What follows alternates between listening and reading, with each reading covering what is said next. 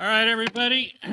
Welcome to the June 15th RPC meeting. This is it's a continuation of the May 28th meeting. So let's go ahead and do a roll call, please. All right, Rob Pierce, Present. Marilyn Kramer. Here. Michael Flick, Here. David Jackman, Here. Tina Gonfiantini. Here. Dan Lazareski. Here. Carl Nieberlein, Here. Shelley Reed, Here. Jacob Williams. All right, we're all set.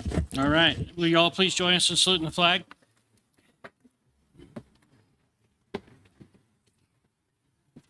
All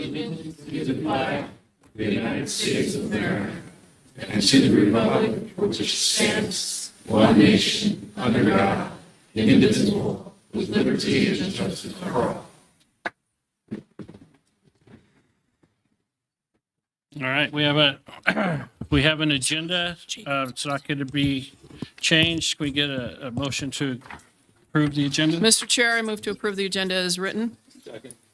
We have a motion and a second. All those in favor say aye. Aye. All right, at this time, do we have any general public comment? Yes, we do. First, we'll start with Linda Bell, then Larry Moulton, and then Karen Hunsider. No. She didn't say what. No.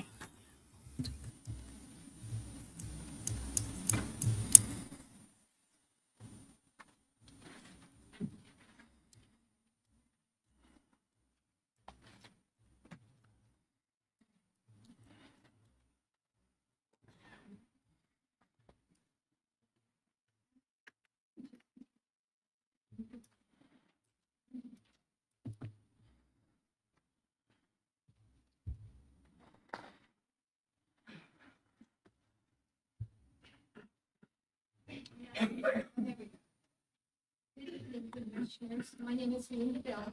My family has lived in Washoe Valley since 1959. I am also a former 911 dispatcher. Please enter my comments and exhibits into your records. Public safety for the South Valleys needs to be a primary concern. The residents of Steamboat, Pleasant, and Washoe Valleys need increased public safety now. Since 2016, we have survived 2 major wildfires which threatened lives, destroyed homes, and property. Longer than expected public safety service response times need to be improved. We need the new consolidated Washoe Valley Fire Station to be built now. It is not realistic to consider Sierra Reflections development a project of regional significance until public safety is improved to conform to the Envision 2040 Master Plan and NRS 278-1601.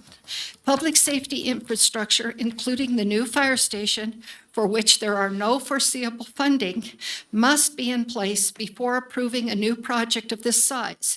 Increasing the South Valley's population by 42% will require a substantial increase in public safety resources.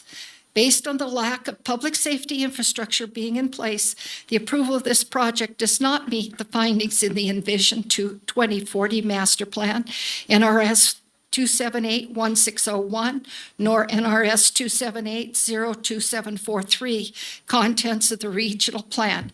I respectfully request you deny this project. Thank you.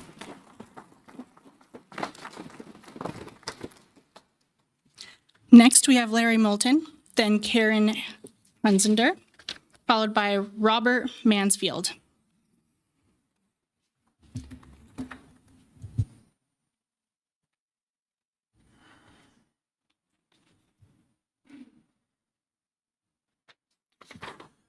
Let's see.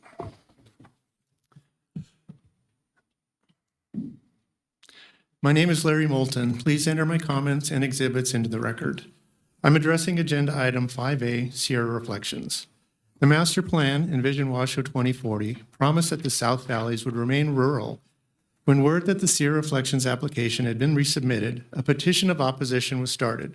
On this petition, there are 1,922 hand-signed signatures of concerned citizens who strongly object to this high-density development proposed for our rural area. In addition, a group of local citizens who are highly qualified by education and work experience in their subject matters formed 20 working groups to review the application. Their exhaustive research documented areas of noncompliance and determined that this application does not meet numerous code findings that must be met for it to be approved. We trust that you have reviewed the 31-page executive summary that was emailed to you that documents over 60 items of noncompliance, and that you see how flawed this application is. Even with planning staff helping the developer for over 2.5 years, they could not get this application to a point where it would stand up to even the most cursory, honest scrutiny.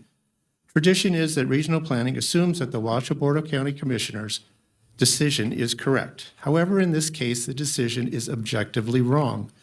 The requirements for approving this application are pretty clear. There are 20 findings that all must be met. The subject matter experts have proven to any impartial observer that many of the findings cannot be made and the application should have been denied. But the commissioners turned a blind eye to the facts. This project is too large and too destructive to be approved without a much higher level of scrutiny. Sierra Reflections must be denied.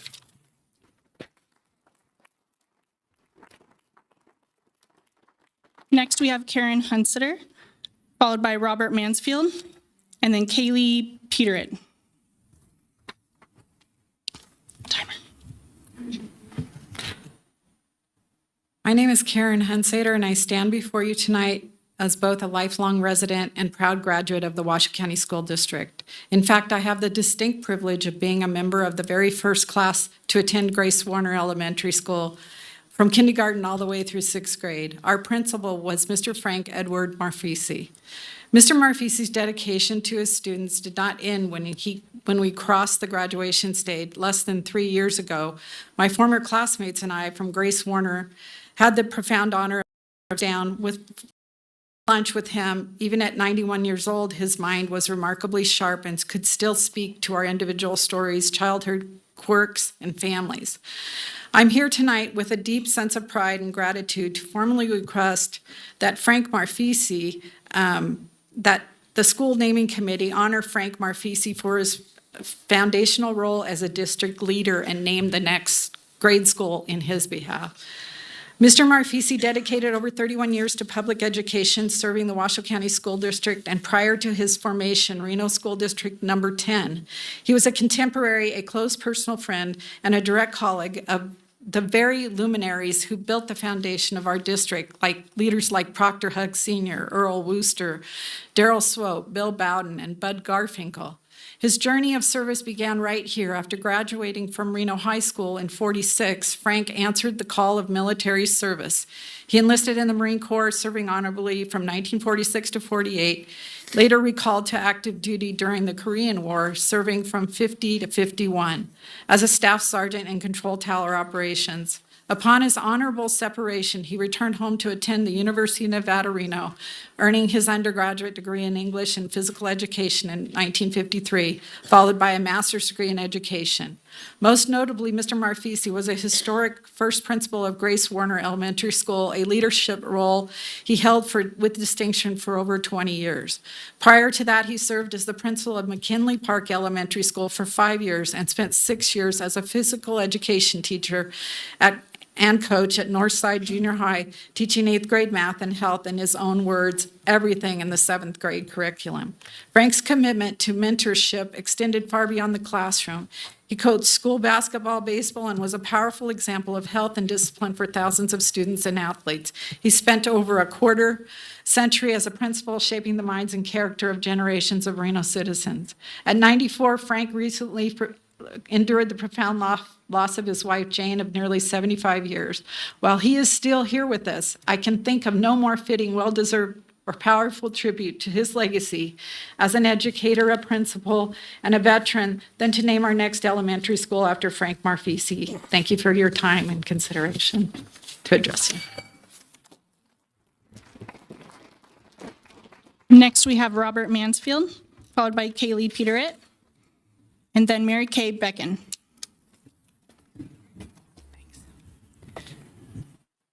Good evening, members of the committee. My little part here sounds a lot like Karen's. My name is Robert Mansfield. I'm 92 years old. I stand before you tonight not just as a long-term Reno resident, but as a parent who entrusted his 4 children to the care of Grace Warner Elementary. In fact, my 3rd child was part of the very first graduating class to complete the entire journey from kindergarten through 6th grade under the leadership of the man we are here to nominate tonight, Frank Marfisi. There are many reasons to name a school after someone, but Frank possesses a distinction that truly sets him apart from any of the other nominees. Frank and I share a bond that was forged long before we ever stepped foot in a Reno schoolyard. We are both veterans of the Korean War. We both answered the call of duty, put our lives on hold, and stayed in the service of our country until the conflict was over. When I finally moved to Reno in 1958, I brought with me the values of discipline, duty, and service. When I met Frank in early 1960, I instantly recognized those exact same values in him. Serving your country during the time of war changes a person. It instills a deep sense of responsibility for the lives of others. For Frank, that foundational sense of duty transitioned seamlessly from defending our nation to protecting and guiding our community's youth. For decades, Frank and I would get together to discuss our families. If I stood up here and talked to you for the next 5 hours, I still couldn't fully articulate what a truly great person, dear friend, loyal community member, and dedicated educator he is. He didn't just run a school. He loved his students. They were, in every sense of the word, his children. Frank felt a fierce personal responsibility to ensure that every single child who walked through the doors of Grace Warner received not just a top-tier education, but the critical life lessons of discipline, respect, and integrity. Frank is now 94 years old, and this beautiful man is still making a difference in our community. His candidacy in uniquely distinguished by a lifetime of service, first in uniform on a global stage, and then in a classroom shaping the future of Reno and Sparks. He does not need to build a legacy, he already earned it. I urge this committee to give Frank Marfisi the recognition and consideration he so richly deserves. And next School of Honor, thank you. Thank you. Next, we have Kaylee Peterett, followed by Jenna Aseri. Then we have Carol Betts.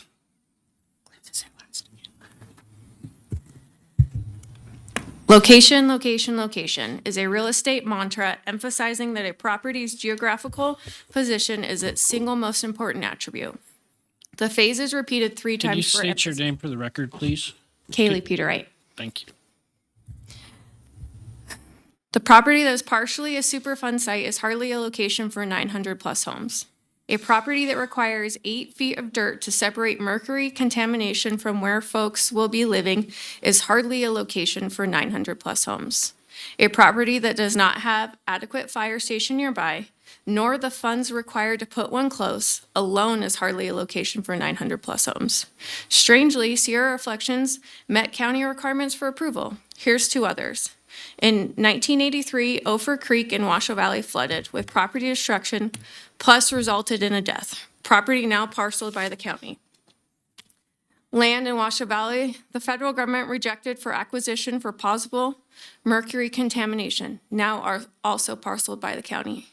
A responsible decision for Sierra Reflection goes beyond meeting county requirements. This is hardly a location for 900-plus homes. The application in its current form must be denied. Thank you. Next, we have Jenna Ascari, followed by Carol Betts, then Cameron McSweeney.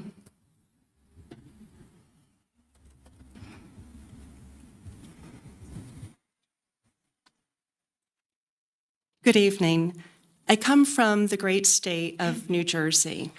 I'm only recently here in Nevada. I chose this place for a very good reason. I'll tell you, I'm channeling my mother tonight because my mother fought to keep the Great Swamp, not a great name, but a beautiful place that had wildlife and birds and all sorts of creatures. Can you please state your name for the record? Jennifer Ascari. Thank you. They wanted to build Newark Airport on a wetlands, an area that would greatly impact the area. It would greatly impact the creatures that called that home. That was fought by people like myself and those who have shown up tonight that will speak. I want you to know I now reside. I purchased a home in DeMonte Ranch, and I received this quarterly magazine, and in it, a woman by the name of Lori Carpenter, who is a senior professional wetland specialist, wrote an article, "When You Live on the Edge of a Wetland, ... Lori didn't write this with any bias. She was just stating the facts. So I'm going to share just a couple of things in here with you. In it, here she speaks about this area, DeMonte Ranch, which is just very close to this Sierra Reflections project, just above it. It lies in what's called this Pacific Flyway, a major 4,000-mile north-south migratory route that's used by millions of birds traveling between Alaska and Patagonia. If this area is disturbed, we know we're living in one of the driest states in the United States. Where are those birds going to go? Where are the creatures going to go? Where are they going to nest? You cannot say that the Sierra Reflections project, is going to put in places for the birds to nest. They're not going to figure that out. They're not going to know where to go. They have in their brains, people say bird brains, they're very smart. They know where to go year after year after year, and no one's told them. And now you're going to affect the dark skies. We're going to affect the noise and the air quality. Where are they going to go? I ask you to please reconsider what this project means for this area. There are plenty of other places for you to consider this project, but this area is not that place. Thank you. Next, we have Carol Betts, followed by Cameron McSweeney, and the last one is Cliff Lowe. Okay, I just want to make a comment. When you guys come up, if you would please state your name for the record, then I won't have to introduce or interrupt you. It's policy. Thank you. Good evening, Commissioners. My name is Carol Betts, and I have lived in Washoe Valley since 1990. And while I have been there, we have had multiple fires. The most recent large fire was the Davis Creek fire 2 years ago. And I know a lot of people have spoken to you about fire, but if you have ever sat on East Lake Boulevard with a trailer load of horses for 3 hours watching a fire come across your valley and you have nowhere to go, I would ask you to seriously consider that. If we add about 3,000 vehicles to the roads and we couldn't get out without them, and there is no plan to build an evacuation route for us, what do you think will happen?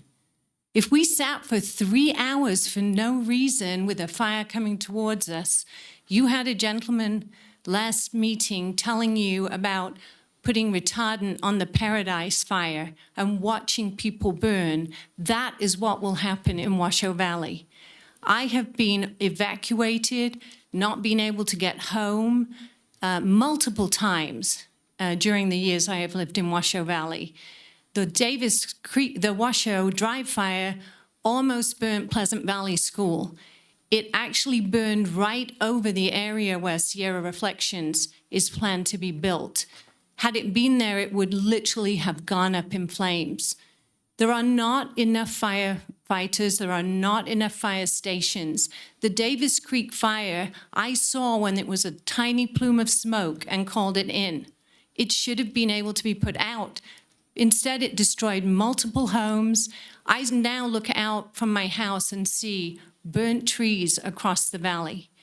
And I'm just appealing to you from my heart to tell you, I don't want to see people die. I don't want to see people lose their homes before an infrastructure is in place.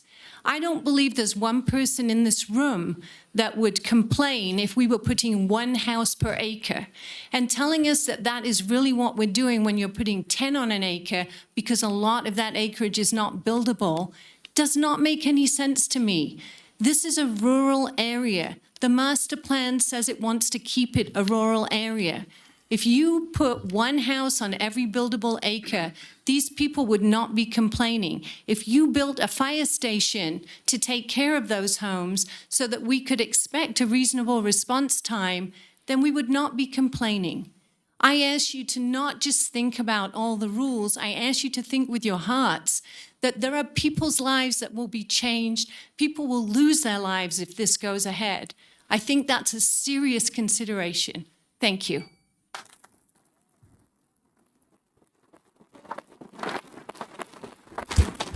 Next is Cameron McSweeney, and last is Cliff Lowe. Good evening. Please enter my comments into the record. My name is Cameron McSweeney, and as a 25-year insurance agent, I understand how oversaturation and wildfire risk impact today's volatile homeowners insurance market. Approving Sierra Reflections violates NRS 278160 and exacerbates rural risk concentration, further limiting access to affordable and available homeowners insurance. This places residents of Pleasant and Washoe Valley at significant risk of increased hardship due to rising homeowners insurance costs and limited coverage options. Most insurers have stopped writing policies in the area, and the few that remain may soon implement widespread cancellations because of the high concentration of risk. NRS 278160, Elements of a Master Plan, an analysis of the characteristics of the land that is suitable for residential development.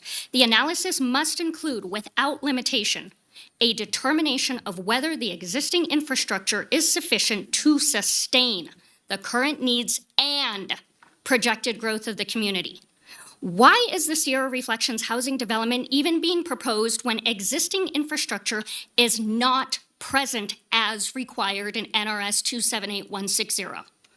Commissioner Garcia and Fire Chief Edwards confirmed that the East Lake Boulevard Fire Station 32 will close if and when the new Washoe Valley Consolidated Fire Station is built. With 940 new homes proposed, why are we even entertaining building these homes while reducing fire coverage to just one fully staffed station? This is a direct contradiction of the county commissioner's claim and finding that the development would not be detrimental. At the May 5th, 2026 Board of Fire Commissioners meeting, Chief Edwards told the Board of Fire Commissioners during item number 13, budget update, that they could not afford to bond another fire station and would need an alternative funding source for the proposed Washoe Valley Fire Station. As of the May 26th budget meeting, no funds or additional funding sources have been allocated or identified. Furthermore, county officials acknowledged that even with the developer's proposed total $4.5 million contribution towards the fire station, funds are still insufficient to build, staff, and equip the station. This means that not only is there no existing infrastructure, but there is also no funds available now or in the near future to be able to build the needed infrastructure in order to adhere the requirements of NRS 278160. For this reason, Sierra Reflection needs to be denied.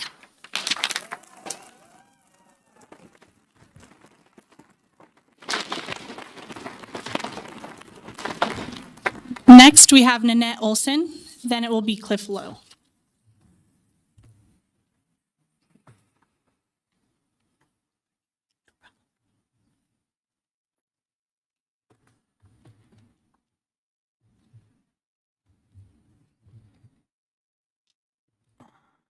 Good evening.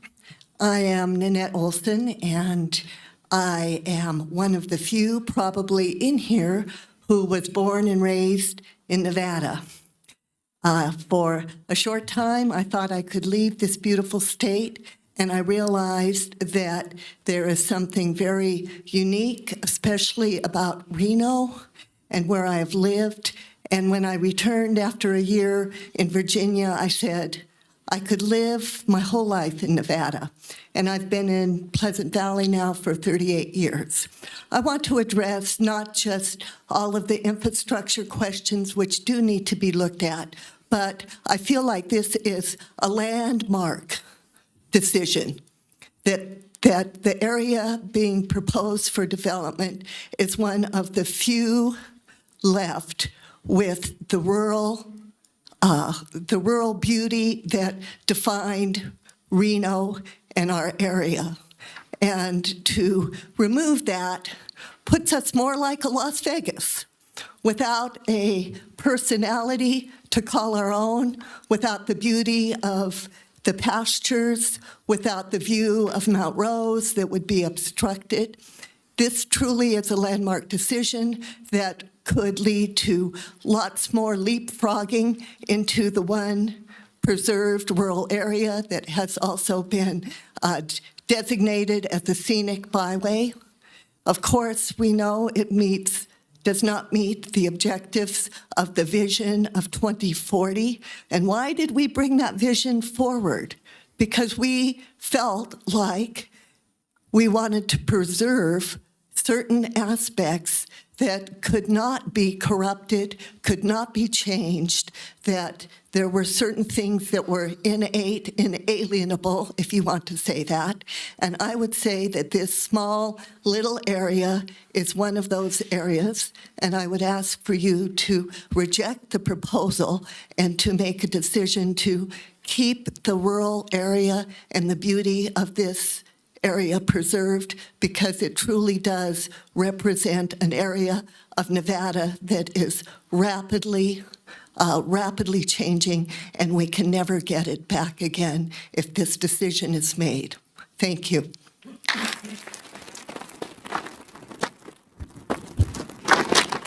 Finally, we have Cliff Lowe.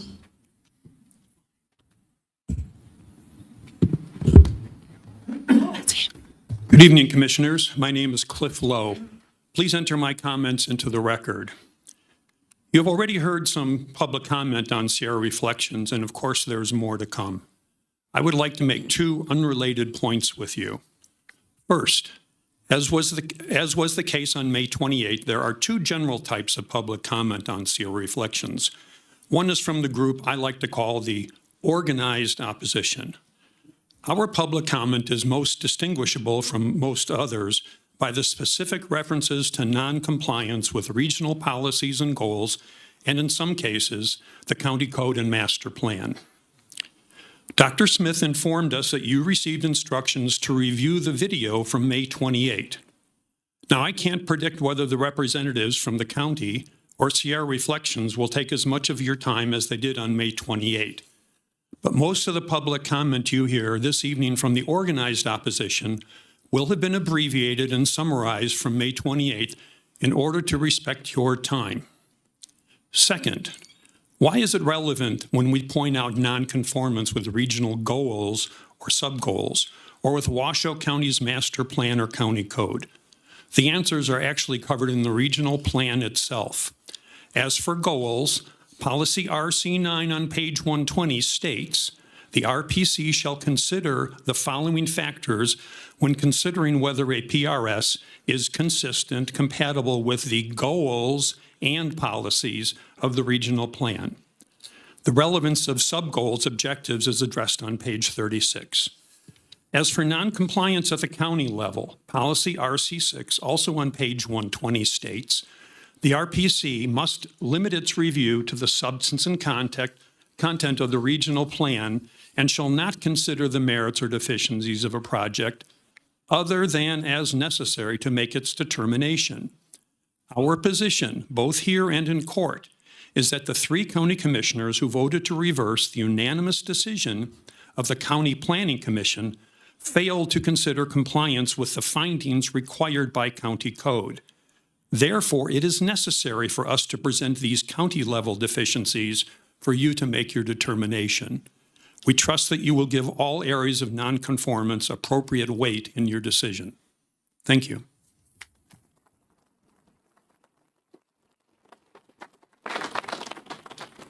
We have no more for this item.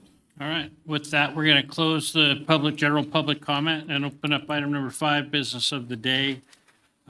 Jeremy, would you read that for us? Yes, thank you, Mr. Chair. Jeremy Smith for the record. I'll read this into the record.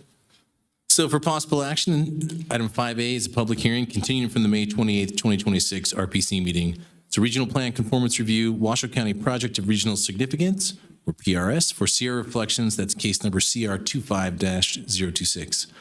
A proposal for a common open space tentative subdivision map for a 940-lot common open space development with lots ranging in size from 2,876 square feet to 68,008 square feet. This project meets the standard for a project of regional significance because it contains housing of more than 625 units, sewage use greater than 187,500 gallons per day, water usage greater than 625 acre feet per year, and traffic counts greater than an average of 6,250 trips daily. Okay, with that, do we have any disclosures? Yes, Chair.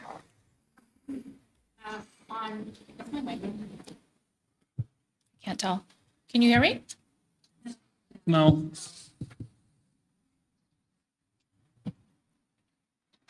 On June 12th, I did a site visit along with the TMRPA staff, representation for Sierra Reflections, and Mr. Ken Crater of the Crater Consulting Group, Commissioner Don Pantini. Thank you. Okay. We have any other? Commissioner Jockman, I'll state the same disclosure as our prior meeting. I am employed by a civil engineering firm that is currently in discussions regarding the possible provision of professional services related to the proposed development associated with this application. Based upon that relationship, I will abstain from discussion and voting on this matter. Thank you. All right. Thank you. Any others? Okay. I want to let everybody know that all presentations and public comment made on May 28th are incorporated into this record. I request that all members of the audience please be respectful. Do not interrupt others when they are speaking. And when you open up public, please be respectful to everybody. If you don't need to say it, please don't say it. We do want to hear from everybody. We do want to hear what you have to say. But we do need to keep order in this place also. So with that, let's go ahead and open up. Jeremy, I think you're up first. Yes, thank you, Mr. Chair. Jeremy Smith for the record. I'm going to take us through a presentation to reground us in the project and the findings in RC9. Okay, so as we know, as has been mentioned in the title, it's proposed 940-unit tentative subdivision map. And so the reason that we're seeing this is really our projects of regional significance. Resolution 23-02, it's an appendix in the regional plan. It's a resolution passed by this body, the RPC, indicates in section 1B that the project, any project that will require a change in zoning, a special use permit, an amendment to a master plan, a tentative map, or other approval for the use of land is subject to these thresholds and triggers that exist in this resolution. Most of it comes directly out of state law. Some of it has been added over the years by the RPC and deemed regionally significant. So the triggers specifically here, as we mentioned, are it's greater than 625 housing units, the balance of 315 units beyond that. The sewage is greater than 187,500 gallons per day. That triggers it. Water, greater than 625 acre feet per year. And traffic, 6,250 average daily trips. Based on our analysis and our previous point from May 28th, regional planning staff is recommending that the proposed project does conform with the 2024 regional plan. Generally, it's about 760 acres located to the west of Old 395 and in between that and I-580, south of Pawnee Lane, thank you for that correction from last time, between Pleasant Valley and Old Washoe City. Roughly 468 acres will be designated as common open space on the project. Currently, it's within the TMSA, except for the small portion you can see in the southwest corner is outside the Truckee Meadows Service Area. That's what TMSA stands for.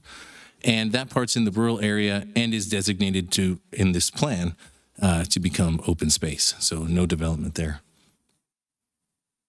Just a quick background. The tentative map was approved by Washoe County Commission, as we've heard, on appeal from the decision of the Washoe County Planning Commission, but at their March 10th meeting.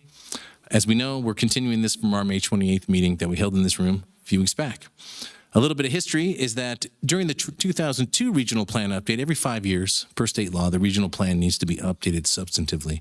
And in 2002, there was a large update. And at that time, as was explained by Trevor Lloyd in his presentation during the previous meeting, there was a bid by the city of Reno to exert their sphere of influence. And the sphere of influence is a layer that we maintain at regional planning, but it is really a coordinated effort between the jurisdictions and regional to indicate by the jurisdiction where they expect to move their jurisdiction and annex in the next 20 years. And the point is that gives us some forward-looking understanding of infrastructure planning. So annexation is a 7-year outlook.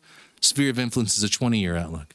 And at that time, Reno had annexed some areas, especially to the north, but also was looking to exert sphere to the south. As part of legal action and a settlement agreement, there was sort of a compromise reached that this area would remain in the unincorporated Washoe County. However, and with the notion that it would be residential and not some sort of commercial use, which it previously had been zoned for. So in 2004, Washoe County passed or approved the master plan amendment that said what you see on the map to the right, and I pulled this up from the Washoe Regional Mapping System today, the master plan amendment to establish suburban residential, rural residential, and rural master plan land uses on the site. And further agreed to limit, even though the densities that are allowed in these areas, considering the constraints, can allow for more units than this, they agreed to 995 units as a cap.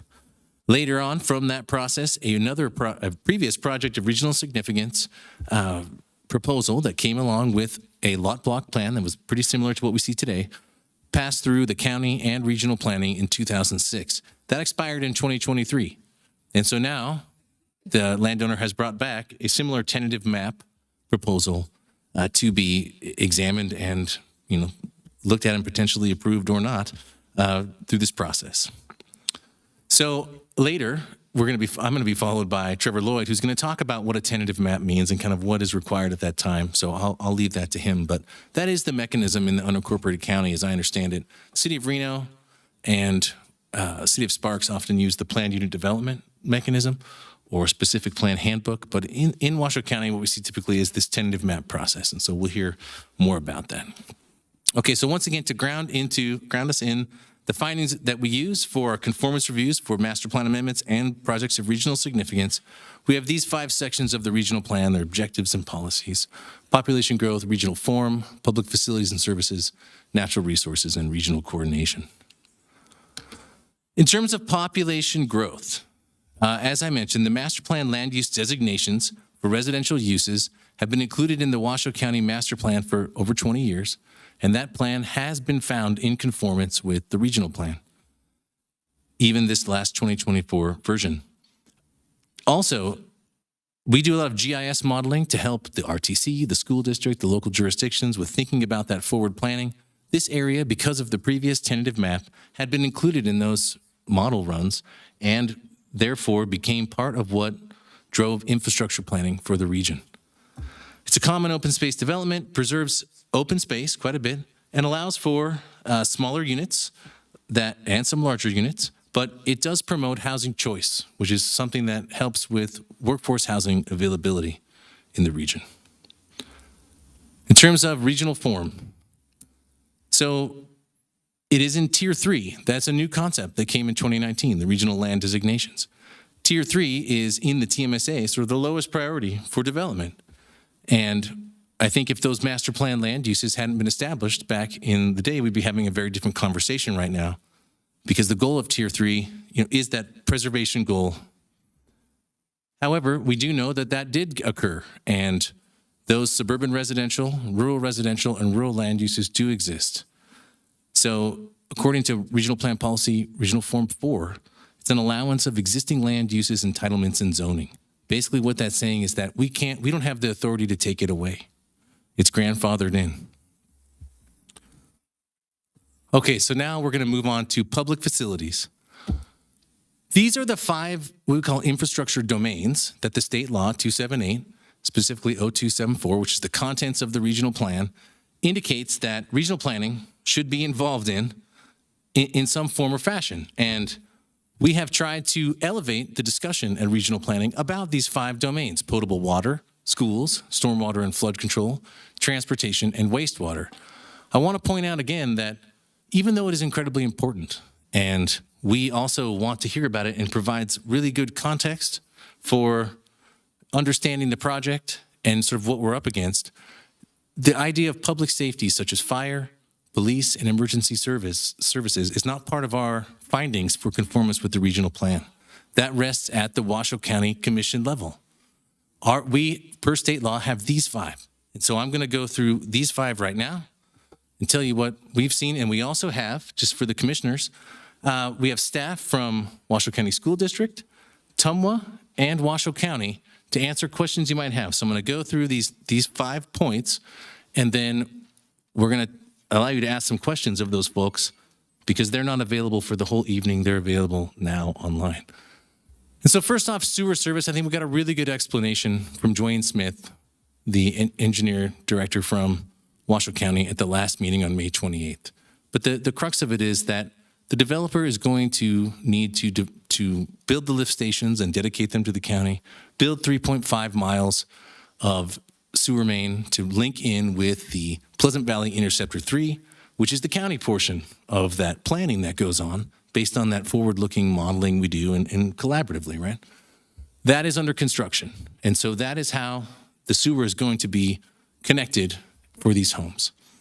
There's the link. If we do want to pull Dwayne back up, we can. We have him ready and primed to go.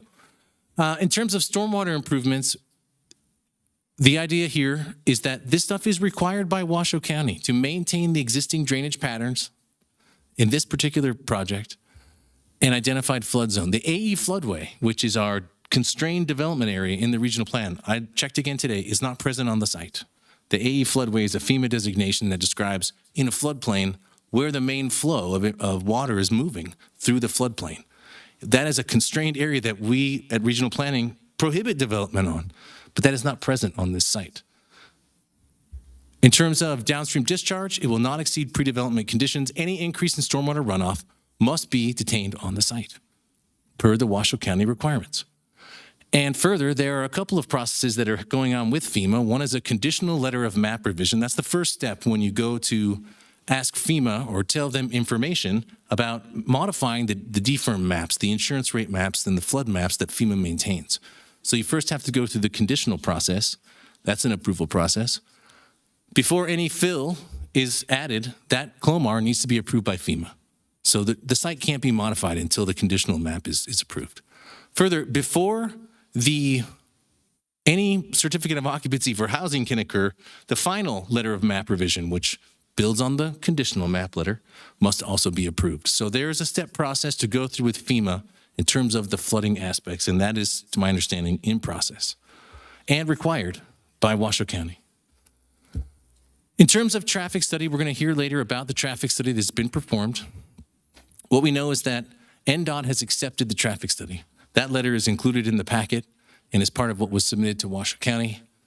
There are 2 points, as I understand it, that this development will interact with the highway system. They're planning to build 2 roundabouts that will interact with US Highway 395 there in Pleasant Valley. I have looked at the, kind of independently, there's a website called Trina. NDOT maintains this website, and it's a long history of traffic counts on the roadways all around town, all around the state, actually, that they collect and put onto a database, and you can go to a map and you can check it out. So I looked at it again, and there's a point on the highway there in Pleasant Valley, in the area, right, that we're talking about. As of right now, in 2024 was the most recent entry, there was 7,200 trips were indicated on average for the year 2024. This is planning to add, for the traffic study, an additional 8,800, right? Bringing it up to 16,000 total trips on that highway at build out. Now, I went back before the freeway existed, and they happen to have information back to 2007. In 2007, the point shows 37,000 trips. So we're saying this project will add 8,800, let's call it 9,000, to a grand total of 16,000, previously at 37,000. So just for that context. But we'll hear more about the traffic, I assume, coming up. Finally, the traffic study has been accepted by NDOT, and in order for those roundabouts to occur and for any accounting of drainage in the NDOT right-of-way, there's a permitting process with NDOT that must be achieved. In terms of water service, the water rights, as I understand, are being provided by the landowner. Those are the paper water rights, but Tumwa has a very sophisticated management program that considers aquifer storage and recharge. They are looking to require specific well types that allow for not just taking the water out, but putting water back in the wintertime to make sure that those aquifers remain healthy. They're managing the system, and they're doing this all over town. I mean, this is their approach to making sure that the wells don't go dry. Aquifer storage, recharge wells need to be added for this project, paid for by the developer, along with the distribution mains that are required, the pressure regulating stations, and the storage tanks. And again, we have Danny Rotter from Tumwa on Zoom if you have questions about that.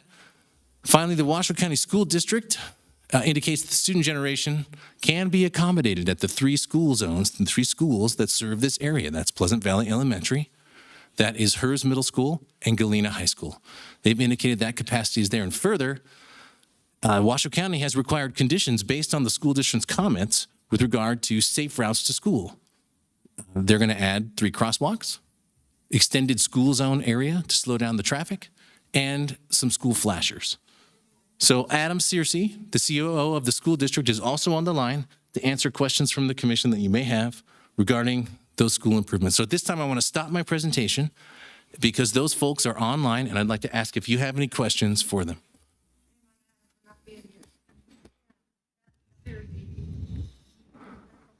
And Carl or Mr. Nealbein or Ms. Reed online, if you have questions for anyone with that regard. They're not going to stick around. So now's the time to talk to Tumwa. And these questions are for the commissioners. So, Sorry. This is Rob. I got This is Rob. I got a question for is NDOT. Did you say NDOT was? NDOT is not on the line. No, we have Tumwa, we have Washoe County staff, and we have staff from the school district. Okay. So NDOT's on. Okay. Then I don't have a question. Mr. Chair, I have a question regarding the school zones. Can you hear me now? Turn her up. Okay, am I on? Thank you. So I guess this is directed to Adam. Adam, you state that you're going to have 3 new crosswalks, an extended school zone, and 2 school zone flashers. Can you give me an idea of where in that vicinity those will be, and who will, I guess the other part of the question is, who will enforce that particular school zone? Is it the school police or is it the sheriff's office?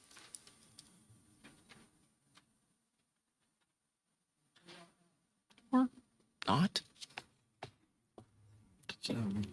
Hi, good afternoon. Can you hear me? Yes.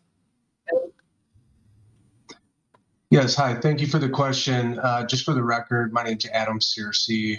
I'm the Chief Operating Officer for the Washoe County School District. So the preliminary graphic that I was provided, or rather our Safe Routes to School staff provided the county staff, was to include crosswalks right up near the school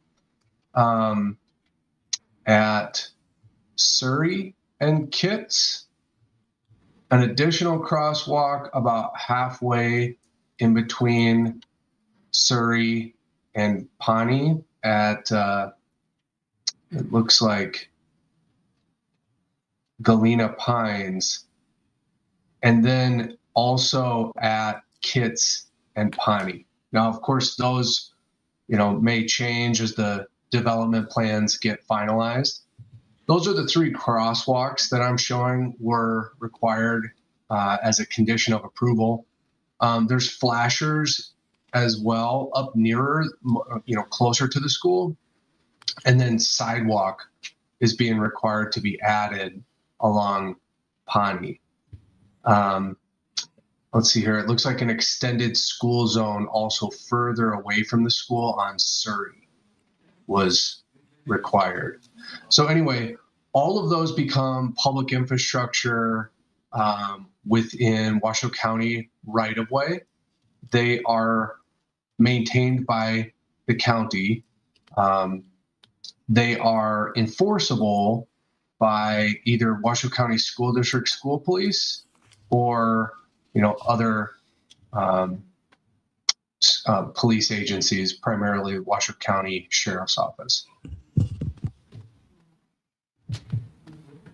I mentioned the group we refer to as Safe Routes to School. Some of you may be familiar with them. They're a division within our police department. It's actually a federal program that service all of our schools. We work regularly with developments and approving agencies to ensure that considerations for walking and bicycling and just even parent pickup and drop off at all of our schools are functioning as safely as possible. And so they reviewed this application, provided specific technical review comments, and all of those were incorporated into the final approval. Thank you. Appreciate it.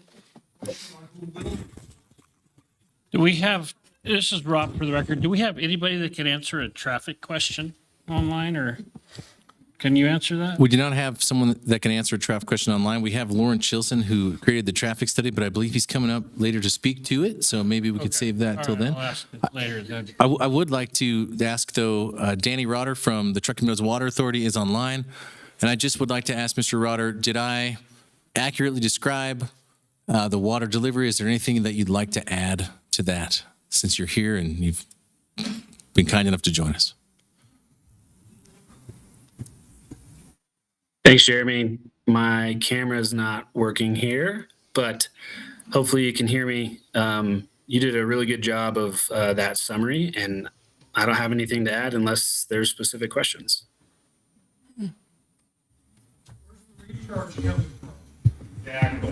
Commissioner Lazarewski, I do have a question for Temwa. Can you describe to me your the basis and extent of your confidence in your ability to operate the expanded water system in this area without negatively impacting existing well rights? So the summary that Jeremy provided is really the basis for it. Our conjunctive use management approach and requirements down here at this area of the aquifer in our system, in using surface water in the wintertime periods to recharge the aquifer, and then using that in the summer. So that's really the basis of the operations that we run across the system. And specifically, we've in this area, the Mount Rose fan down through St. James down to there is what we call Area 15. And that area is looked at as a whole. And we have actually, since the merger of Washoe County which relied primarily on groundwater. And since we've taken over and implemented conjunctive use, we've actually seen groundwater levels rise in Area 15. And so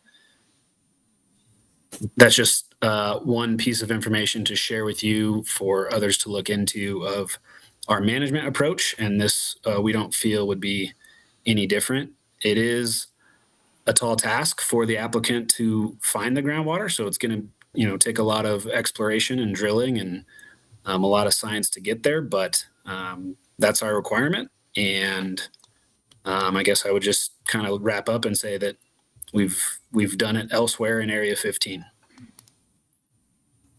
Thank you very much. And the Mount Rose portion of Area 15 is not the only separated or sub-basin that TUMWA has expanded operations into and stabilized or improved groundwater levels. Is that correct? That's correct. Thank you. This is Rob for the record. I'm going to piggyback on that. Could you explain the recharge system that was mentioned earlier? Can you tell us what that's going to exist of and everything you know about that? Yeah, so it's much more technical on the actual infrastructure side, but the gist is that in the winter, when you have more surface water, you're treating it to drinking water standards off generally White's Creek. And then you're meeting your demands with that water. And then any excess water from the creek is actually just put through a valve back down the hole and back into the aquifer. And then as you approach summertime and the creek flows drop off and irrigation demands jump up, you turn that part off and then turn the well on and come back out the other way. So it's really kind of a flow reversal. That's probably the easiest way to explain it. You don't anticipate too much water going into the lakes down below, right? Washoe Lake? No. Okay. All right, thank you. You're welcome. Thank you very much. I think really appreciate the staff. You guys online? Are you guys ready to move on to the natural resources topic as commissioners? Commissioners? We're ready to move on. Okay, so if we could please get the presentation back up. Thank you, Adam, and thank you very much, Danny, for being here.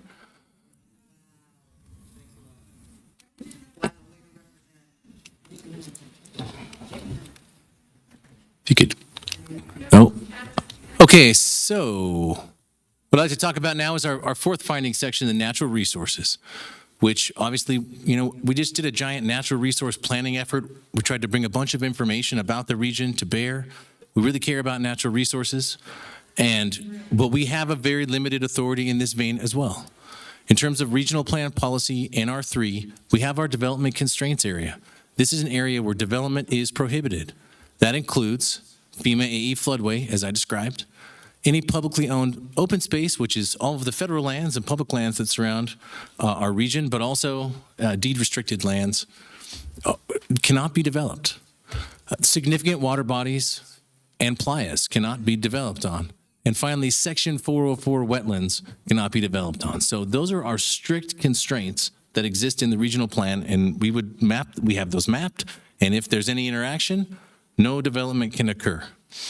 And that is the case with this Sierra Reflections case. Those areas are avoided. Now, we have added, as part of our natural resources work, in our natural resources plan, a policy called natural resource consideration areas, because we know that just because it's not a strictly prohibited limitation or constraint, that there are still things to consider.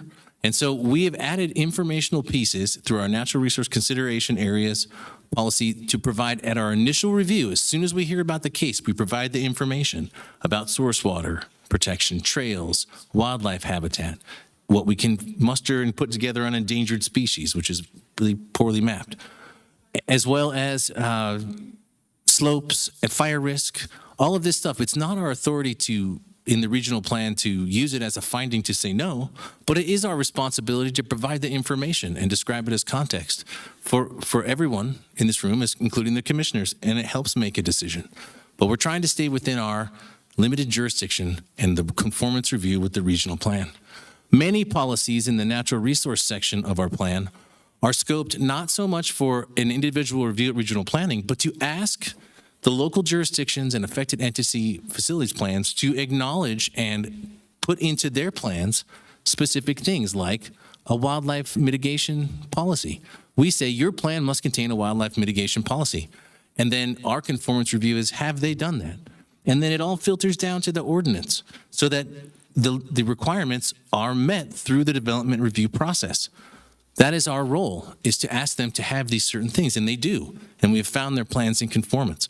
A couple examples are the NR8 wildlife habitat, NR6 natural slopes greater than 15 to 30%. You'll hear that as referred to as hillside development. We don't control how the city of Reno or the city of Sparks or Washoe County manages their hillside development program and policies, but we say your master plan must contain policies to address it. That is our role there.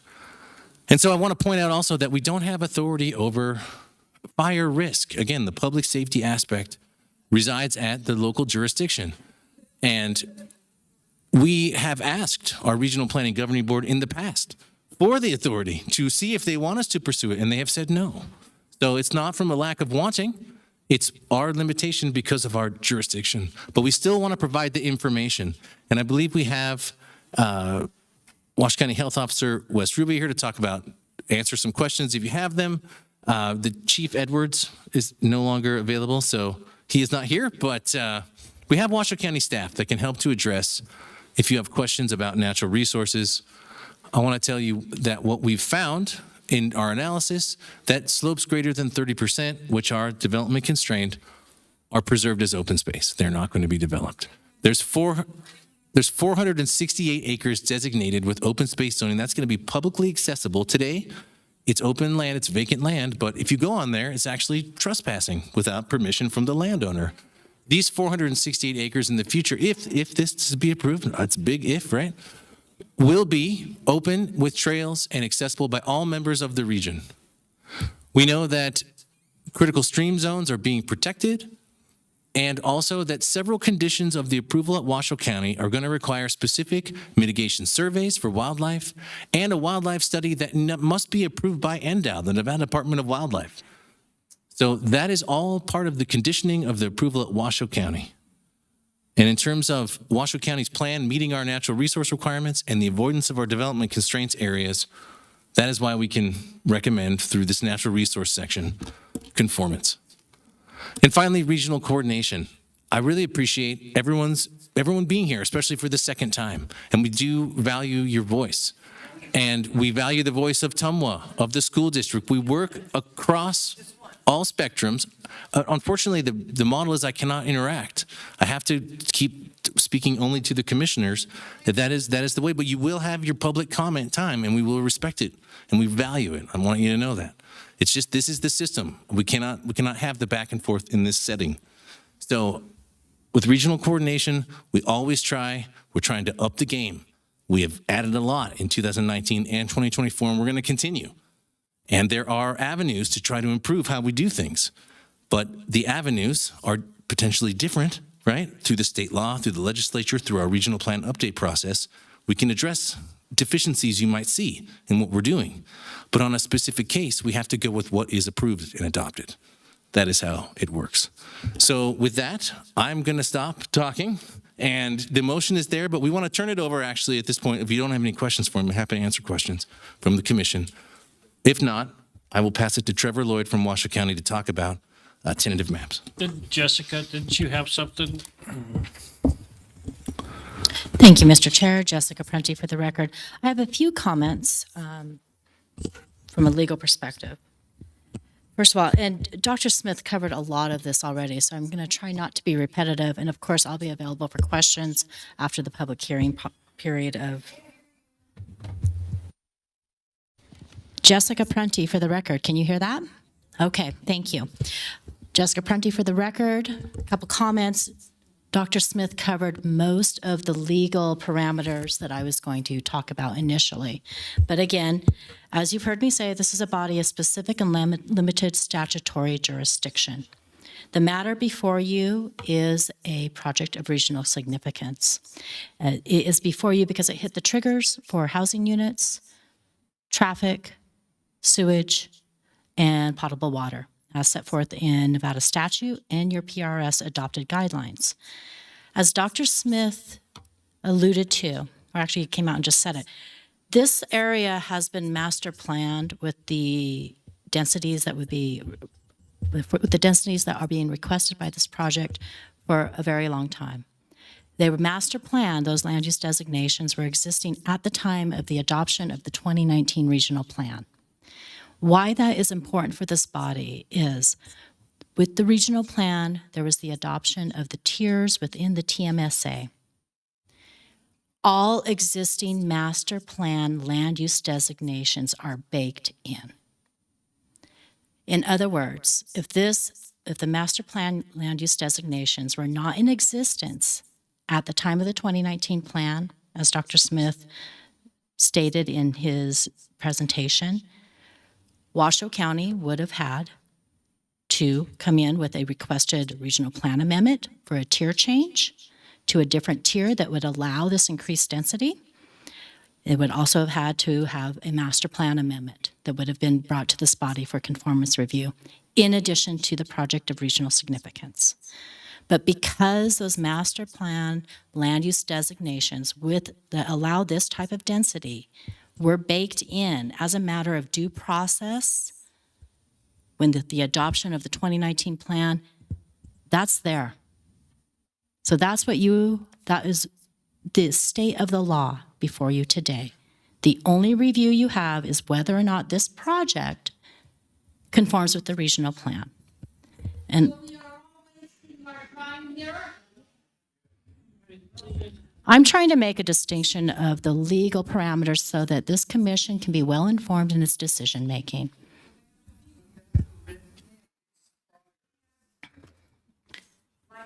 The master plan use designations did not expire. They've been in existence. They continue to be in existence. The tentative map expired. Please, come on.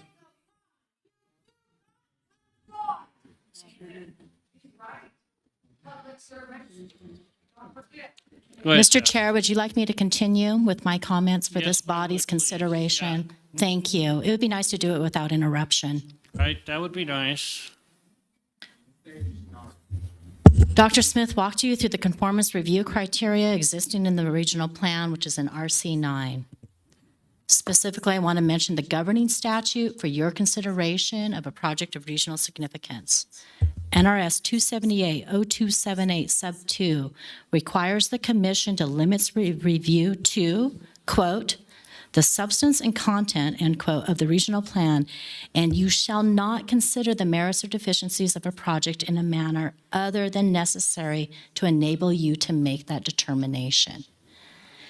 Nowhere in that statute is this body authorized to review whether or not you agree with Washoe County's decision to approve the tentative map and the decision that they have deemed that tentative map to conform with their own master plan.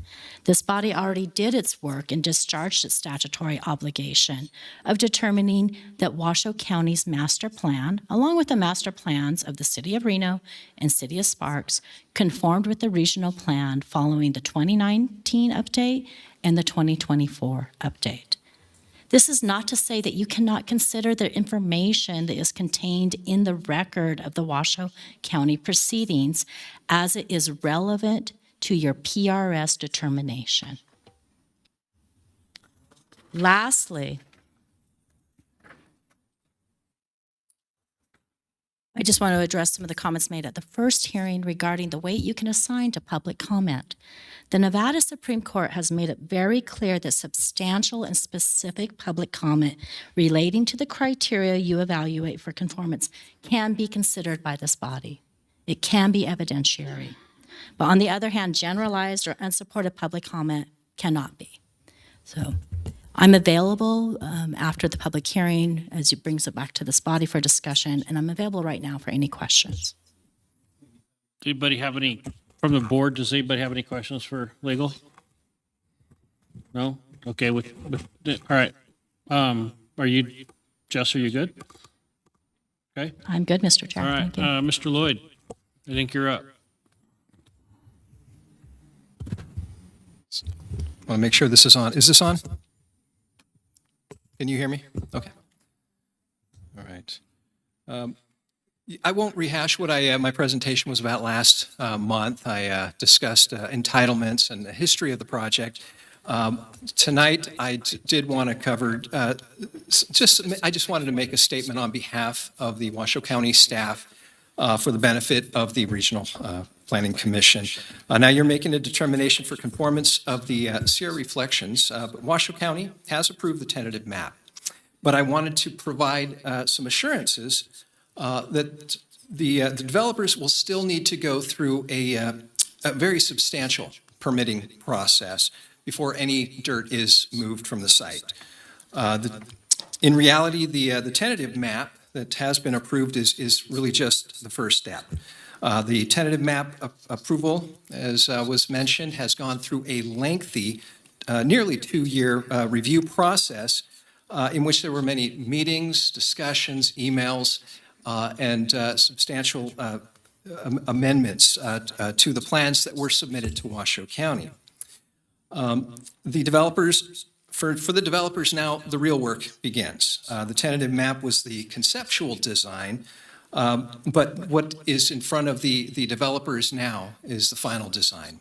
In addition to that, there are a number of code compliance requirements, a substantial number of conditions that were approved as part of that tentative map.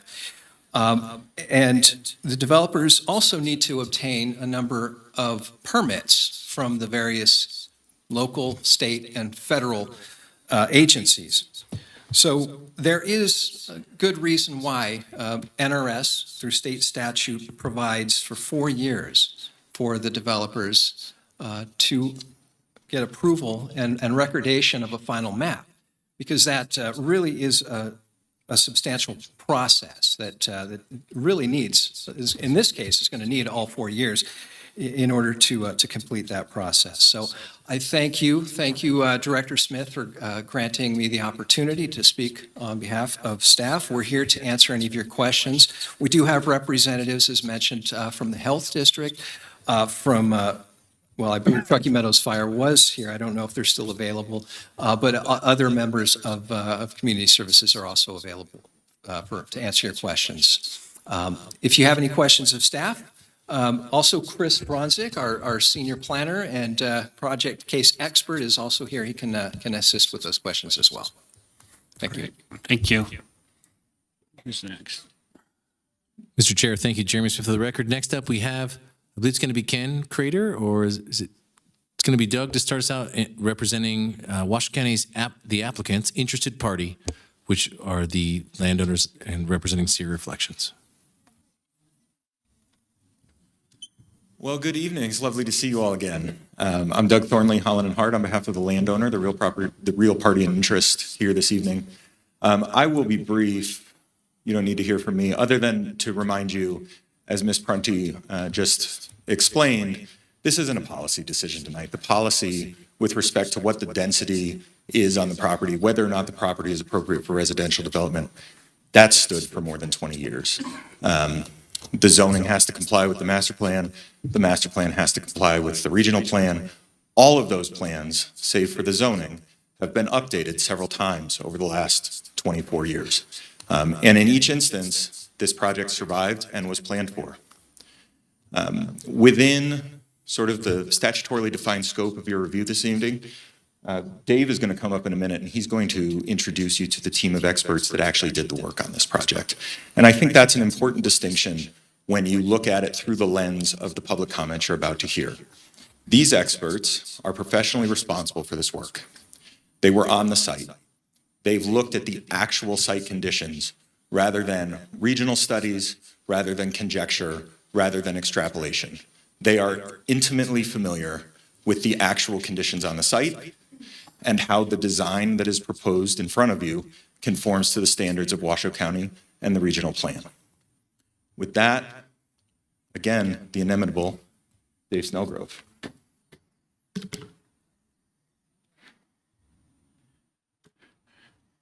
Good evening. For the record, Dave Snellgrove. I'm the planning manager at Bowman Consulting Group. This map that you have before you, when Dr. Smith was talking about development constrained areas, and the map to the right really helps illustrate that. The red areas are your areas of 30% or steeper, which were identified as being the only areas that were noted to be development constrained. That equates to approximately 20%. I think it's just a bit over 20% of the overall site. What we ended up providing in terms of open space is just over 60% of the entire property.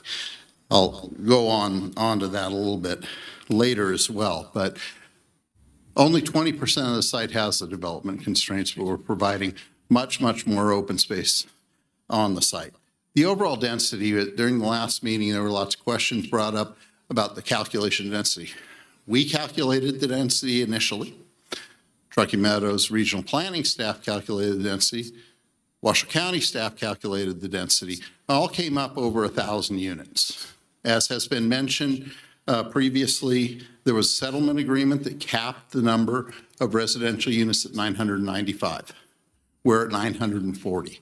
We're well within the density on the site. So that you know what this density equates to on the property, because there have been different ways that people are trying to calculate it. It's 1.24 dwelling units per acre is what that equates to on the 760 acres. As noted by Dr. Smith when he was going through his presentation, this is in Tier 3 of the regional plan. This Tier 3 is the area that's in the TMSA by being in one of the tiers. Otherwise, it would be in rural area. But you can slightly see the striped area. That is rural area. You can see where the star is. We are not in the rural area. So there have been a lot of people who have gotten up and spoken about this being rural. This property is not rural. I'm glad they like that. And the regional plan has identified this site.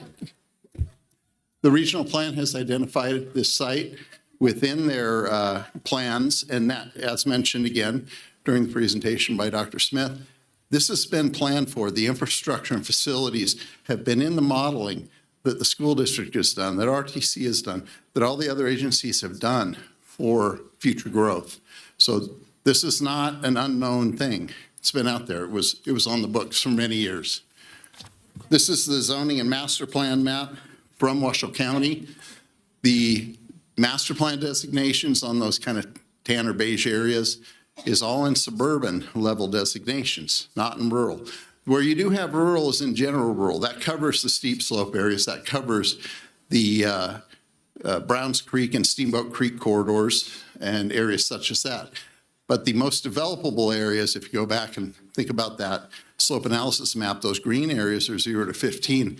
Those are all in suburban designations. That's carried over to the master plan, having much of the land, most of that land in low-density suburban and medium-density suburban designations. As mentioned on the first slide that I covered, we're over 60% of the site as common open space. That's 3 times what the development constraint area equates to on the property. There's 8.5 miles of trails we're respecting the culturally significant V&T Railroad. There will be a multi-purpose path and trail along that route, following, I believe, in most instances, the whole length of that through the property, or virtually the whole length of that. These areas will be open not only to the residents that are in Sierra Reflections, but will also be open to the whole community. So in essence, you end up getting a very large regional park that the county doesn't have to pay for. This will be owned and maintained by the Homeowners Association. We have a team of experts here. They didn't get a chance to talk at the last meeting, but go to the first slide here. We'll have various team members get up and introduce who they are, what they've done, and their familiarity with the project.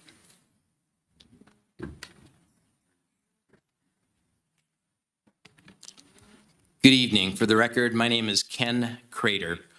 I have basically put together this team that's going to speak to you here shortly, this professional team of experts that has the credentials, the experience, and the know-how to do the technical engineering reports, the civil engineering plans that were put together to be able to submit this project to the county, get it approved, and now bring it forward for conformance review.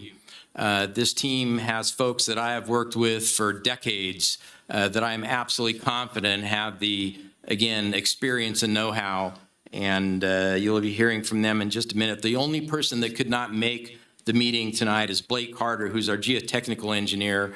So he put something together, and I just want to read this into the record. Blake D. Carter is a licensed professional engineer in Nevada, California, and 5 other states with over 15 years of specialized experience in geotechnical engineering. A 2008 graduate of the University of Nevada Civil and Environmental Engineering program and recipient of a Master of Science degree in 2012. Blake has been a licensed professional engineer since 2012. Through Westex Consulting Engineers, which is Blake's firm, he has personally completed or overseen more than 1,000 geotechnical investigations supporting land development projects, airports, hospitals, and industrial facilities across northern Nevada.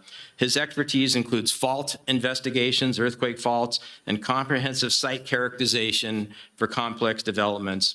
A key is Chapter 18 of the International Building Code and the Northern Nevada Code Amendments, which establish the foundation for geotechnical investigations. These codes state that the scope and extent of required investigation shall be determined by the registered design professional in responsible charge, and that site-specific subsurface information shall serve as the primary basis for the design and construction recommendations. These provisions ensure that engineering decisions are grounded in actual site conditions rather than generalized assumptions. Code compliance is a cornerstone of Blake Carter's and Westex Consulting Engineers' professional approach. All work is performed in accordance with the International Building Code, American Society of Civil Engineers, 7 minimum design loads, and any HRP seismic provisions. Westex employs state-of-the-art technology, including the refraction, microtremor seismograph with 2-dimensional modeling to non-invasively detect earthquake faults, identify subsurface layering, and characterize ground conditions to a depth of 100 feet across project sites. Significant amount of field work was completed in order to properly characterize this site and ensure code compliance. With that, I'm going to turn it over to Lauren Chilson for traffic engineering. Thank you.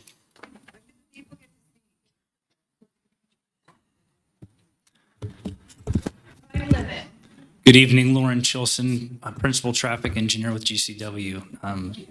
My experience spans nearly 30 years now as a licensed professional traffic engineer working in Oregon, California, and Northern Nevada for both almost every local public agency on their behalf, and then also for major projects throughout the community. Just by way of a very quick overview of the traffic study, it was mentioned, but it has been reviewed and approved by NDOT, including all of its recommendations and findings. That being that NDOT did require that roundabouts be installed at the intersections in accordance with the traffic study. There's been much conversation about those, and understandably, but I will state that an intersection comparison evaluation, a very large study, found roundabouts to be the most appropriate solution. They're situated on the flattest portions of the highway. They are adequately sized for trucks. Bicycles will be served on the outside of the roundabout, and they are the safest intersection type available to us, and that's the reasons that NDOT approved that study.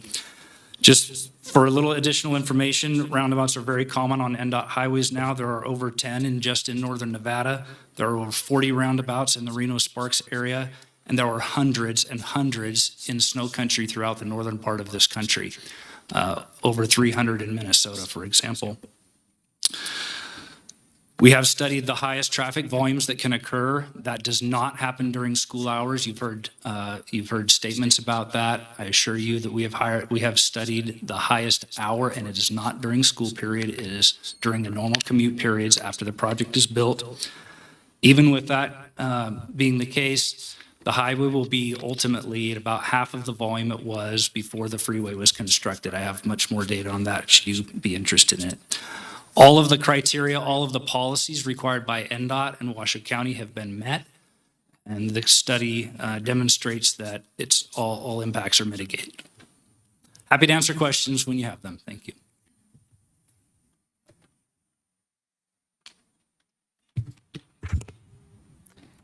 Good evening. My name is Amy Meisner-Mikowski, and I work as a project hydrologist with Terraphase Engineering. I worked on the hydrologic and hydraulic analyses for this project, and I'm here to discuss our findings. Terraphase has extensive experience completing drainage and floodplain studies throughout northern Nevada. Our role on this project was to evaluate potential impacts to stormwater runoff and flood hazards. I want to emphasize that our work is not based on opinion or preference. It is governed by established engineering standards, Washoe County requirements, the Truckee Meadows Regional Drainage Manual, and FEMA regulations. All final engineering work must be prepared under the responsible charge of a licensed engineer who is legally responsible for the accuracy and conclusions of the work. Any proposed floodplain revisions must be reviewed and approved by both Washoe County and FEMA through the CLOMAR and LOMAR processes. From a technical standpoint, our primary objective was to ensure that the project does not increase flood risk to surrounding properties. To accomplish that, we performed detailed hydrologic and hydraulic modeling using current engineering software and updated topographic information.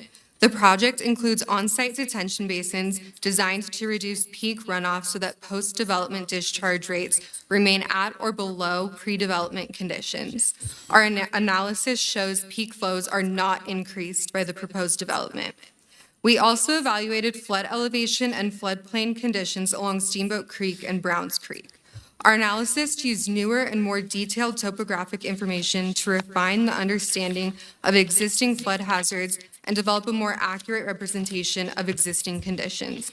The creek channels themselves are not being modified, and our modeling indicates that the project can be developed while maintaining pre-development runoff conditions and without increasing flood hazards to adjacent or downstream properties. Any floodplain revisions remain subject to review and approval by both Washoe County and FEMA. Thank you for your time. I'm happy to answer any technical questions.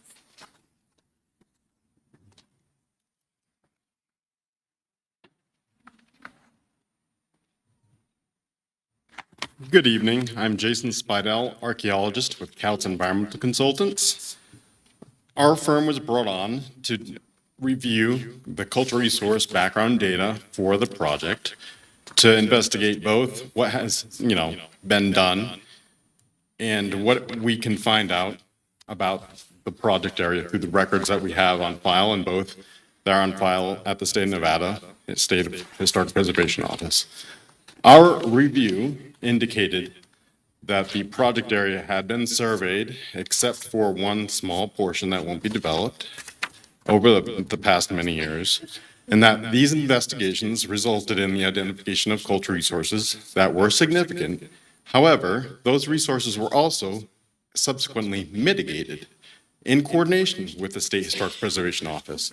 So, in review of that data, those resources, any significant resources in the area that had been identified through prior inventories that had been conducted across the entire property, were also subject to mitigation. All that work was done in coordination with the Nevada State Historic Preservation Office. Furthermore, that review identified that there were no known tribal concerns, but that does not mean that future concerns may arise through additional consultation. But our review, through the desktop review, that was the conclusion. I have been conducting cultural resource investigations since 2006 with Couts Environmental Consultants. So, thank you.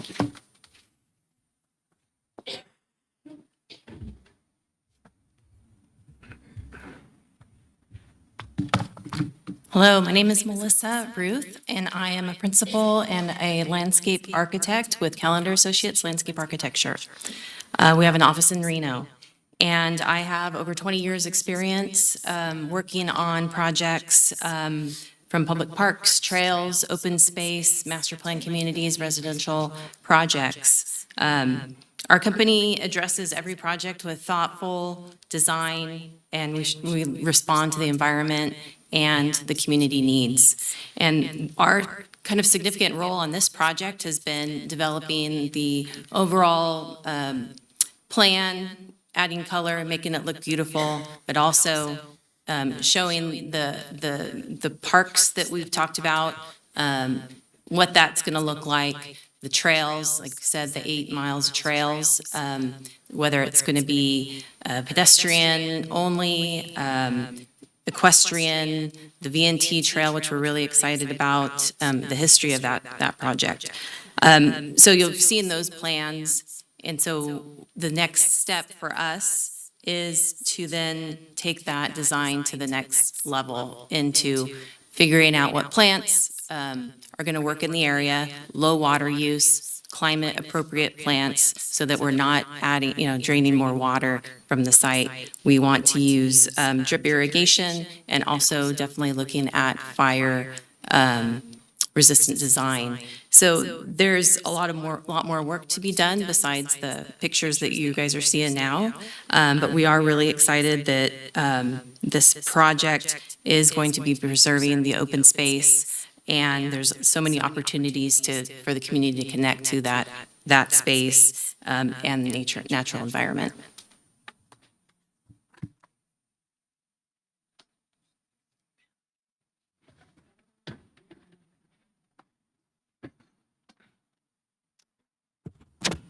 Ben Klink. I completed the aquatic resource delineation and the biological resource assessment on behalf of UES with help from my team. I've been in Nevada for over 16 years, working in natural resources, held positions with the Nevada Division of Forestry, BLM. I'm a certified wetland delineator. One of my staff members, Dr. Tessa Banke, is a wildlife biologist that completed the biological resource assessment. For the biological resource assessment, we evaluated all the resources present on site with modeled data from a desktop review and compared them against the regulations that apply to the state of Nevada and the United States. So the Endangered Species Act, the Migratory Bird Treaty Act, Bald and Golden Eagle Protection Act, NAC 527, NAC 530, and other similar regulations. And then we conducted a field study to verify and ground truth the findings of those modeled habitats and detect the presence of any protected species. The findings of that report were reported in the biological resource assessment. No critical habitat was identified. No state-listed species were identified in the area. We did provide a list of mitigation measures to avoid any conflict of the Migratory Bird Treaty Act or protected bats. I think you had them listed up on the screen earlier in the presentation.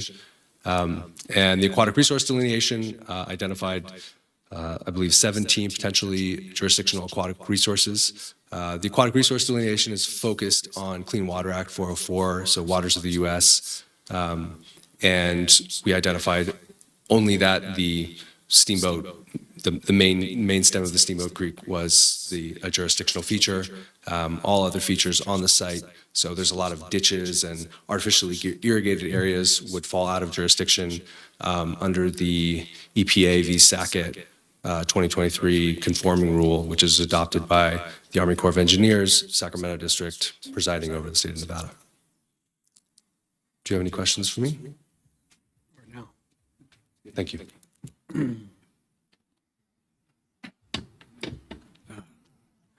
Good evening, Mr. Chairman, members of the commission. For the record, my name is Joe McKinley.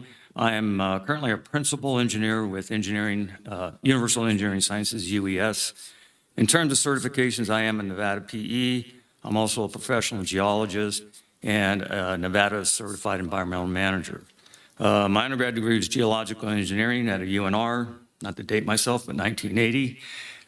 MS degree in civil engineering, University of Colorado Boulder, 1983.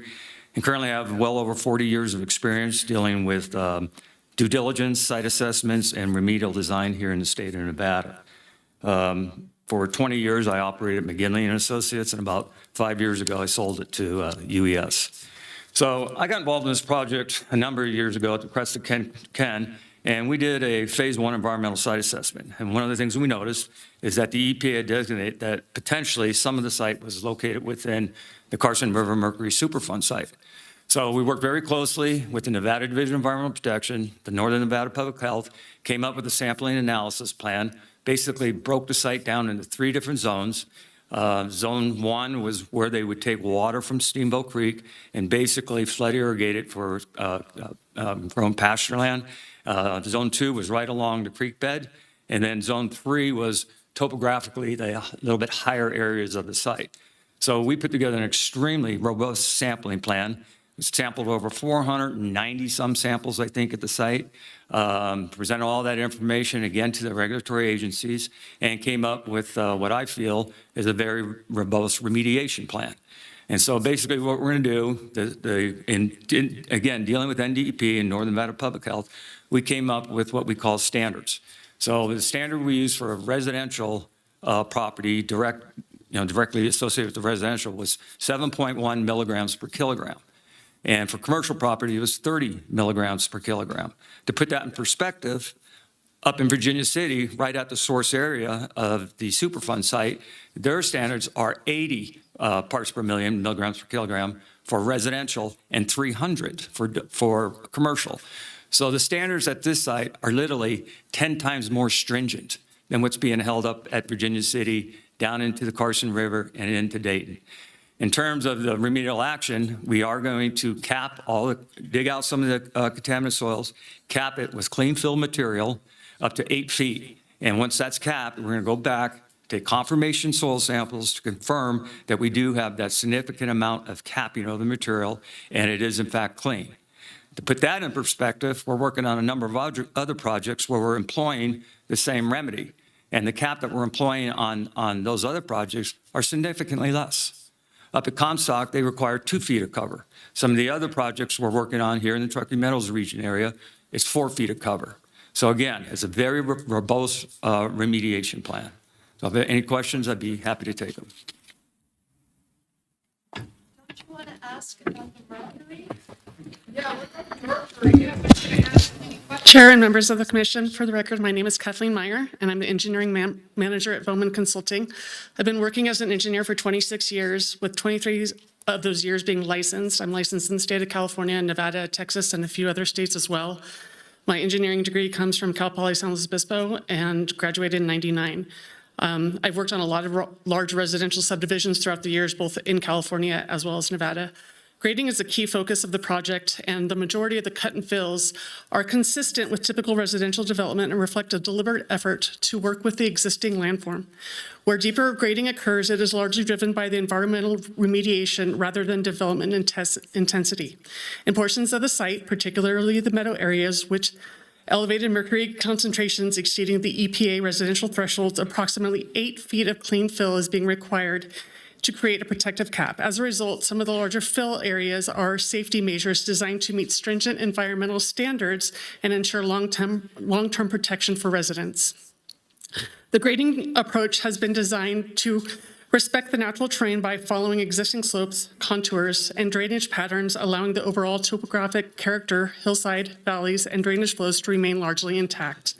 Concerns about structural features have also been addressed, and I know that there has been some talk about a retaining wall adjacent to Park 1. There is no retaining wall adjacent to Park 1. The grading has been developed in coordination with county staff, geotechnical engineers, landscape architects, and the environmental experts. And this grading strategy emphasizes environmental responsibilities, visual compatibility, and long-term site stability while meeting all regulatory and safety requirements. I also have a few reports here that discuss both the floodplain, the hydrology, and the sewer. Thank you.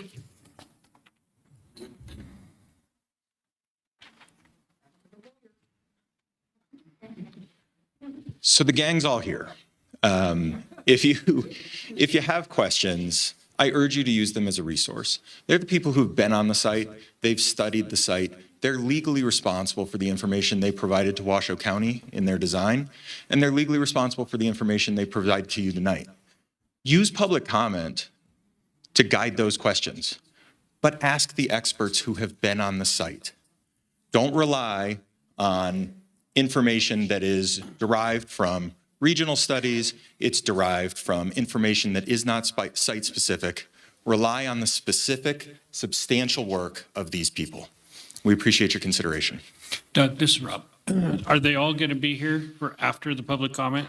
They We're are gonna have your whole here team at your here. disposal for So the when rest we of the have evening. questions after public comment, we can ask them, right? That's right. Okay. Does anybody have any questions right now before we move on? 26 minutes. Okay. Was there any more presentations? Okay. If there's no more presentations, we're going to take a 15-minute break before we get into public comment. So it's 7:39. Come back in 15 minutes.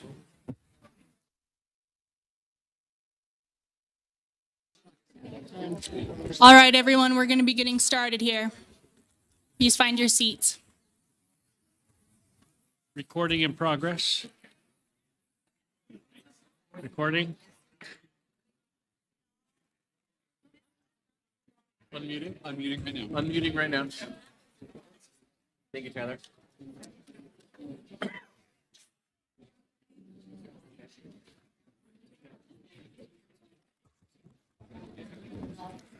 Ready?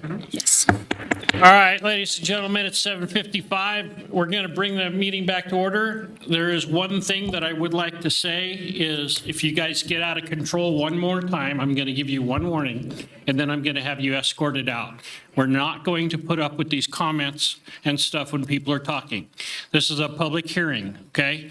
We need to respect everybody here. Please. Thank you. Jeremy. Mr. Chair, thank you. Jeremy Smith, for the record. Just logistically, before we open the public hearing, or the chair does, we are going to start with the two online submissions we have, the public comment through Zoom. One was from the last meeting, and I think there's one new one. And then what are, folks that didn't get to speak at the last meeting but submitted cards. We have them ready to go first, but given this is the new hearing, everyone gets one shot at it today. So if you also submitted to speak today, but you had been waiting to speak the last time, you can choose the time you want to go. You don't have to go in this first tranche, but what we're trying to do is prioritize the folks that didn't get a chance to speak at the last one. And there could be a case where someone put a card in last time, but maybe they're not here tonight. And so if we call their name and they don't show up, that's what's going on there. But we want to give everyone a chance to speak. And so if you haven't already and you want to say something, please fill out the card, hand it over to the clerk team, and we will make sure that you get your chance to speak. So thank you, Mr. Chair. Okay, go ahead. All right, so we're starting with our virtual public comment. First, we have Iris Gillet-Pepard, and then we're going to be having Beverly Silva. Okay, we're reopening the public hearing, so public comment is a go. Okay, can you hear me? Yes. Okay, thank you. Iris Gillet-Pepard, Executive Director of One Truckee River, OTR, a collaboration of public and private partners focused on the implementation of the One Truckee River Management Plan Phase 1, unanimously adopted by the 3 local jurisdictions in 2016. With a collaboration of partnerships of diverse perspective, comments provided are not of OTR as a whole, but are OTR's executive director with OTR's mission in mind to ensure a healthy, thriving, sustainable river connected to the hearts and minds of its community. I am here to express my deep concern of the Sierra Reflections development with 6 aqua resources, wetlands, and Steamboat Creek that drains into the Truckee River in the proposed development area. I hear concerns from many educated residents about water quality, wildfires, traffic, and more. I sincerely ask each member and staff to take more time in consideration with this proposed significant regional project. These are the critical times where the choices are really made if the master and other plans developed and approved for this region that ask community members to envision what our future would be really does preserve our natural resources, are made or not. Truckee Meadows Regional Planning Agency shares the value of natural resources and the protection of water resources and quality. I urge you to stand by these values, to have courage to protect our natural resources, to execute all your jurisdiction and authority to protect our natural resources. Let's work together more to create more avenues of protection. Preserving some open space in a park are nice, but the best way to protect water quality is to limit development near our waterways, and how these spaces are designed and maintained can be improved to limit more impact on water quality. Please take more time and focus on what is being proposed. Ensure spaces landscaped reflect the native vegetation and have more buffer space to protect the waterways. Going beyond the standards are good, but our standards currently are limited. The best way to protect our local watershed is protect and preserve our natural resources. Thank you.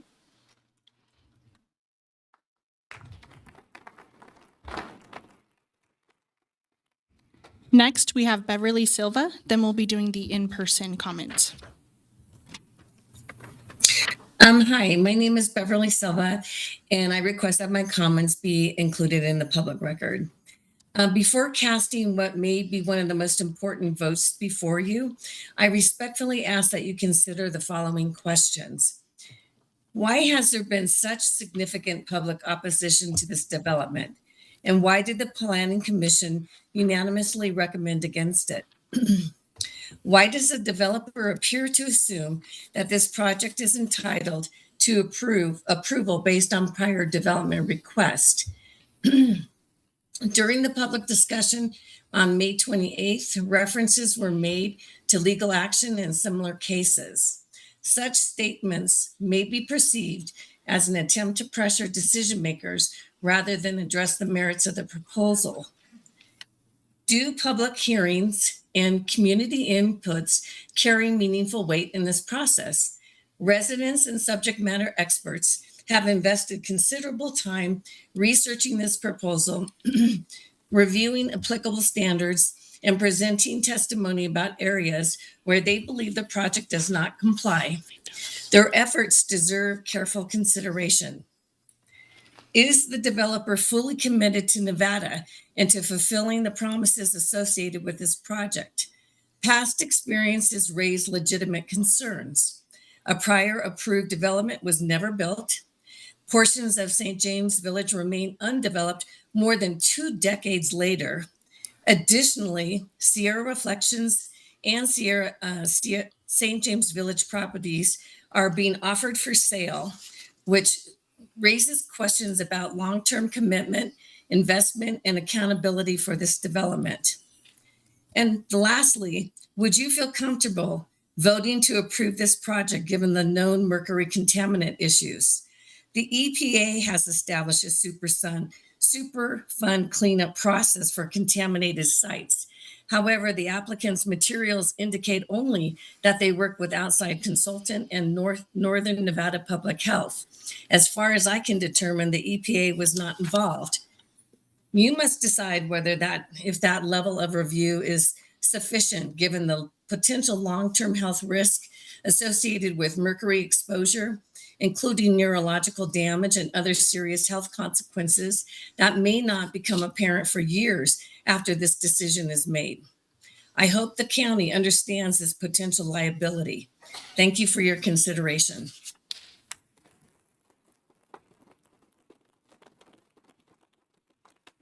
Okay, next we have Brianne Young, followed by Lawrence Kaplan, then Justine Petitorovich. If she calls your name, if you guys could just line up over here, so when one's done, the next one could come up. It would make us get out of here a little bit earlier, so we're not here till 2 in the morning. And these next few cards are from the last meeting, so if people aren't here, we'll just move on to the next name. Yes, you're perfect. And if you guys have questions you want us to ask these experts, please bring them up during public comment. We'll ask the questions. Regional Planning Commission members, good evening. My name is Justin Ann Podakovich, and I'm a resident of Pleasant Valley. I ask that my comments be entered into the record. As you decide whether to approve or deny the Sierra Reflections project, I urge you to consider the families who will live with the consequences of your vote. Consider the children who attend Pleasant Valley Elementary School. Consider their families who will face increased traffic, threats to water supply, heightened fire danger, and recreational areas proposed on or near soil known to contain mercury contamination. So I ask you plainly, would you personally choose to buy a home built on a federally designated Mercury Superfund site? Elected and appointed positions are temporary. The consequences of your decisions are not. One day you will leave these roles. We will not be able to leave the consequences behind. If you approve the Sierra Reflections project, the people who will live with the impact will not be the applicants, the consultants, the staff, or this commission. It will be the families of Pleasant Valley. This project and the risk it introduces will remain in Pleasant Valley long after this meeting ends. That responsibility will rest with you. That is why this decision deserves more than procedural consideration. It requires sound judgment, prudence, and the fortitude to say no to a development of this scope and scale when the long-term risks to the community are simply too great. I respectfully ask you to deny this project. Thank you for your time and consideration.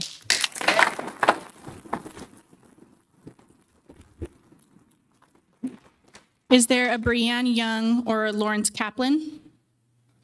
Okay, we'll be moving on. Lee Mueller, Jordan Bowles, Mary Kay Becken,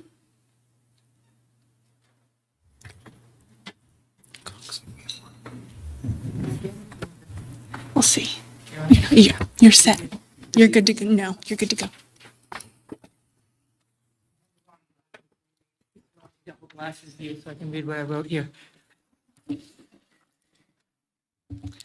Remember just to state your name for the record, please. I'm Marika Becken. I'm an environmental engineer. Please enter these comments into the record and reference the more detailed comments submitted in the initial portion of the hearing on this topic last May. This project was previously approved, but that does not make it conform. Having current and past county staff and commission members aver that it complies does not in fact make it so. It was said that this has come up and been approved multiple times over the last 20-plus years. Residents have been complaining about nonconformance over all of this time. There are several areas of nonconformance that I'm going to talk about. First, Tier 3 is not part of the urban core, contrary to the developer's May presentation. Rather, it is one step above straight rural. Table 3 of Envision Washoe notes Tier 3 maximum density is existing density. Proposed homes under this proposal are not there now, so they do not really exist. Most homes in Pleasant Valley are on lots 1 acre or more, allowing agriculture, livestock, and horses. Some project parcels are zoned medium-density suburban, 1/3 acre, but the developer uses clustering to make lots only 0.07 acres. Clustering is to preserve open land, not to bypass zoning and neighborhood character. Not only does their clustering math include land to be excluded per Development Code 110.408.45D, clustering has space requirements under Section 110.408.25. The requested variances mimic high-density urban clustering instead of medium-density suburban clustering. The proposal is not in keeping with the rural character and land use of the area and does not comply with the master plan. Second, the master plan aims to reduce vehicle trips and automobile use. Under elements 4 and 5, the plan promotes land use that reduces sprawl, supporting development within the developed areas at the region's core, especially calling for infilling, which optimizes infrastructure and provides efficient transportation. This is not infilling. This is, if not rural, at least pretty close to rural. I don't know what location you use for your Trini numbers, because the closest location I found when I ran Trini was 10,800 trips. But either way, there will be a significant increase in traffic, approaching the level that caused the 580 to be built in the first place. This is not consistent with Transportation Element 6, Principle 5, which states that you, TMPRA, are to use your planning authority to minimize the growth of vehicle miles traveled. Ice and high-wind trucks are a safety concern. Also, the roundabout will delay traffic on regular days and will make emergency evacuations even slower, a safety issue. 2-lane roundabouts can increase accidents by 62%, according to the University of Arizona study. Actions with likely adverse safety outcomes are not allowed under the transportation element of the plan. Third, current water use is above the perennial aquifer yield and is not sustainable, which is a requirement of Element 7. Many area wells ran dry in the last drought. Adding 940 homes won't help that. Regarding the city, it's generally not allowed to transport water from one hydrologic basin to another, which the city would do absent more water. Also note that when the developer spoke to residents in the early 2000s about sewer easements, they specifically said the sewer was for St. James Village, not for this new project. That was clearly not true, yet we are to trust what they say now. Thank you. Thank you.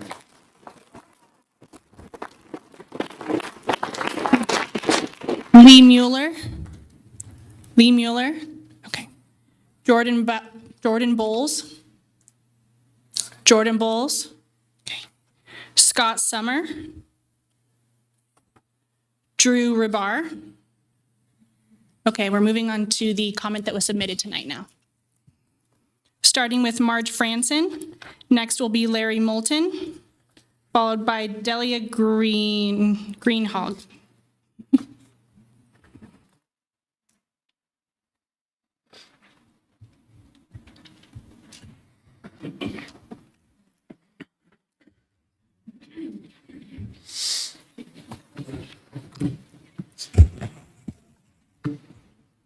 Good evening, Commissioners and Director Smith.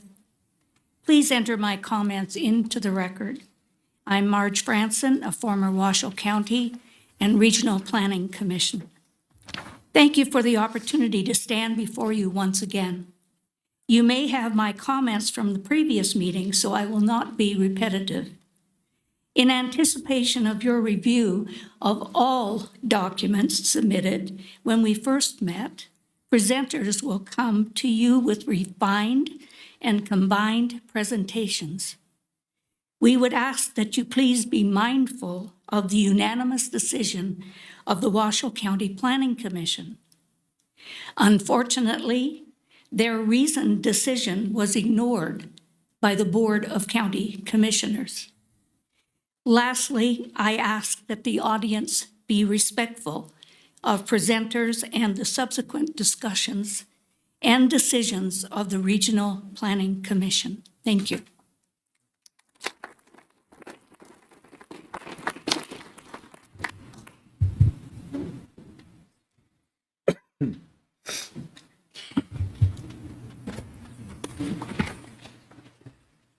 Give us just a moment, we're going to pull up a video.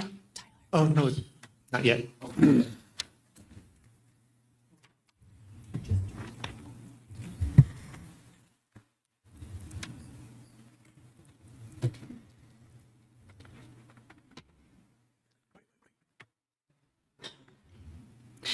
Next is Larry Moulton, followed by Delia Greenhog, then Sala Sherwood. I just want to say you have a great staff.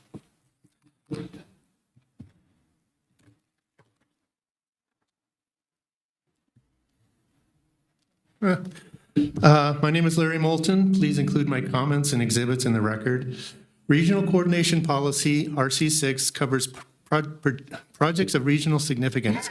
This policy limits its review to the substance and contents of the regional plan and states that it shall not consider the merits and deficiencies of a project. Now, here's the pertinent clause that everyone is ignoring. Other than as necessary to make its determination. This means you can consider the merits and deficiencies. We will show that it is absolutely necessary to consider the merits and deficiencies of this project in order to make a proper determination. The Washoe Board of County Commissioners failed the people of Washoe County by not considering numerous important issues when voting to approve this application. Consideration and enforcement of all of the findings in the Master Plan and Development Code by the BCC is required. Regional plan policies have directed many of these same issues to be included in local government plans, such as 1, hillside development, including excessive grading, destruction of scenic resources, and building placement. 2, significant hydrological features, including flooding and the consequences of floodplain destruction. 3, endangered, threatened species. Several endangered species were not identified and habitats of others were ignored. 4, historic preservation. Several historic sites were not identified and others would be destroyed by the development. 5, transportation issues, road suitability. the fact that there is only one road to service over 3,000 homes, and existing public transportation, of which there is none. Hydro basin status, over-allocation of water resources and projected pumping at unsustainable levels. The BCC approved the project with numerous unresolved issues. 1, incomplete identification of earthquake faults, inadequate mercury contamination testing and remediation, a flawed traffic study showing lower than normal traffic flows because the tests were conducted during COVID and at non-peak hours. The BCC primarily based their decision on 2 issues. 1, the threat of a lawsuit. References were made to the Badlands lawsuit in Las Vegas. This lawsuit has no relevance to Sierra Reflections, but it was used by the applicant to threaten and manipulate the commissioners. 2, an agreement for the applicant to make a conditional partial payment on construction of a proposed Washoe Valley Fire Station. These negotiations were carried out behind the backs of the public and some commissioners. The public had no opportunity to review or comment on the agreement. The timing was inappropriate and should have taken place at a fire commission meeting. The staff report that was provided by TMRPA replicated the previously mentioned shortcomings. It did not provide complete and adequate information. Please pay close attention to the merits and deficiencies of this project of regional significance in order to make a proper determination. Next is Delia Greenhalgh, followed by Sala Sherwood and Lisa Dayton. Good evening, Commissioners. My name is Delia Greenhalgh. Please enter my comments into the record. At the May 28, 2026 Regional Planning Commission meeting, 2 presentations on historic preservation were given and entered into the record. Commissioners present were given individual copies of these presentations. The Truckee Meadows Regional Plan in NR 18 Cultural Resources states that local governments shall adopt programs or regulations to ensure that significant cultural resources are identified and protected prior to development activities. Envision Washoe 2040 incorporates this mandate in goals and policies for cultural resources in sensitive landscapes contained in Appendix 4, Goal 1, and in NCR Policy 7.1, Protect Cultural Resources. Both references require that culturally sensitive lands and resources be adequately buffered from development. The applicant has ignored all of these requirements. The property is so culturally significant that the developer's consultant has identified 71 archaeological sites from 15 previous studies. They state 5 of these sites qualify for eligibility for the National Register of Historic Places.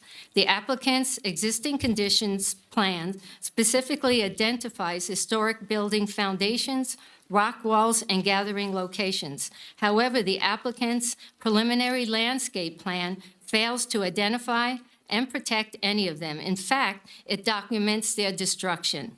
The applicant's project narrative describes that besides developed areas, area of open space deserved by collateral construction damage may need to be remade. This opens the entire project area to disturbance of irreplaceable historic sites. The application fails to identify and protect significant cultural resources as required. Finding 4 natural resources cannot be made. This application in its current form must be denied. Next is Sala Sherwood, followed by Lisa Dayton, then Claire Holland.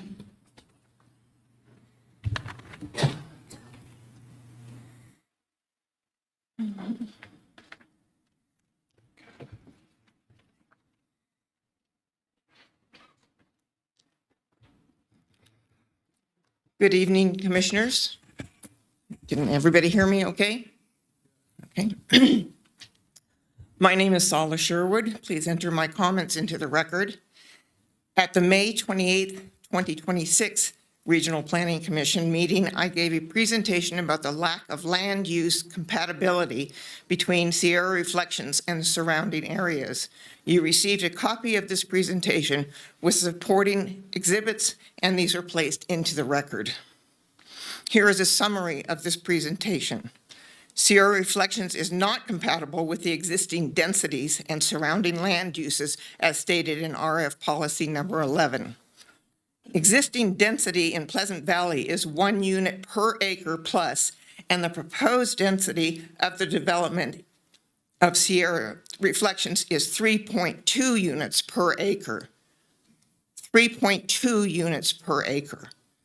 Home agricultural, livestock, and farm animal ownership are common in the surrounding neighborhoods. Sierra Reflections will not be compatible with the surrounding land uses since the small lot sizes of the development preclude agricultural-related uses and livestock ownership. Sierra Reflections does not meet RC9 finding number 2 regional form. At this time, the application is not acceptable as presented, so I ask you to deny the application. Thank you. Next, we have Lisa Dayton. Then we have Claire Holland and Karen Critter.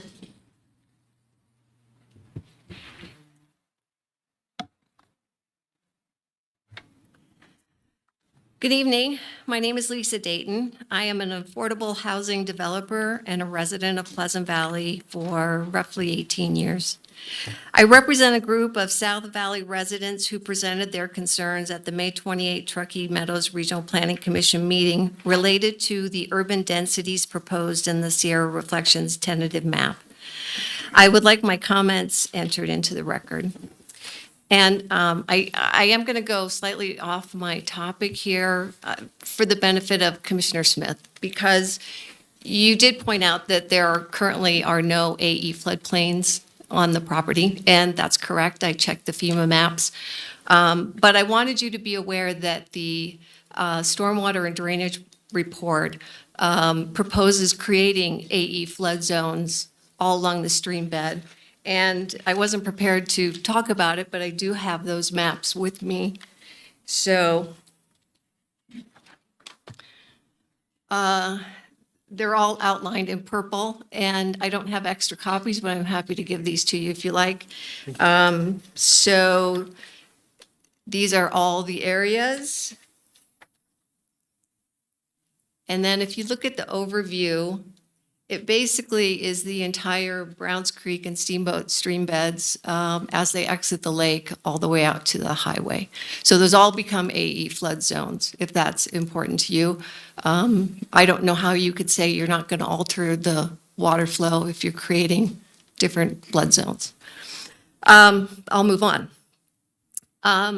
At the last meeting, we provided maps that show how the proposed Sierra Reflections urban and suburban densities leapfrog over 5 miles from similar neighborhoods at the edge of South Reno, and that the patio homes with the proposed density exceeding 11 units per acre are over 9 miles away from similar developments within City of Reno.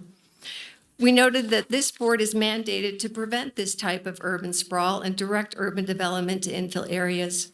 We also reminded you that both Envision 2040 and the Truckee Meadows Regional Plan stipulate that services and infrastructure are to be in place prior to approval of urban density projects.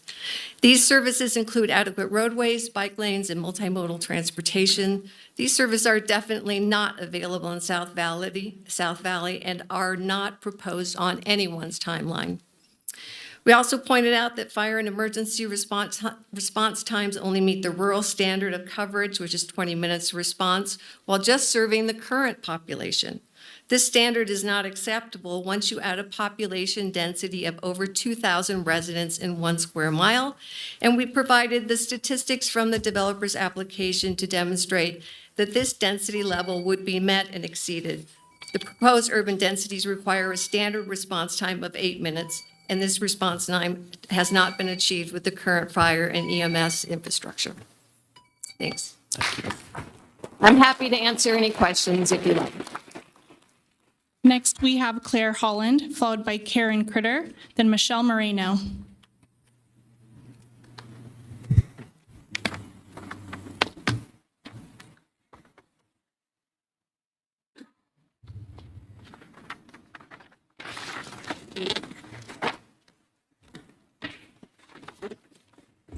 Hello, Commissioners. My name is Claire Holland, Please enter my comments and exhibits into the record. At the May 28, 2026 RPC meeting, you listened to presentations about endangered species and migration routes. You received copies of both presentations with related exhibits, and they were placed into the record. Here is a summary of these presentations. The applicant claims no endangered species or their habitats exist on the subject property. Yet, the application includes a letter from the U.S. Fish and Wildlife Service stating the property encompasses the primary habitat of the endangered Carson wandering skipper. An RPA map also shows the site to be within the skipper's primary habitat, as well as the habitats of the endangered kiwi and threatened Lahontan cutthroat trout. The applicant's failure to acknowledge endangered species violates NRS 503.584, which states, "The people of Nevada have an obligation to conserve and protect native fish and wildlife threatened with extinction."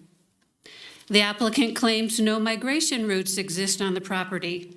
However, the RPA's initial review memo states, quote, 100% of the property has interaction with mule deer movement corridors, end quote. This migration route is also well documented by NDOW. Populations of mule deer have been steadily declining for the last 30 years, and the State Wildlife Action Plan identifies them as a species of greatest conservation need. The development will add to this decline by constricting their migration route, causing an increase in vehicle deer collisions. Due to these careless oversights, the application does not meet RC9 finding number 4, natural resources.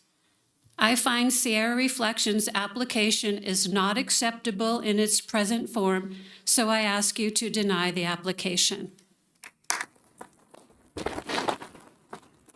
Next is Karen Kreider, followed by Michelle Moreno, then Gail Bowers.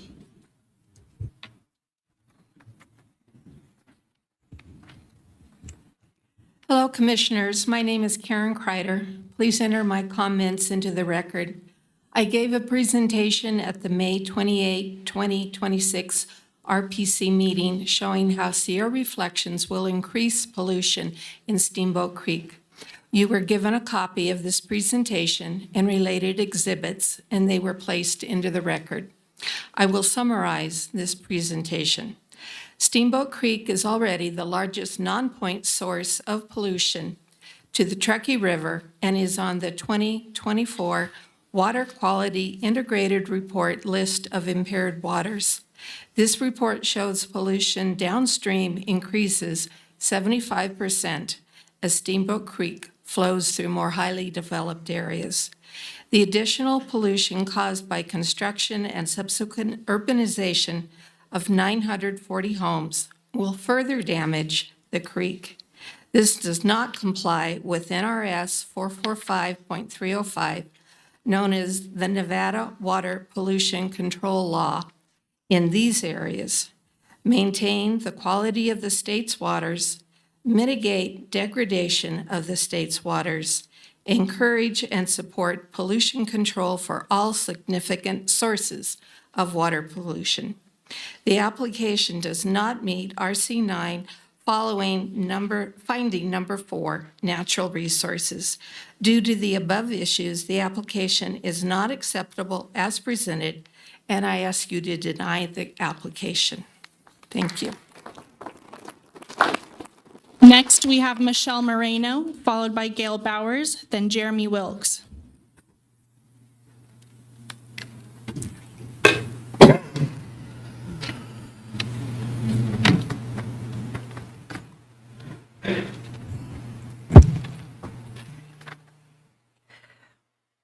Hello, Commissioners. My name is Michelle Moreno.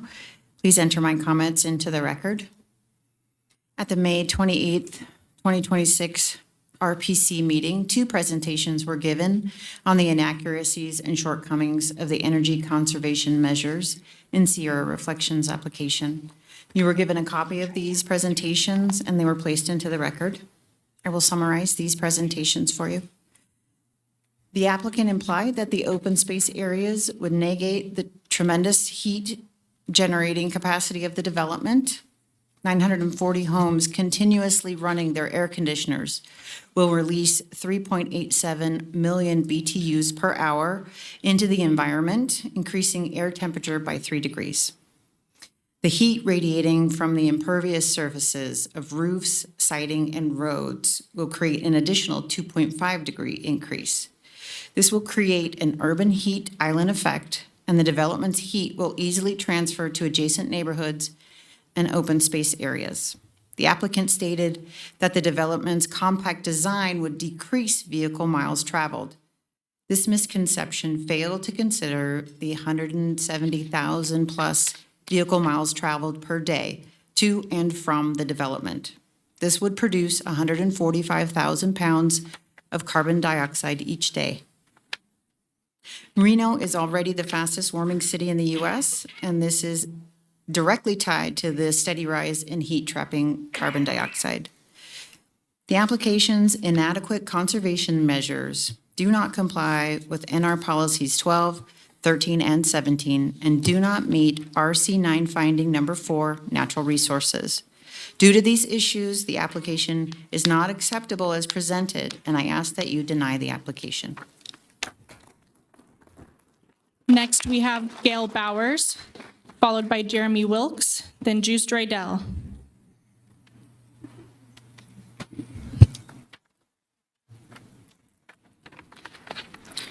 My name is Gail Bowers. Please enter my comment for the record. I am a degreed environmental horticulturist with a background in fluvial geomorphology, recognized as the founder of the restoration of Steamboat Creek in 2001 and the chairperson of the Washoe Story Conservation District back when we hired Jeff Kadega and West Tech to write the Steamboat Creek Restoration Plan. If the developer would have checked the yes box on question number 28, page 9 of the application, and then reached out to the Conservation District for assistance regarding the high-priority restoration needs of Steamboat Creek for our community, we might not all need to be here right now trying to help resolve issues around major impacts and lost opportunities for cleaning precious source water, groundwater recharge, fire break vegetation value, upper watershed stability, protection of water resource, and the list goes on.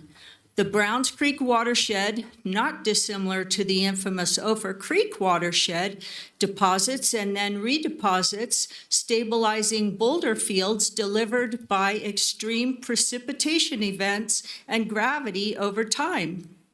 The boulder field existing in the upper meadow stabilizes the upper watershed by maintaining a grade check, much like a dam would do.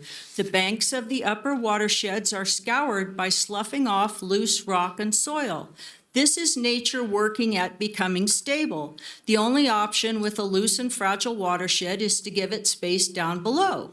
The original proposal for development, called St. James Resort and Conference Center with golf course, hotel villas, tennis courts, and even a year-round tram up to the ski resort for locals and visitors to share the beauty, joy, and diversity of southern Washoe County together, would much better comply with regional form. In February 1986, Washoe Valley received 11 3/4 inches of rain in 48 hours, and in 97 we made international news. Fencing areas of the watershed to reduce the public's exposure to mercury contamination will create severe and dangerous backup hazards in flood conditions. 8 feet of fill from up on the hill next to a 300-foot wide off-limits stream zone leaves me highly skeptical. The proposed development does not meet the findings for sustainability and resiliency, specifically policies NR2 and NR4, source water protection areas, and frankly, all NR findings have not been fully considered. Thank you for your careful discernment and deliberation. Next is Jeremy Wilkes, followed by Juice Draydell, then Cliff Lowe.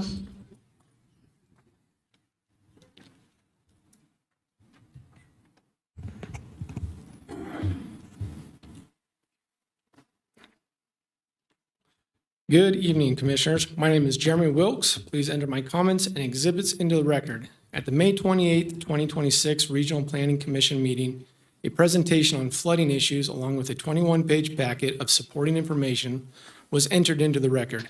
Committee members who were present were given an individual copy. I will summarize the key issues of regional plan compliance with flood control. In the regional plan, flood control complies with the Regional Water Management Plan, floodplain and drainage policies. The Regional Water Management Plan then locates it to the local government, Table 6.2, Drainage Code reference for Reno, Sparks, and Washoe County. Table 6.2 for unincorporated Washoe County refers to Chapter 110 of the Developmental Code, Article 418, Significant Hydrological Resources, as the administrative authority. Article 418 states that the intent of these regulations is to protect the public health, safety, and welfare and ensure perennial streams are protected and enhanced. Specifically looking at subsection C, ensuring natural flood control functions of perennial streams, including stormwater retention and slow release detention capabilities, are maintained. Subsection E, ensuring the natural water quality functions are not impacted by existing and proposed developments, as well as subsection H, ensuring no net loss of value, acreage, and function of each different hydrological resource is adhered to. If the commission is truly intent on abiding by the standards set in the regional plan, the commission must deny this project, as this project defies Article 418. Perennial streams would be destroyed, not protected and enhanced, as stated in the regional plan. Thank you.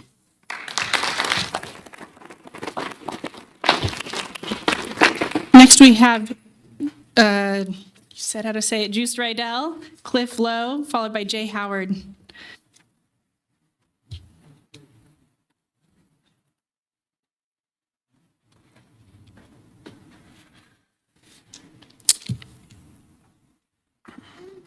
Good evening.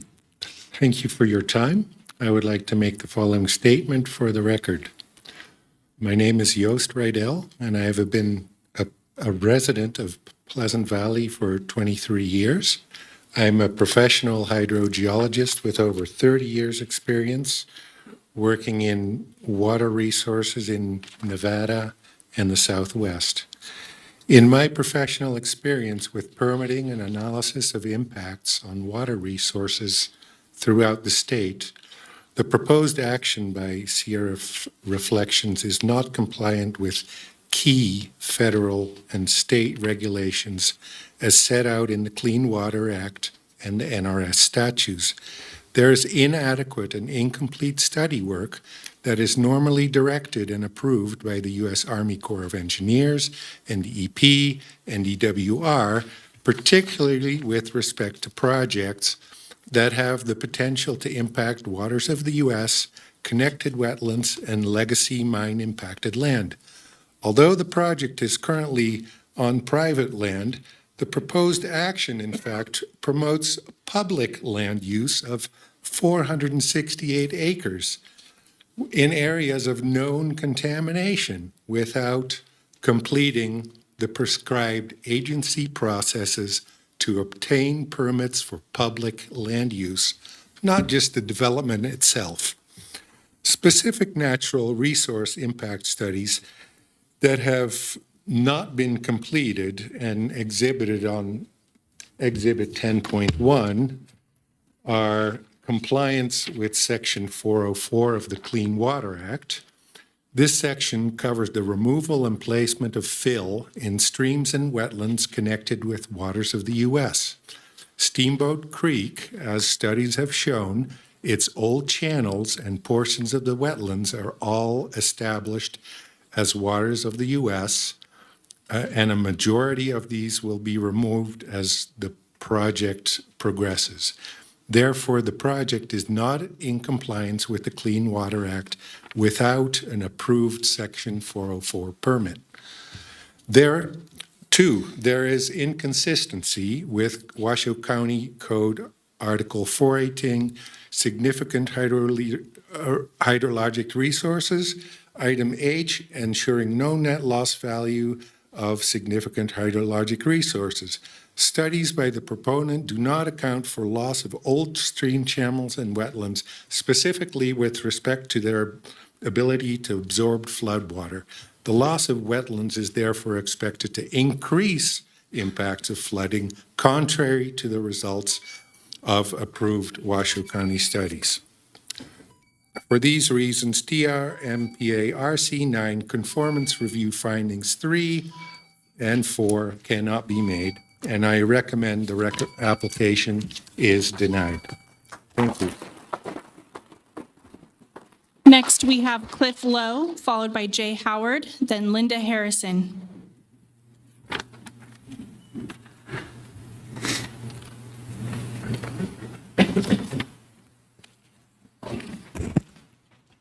I'm going to be going quickly because I have more than the printouts in front of you.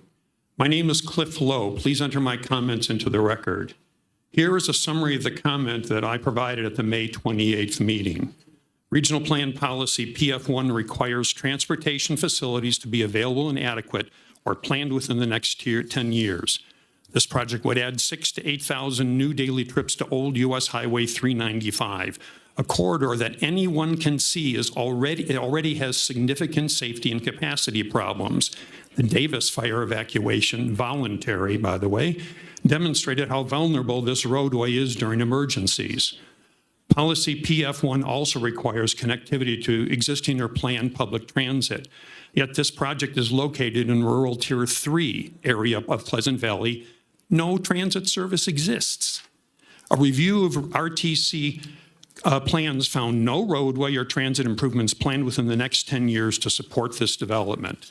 Because required transportation service levels cannot be met through existing conditions or planned improvements, finding 3, public facilities and services under policy RC9 cannot be made, and this project of regional significance should be denied.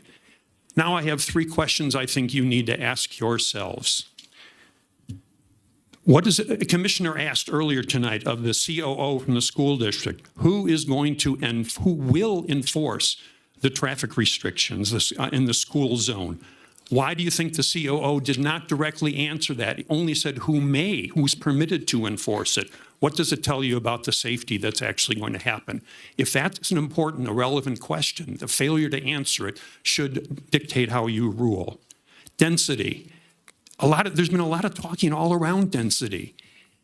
The highest density zoning in the whole 760 acres is suburban residential, 3 dwellings per acre. If this project were being taken on a parcel by parcel basis and there was no more than 3 dwellings per acre, do you think you'd see nearly the opposition or the number of people who are actually here tonight?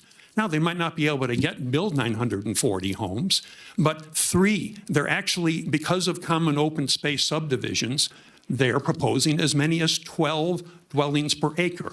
That is not in keeping with the existing density.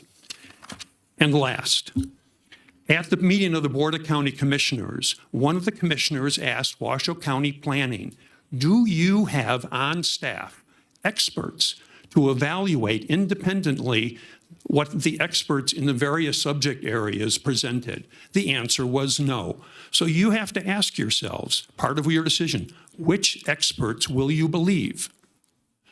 And I have to ask, how objective can the experts be who are paid by the landowner versus the experts that you have from the organized opposition? Thank you. Next, we have Jay Howard, followed by Linda Harrison, then Kathy Murders. Good evening to the commission, and thank you for the time to speak before you tonight. My name is Jay Howard. Please enter my comments into the record. On May 28, 2026, a presentation on traffic concerns was provided and entered into the record. I will summarize that presentation. Proposed roundabouts have several common issues. The roundabouts are inconsistent with rural and the scenic nature of this area. The roundabouts are of inadequate size for larger vehicles, These would be low-speed roundabouts. The grades approaching them could cause vehicles to lose traction during winter weather events. There are no bicycle lanes. Recent fatalities have highlighted this need. This one hits home. I'm a cyclist out there on the road. I drove by the accident right after it happened on Pawnee Lane. One life is too many. There are no separate exit or merge lanes, resulting in reduced capacity in emergency evacuation situations. Both roundabouts are 1/2 mile apart on Old Highway 395. Use of both these areas have been lost in extreme fire events. Specifically to the Pawnee Lane roundabout, this area floods and becomes impassable during heavy rain events. Specifically for the East Lake Boulevard roundabout, space constraints due to its location at the top of a hill and the surrounding terrain make the building of a roundabout with required sight lines of distance impossible without flattening and destroying the entire area. This would conflict with the objectives of the natural resource section of the regional plan and the corridor management plan for the Washoe Valley Scenic Byway. Based upon the issues presented, policy RC9, finding 3, public facilities / services, and finding number 4, natural resources, these findings cannot be made.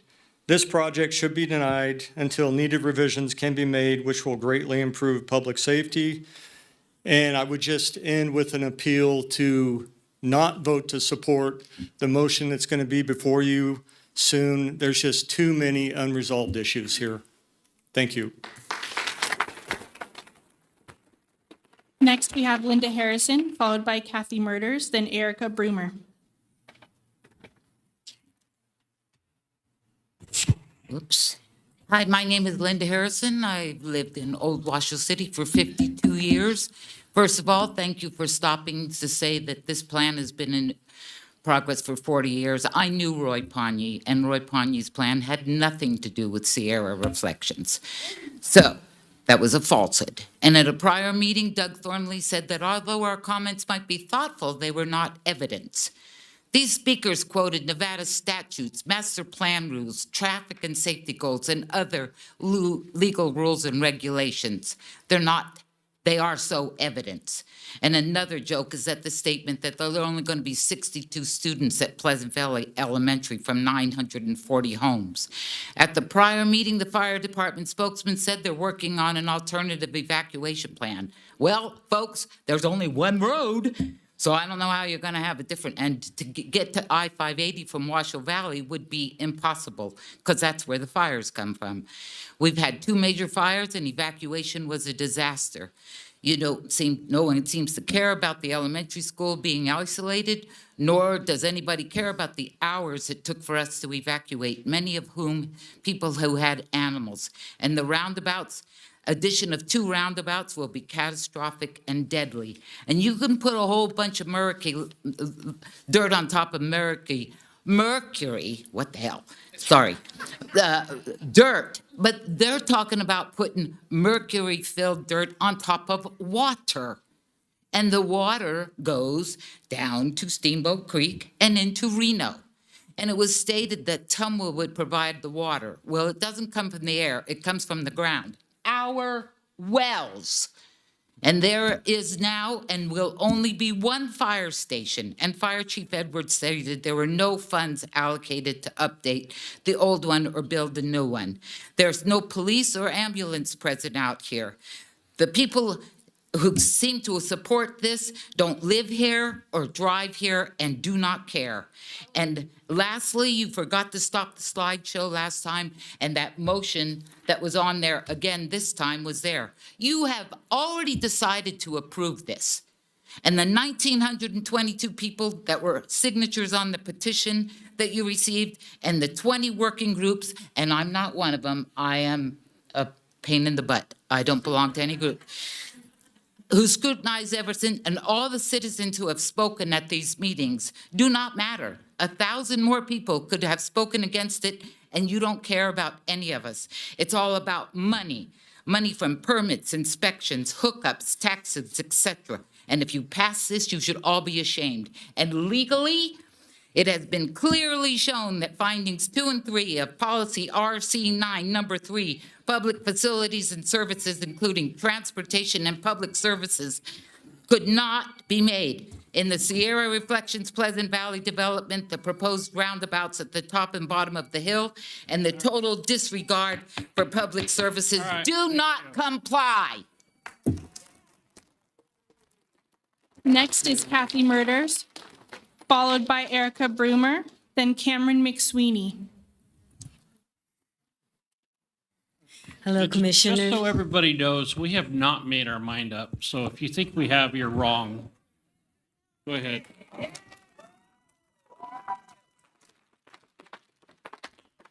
It would be illegal for us to do that. Hello, Commissioners. My name is Catherine Murders. Please enter my comments into the record. A presentation given on the May 28, 2026 RPC meeting described how Sierra Reflections proposes a roundabout at the gateway to the Washoe Valley Scenic Byway that will destroy the Gateway Ridgeline and the viewshed. At that meeting, you were given a copy of the presentation and related exhibits, and they were placed in the record.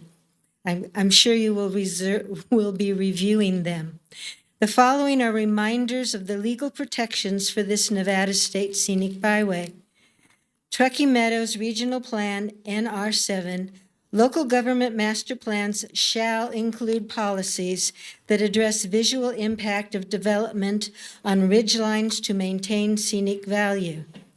Washoe County Development Code, significant natural resources and features shall be protected and preserved, including ridgelines. Envision Washoe 2040 NCR Principle 1. Collaborate with all planning partners to identify and protect the region's significant visual gateways and viewsheds, including ridgelines. Only 3 of the 8 scenic byway managing partners are on the list of reviewing agencies sent a Sierra Reflections application for review. The Sierra Reflections application is in violation of legal as well as policy protections for natural resources. Therefore, it fails to satisfy RC finding number 4, natural resources. The application is not acceptable in its present form. I respectfully request that you deny the application. Next, we have Erica Brumer, followed by Cameron McSweeney, then Linda Bell.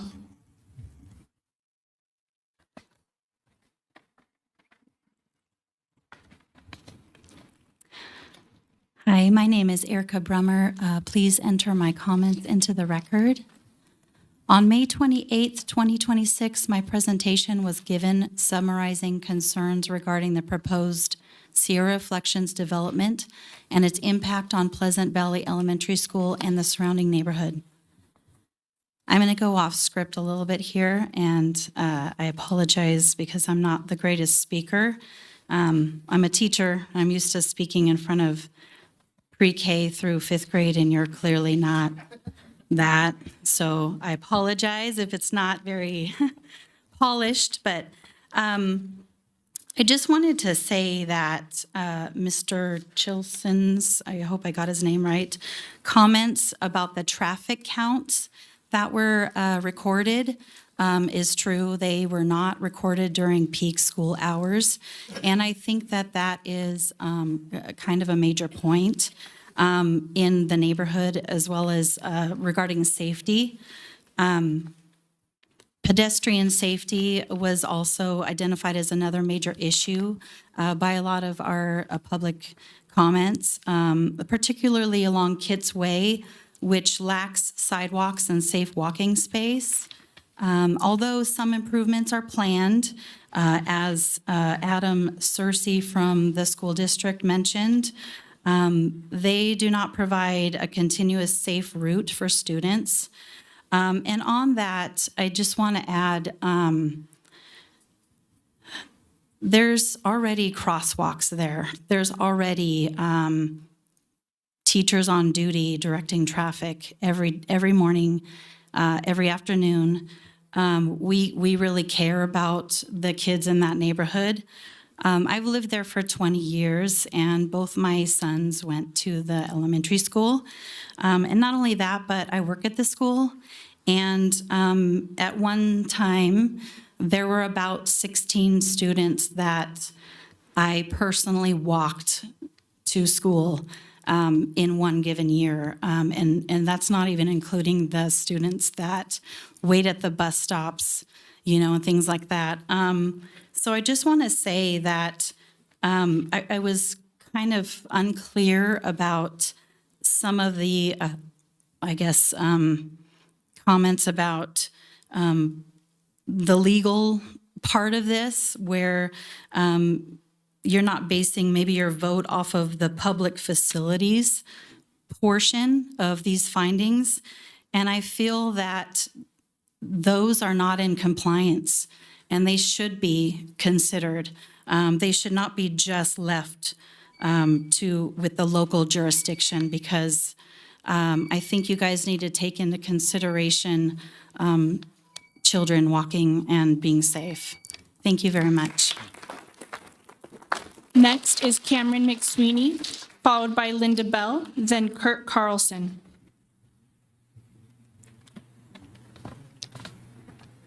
Good evening. Please enter my comments into the record. My name is Cameron McSweeney, and I am the current president of the Pleasant Steamboat Valley Landowners Association. I'm actually going to change up my speech, and I'm going to start on the backside.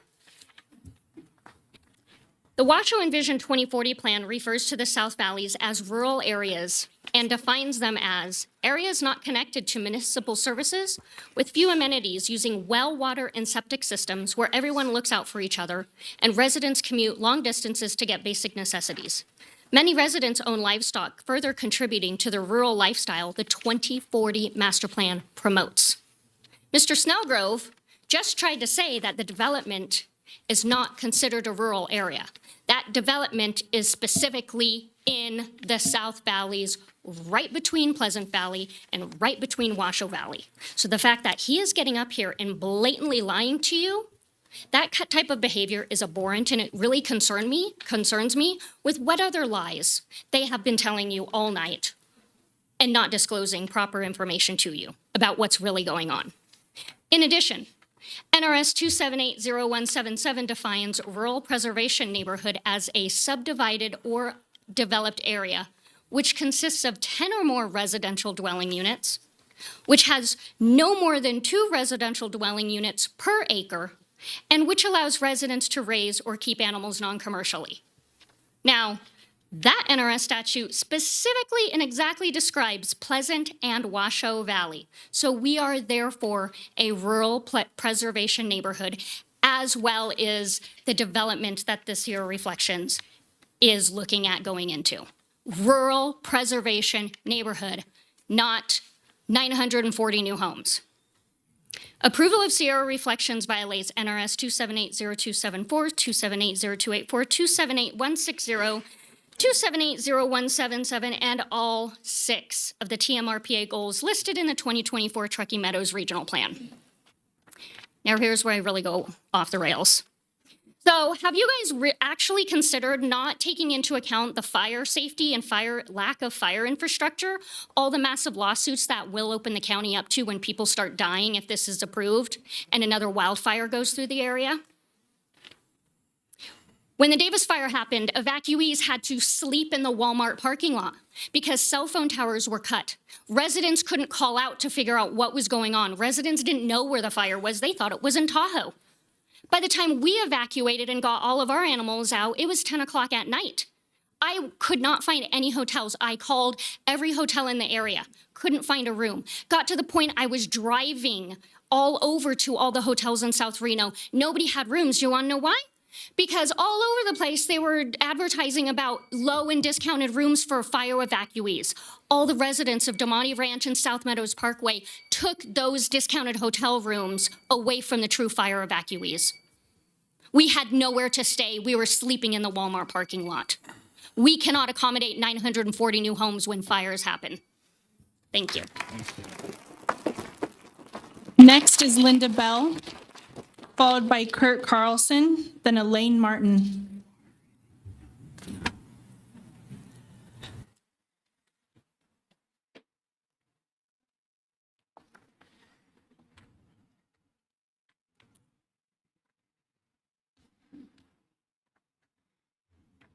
Good evening.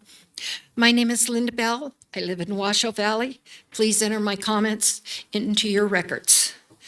Being that Sierra Reflections development is a project of regional significance, public safety is a very important concern.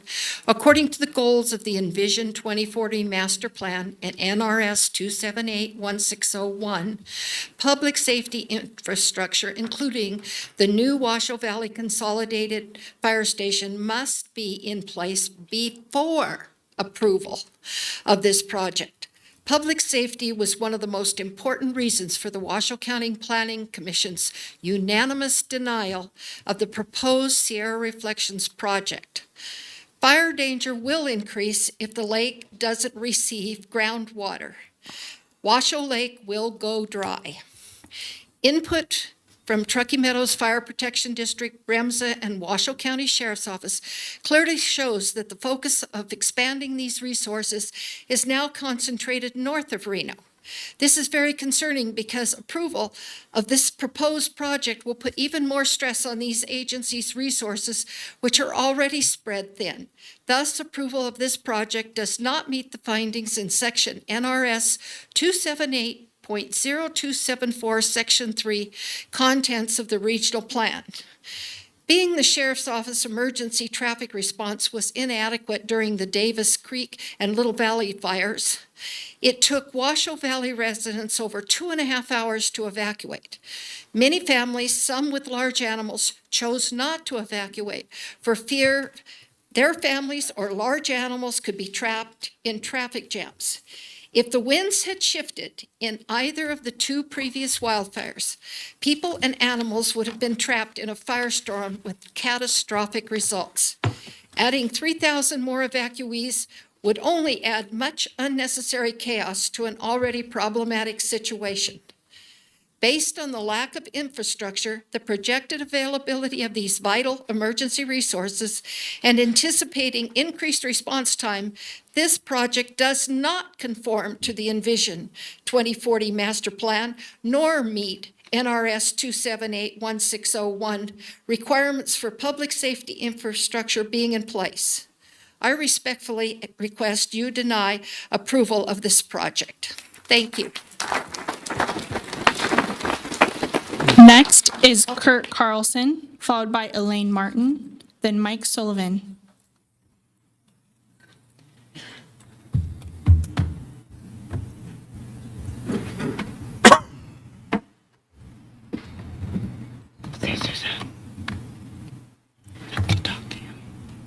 You press play, okay.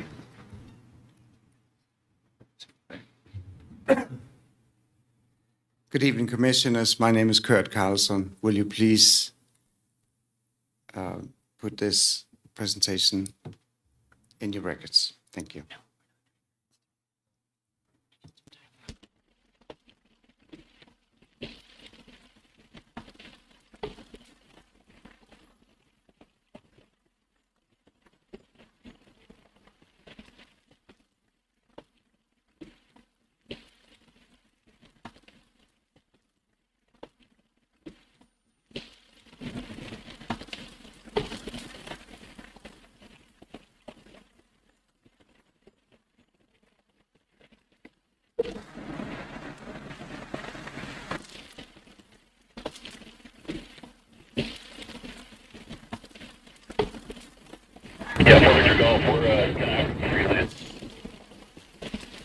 Black Mountain holding here on Pack 5.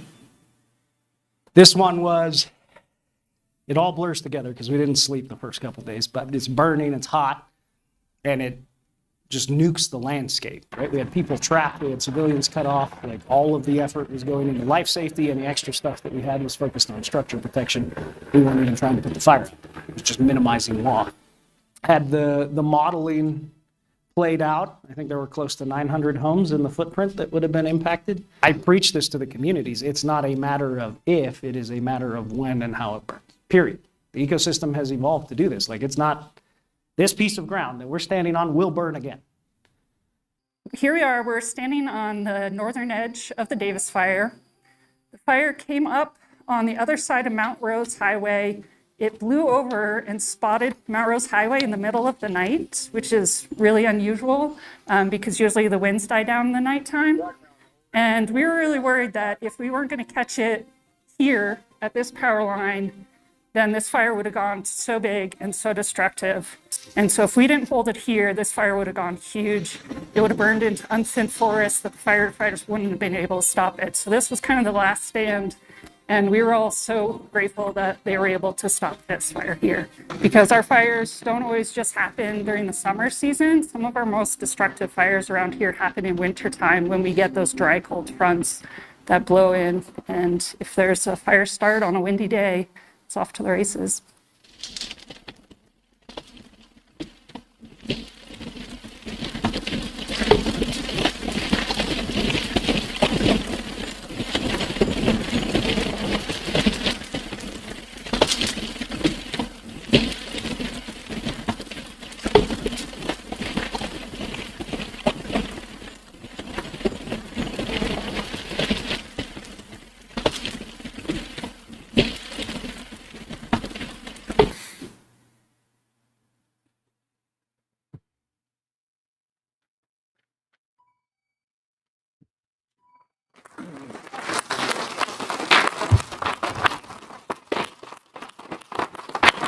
Next, we have Elaine Martin, followed by Mike Sullivan, then Joyce Newman.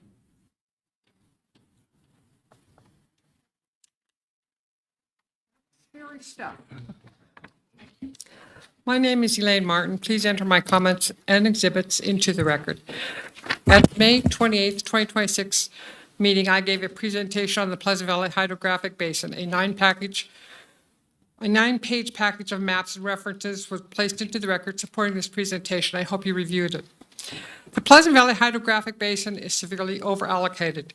The approval of the future large development projects in it is in violation of Regional Plan Goal Statement Number 2, Natural Environment, which states, identify and protect essential natural resources and environmental quality and mitigate the impact of development upon these resources. Studies by the Nevada Division of Water Resources show the basin is legally committed to 6,036 acre-feet. The total commitment is between 250 and 350% of perennial yield when domestic wells are included. The Pleasant Valley Hydro Basin has a very high long-term vulnerability to groundwater shortage. St. James Village and Asante have about 500 undeveloped parcels, which equate to about 232 acre-feet. Sierra Reflections would add another 452 acre-feet. This far exceeds a perennial yield. Aquifer depletion is already observed. The Tumwell work order state the following: the static water levels in the two St. James Village wells have been declining since the wells were first installed in 1993. Groundwater levels in this area are declining, and evidence indicated additional withdrawals of groundwater will exceed the sustainable yield of the basin. Withdrawing groundwater above the sustainable yields is in violation of the first and second natural resources objectives, which state, conserve, preserve, and protect the region's natural resources, including air, land, and water. Limit the impact that development and growth have on the region. For the given reasons, RC9 funding for natural resources cannot be made. Please deny this project. Also, I want to add, nobody asked Tumwell who's responsible if the wells go dry. Who do we go for? Who do we go to? Who do we turn to? You didn't ask. Nobody here asked because you're probably not on wells. And then the school. I have lived out there for almost 50 years. My kids went to Pleasant Valley School. My grandkids went to Pleasant Valley School. And now I have great-grandkids in Pleasant Valley School. It is a small area. The road cannot support sidewalks and crosswalks. The school does everything they can. Safe Routes to School is just a statewide program. That's no big thing. It's no big shakes. And when Adam was talking, I don't think he's ever probably been out there. Have any of you? Drive out there and take a look. There's just no place for more kids or cars or anything else. And we're all here because we live out there. We're concerned. That's why we're here. We're not here because of them. They don't live out there. They're being paid. This is their job. This is our life.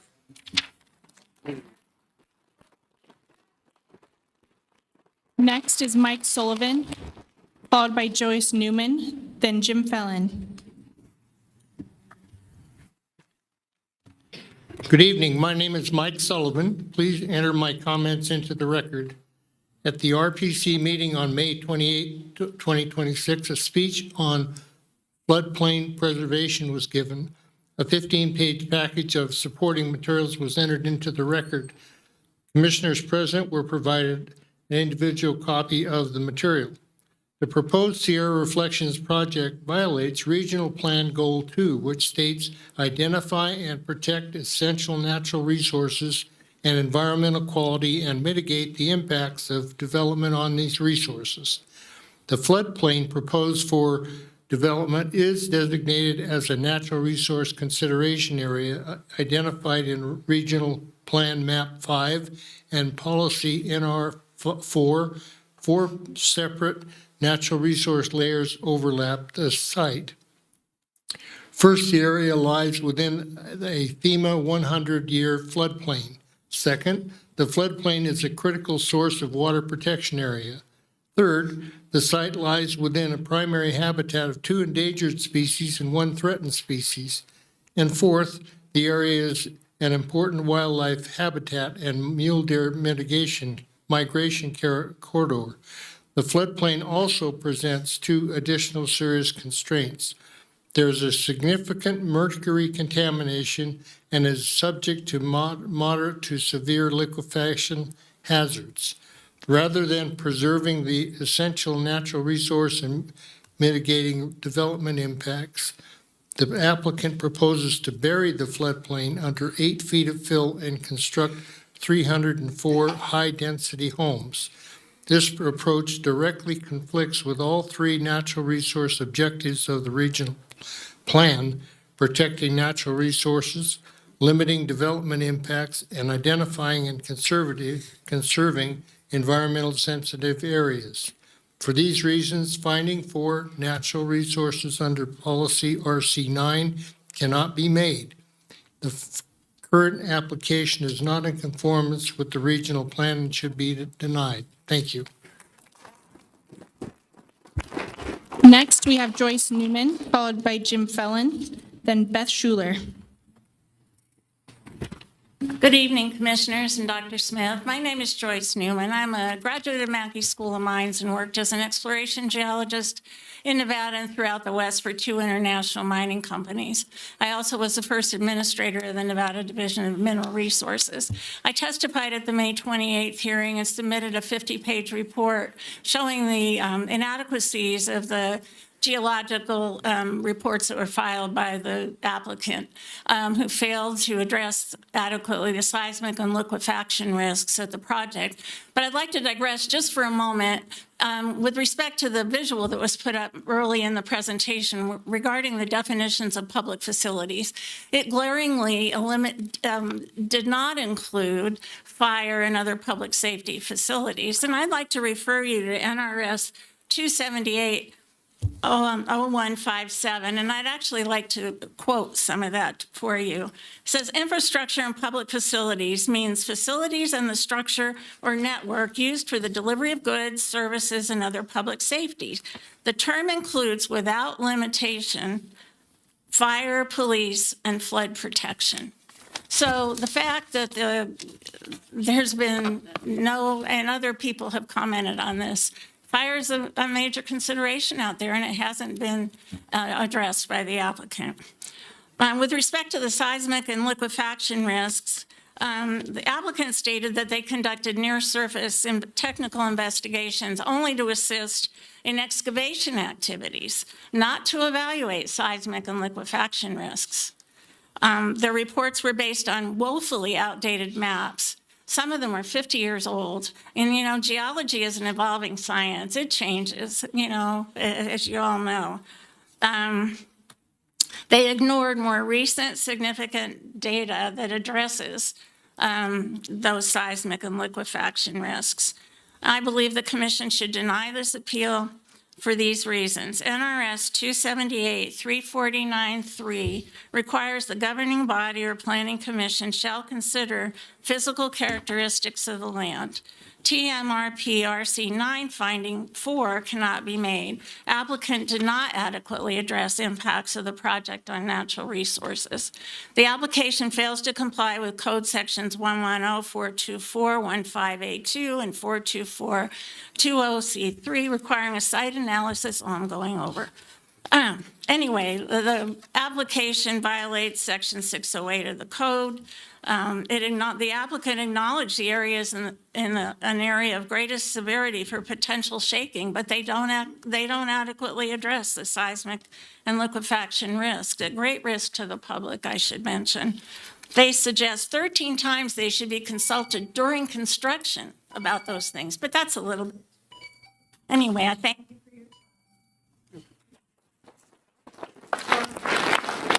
Next is Jim Fellon, followed by Beth Schuler, then Kelly Dean.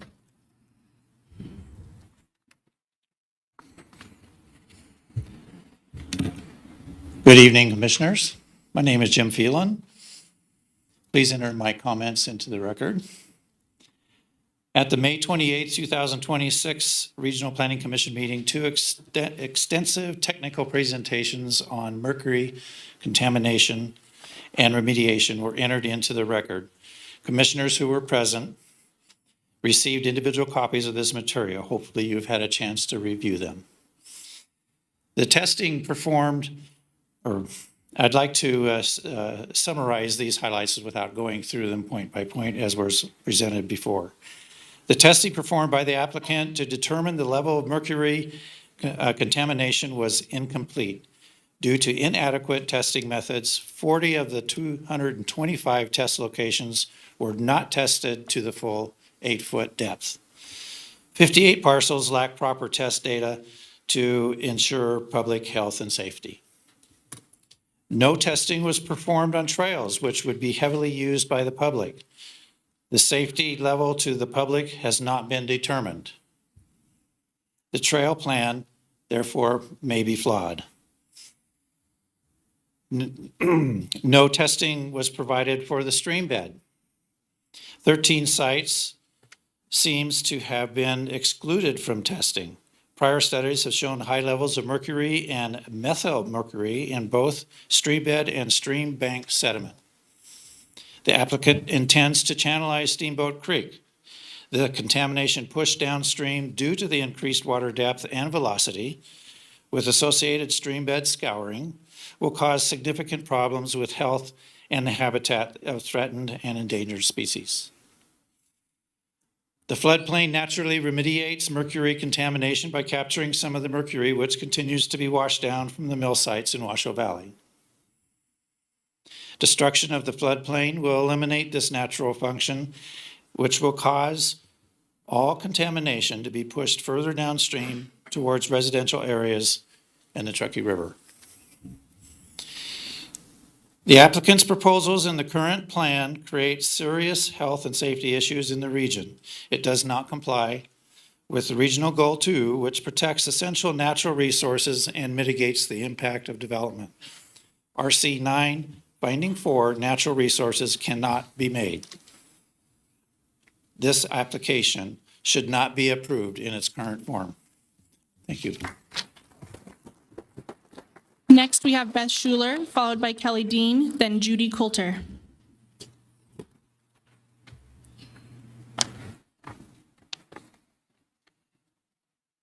Do I have it in the wrong spot?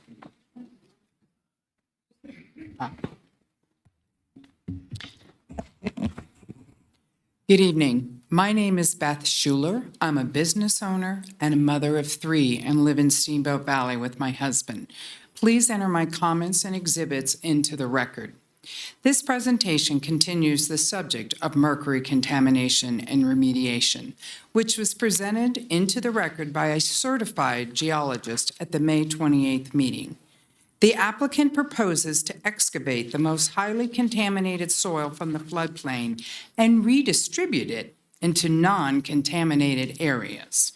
This map shows areas to be excavated in red. Areas where contaminated soil is to be dumped are in green. Contaminated soil will be placed under 2 community parks. These are outlined in yellow. A detention basin, which is immediately above Park 1, will cause water to drain through the contaminated soil, causing further contamination issues. Contaminated soil will be placed immediately adjacent to parcels for homes. In 2 areas at the bottom of the steep slopes, heavy rainfall could cause contamination to wash back into residential areas, shown by the blue arrows. The project is phased over many years. The contaminated soil excavated from floodplain in Phase 2 will have to be stored in some cases for years before capping, as it's going to be used in later phases. The ability to stop the spread of this stored contamination seems problematic. Grading plans do not support timely capping of contaminated soil. According to public health, clean areas which are intentionally contaminated will have to be marked by signage and deed restricted to prevent future use. Proper remediation would have this soil shipped to a proper mercury waste site repository. Only clean fill should be used in non-contaminated areas on the site. The applicant is supposed to be remediating mercury contamination. Instead, they are spreading toxic materials into clean areas. This is out of compliance with Regional Plan Goal 2, Natural Environmental, which requires mitigation of the impacts of development on land resources. The applicant's action is irresponsible and dangerous to our public health. It is out of compliance with Objectives 1 and 2 of the Natural Resources section of Chapter 3, Policy RC9 Finding 4. Natural resources cannot be made. In this present form, the application must be denied. Commissioners, thank you for your service, and thank you in advance for denying this application. Next is Kelly Dean, followed by Judy Coulter. Then we have Mark Toomey. Good evening. My name is Kelly Dean. Please enter my comments into the record. A little rehash of what I did last time, just talking about the park and that it covers over with the mercury and some of the things on there. The applicant proposes a 12-foot high masonry retaining wall, nearly 1/3 of a mile long along Steamboat Creek. The lady in blue said it's not a retaining wall. So obviously that hit a note on something. Fortunately, she's not, and I don't know, let me get some rules here. Am I able to ask the applicants questions? No, so you guys need to ask them that. Okay, good. Okay, so for the lady in blue, what do you call that then? Because in your plan, it shows that right there in it, it says 12-foot retaining wall as defined in that by the contours that run right along the creek there. So if we can do that. Then we had another thing on there. That wall extends out into the meadow there some, which one of their folks said, well, that's not waters of the U.S. And according to their own study there, it says that those are the waters of the U.S. that do not allow it to be developed. So they need to answer that question if we can do that. And then, am I able to ask questions to the commissioners themselves? We're not supposed to answer. Have you guys been out there, driven by there? The thing on the fire is hilarious. They talked about the Davis fire, but the 2015 winter wildfire that started on, I believe, January 12th, burned from Washoe City right across this right here. And it's ironic because if you look up at it, you'll see where there were 4 houses and there was an antique fire truck there. The antique fire truck is still there. The houses were burned up. And if you look at this area right here that she has on her map, That's the density. That fire burned right down that hill, across that field, and burned, I think it was 14 other houses in Pleasant Valley. So that fire danger is very real, very much so in the wintertime there. So on that. And then the only other thing I have is, can I ask Jessica a question? No, I can't ask it. Okay, well, I'm just going to assume that I'm right on this. I was a sergeant with Reno PD for 30 years. My expertise is in common sense. And in criminal law, you have to prove beyond a reasonable doubt. This is civil law. Oh, I'm sorry. Time's up. Sorry. Civil law is the preponderance of evidence. And so take a look at that. Thank you. Thank you.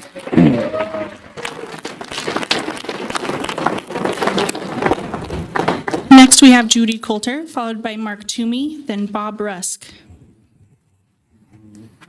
Good evening, Commissioners. My name is Judy Coulter. Please enter my comments into the record. I'm a long-term resident of the Steamboat Valley, which is a little north of Pleasant Valley. And at the Regional Planning Commission meeting on the May 28th, I made a presentation on hillside development and grading that was placed into the record. I hope you had a chance to look at it. Regional Plan Goal 2 states that essential natural resources and environmental quality must be protected, and the impacts of development on these resources must be mitigated. The applicant proposes to move nearly 4.5 million cubic yards of soil with cut and fill depths approaching 70 feet. Large portions of the site would be regraded to broad terraces with approximately 3% slopes to accommodate a cookie-cutter manufactured residential development, not a hillside development. The action conflicts with hillside development grading standards, which require that grading shall relate to natural topography, maintain the existing terrain to the greatest extent possible, avoid standard pad grading and terracing, and preserve the natural character of the landscapes. In addition, the project proposes to bury portions of a 100-year floodplain beneath 8 feet of fill. Policy NR4 identifies this area as a TMRPA Natural Resource Consideration Area, a critical water source protection area, and habitat for endangered and threatened species. County standards in compliance with Policy NR8 Wildlife Habitat specify that grading within environmentally sensitive habitat areas shall occur only when necessary to protect, maintain, enhance, or restore the habitat. Because the application does not comply with these mandatory requirements, finding number 4, natural resources cannot be made under RC9 conformance review standards. And just out of curiosity, why does every housing development in this Truckee Meadows have to look the same? You know, the hillside can be developed as a hillside. And it doesn't have to be this high-density manufactured look, which is going to be detrimental to that scenic byway. Thank you. Next is Mark Toomey, followed by Bob Rusk, then Aaron Sutherland.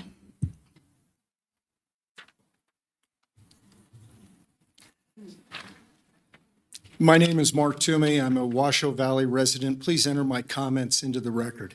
I'd like to start by acknowledging Director Smith's comments regarding the matters over which this body has purview. Thank you for that.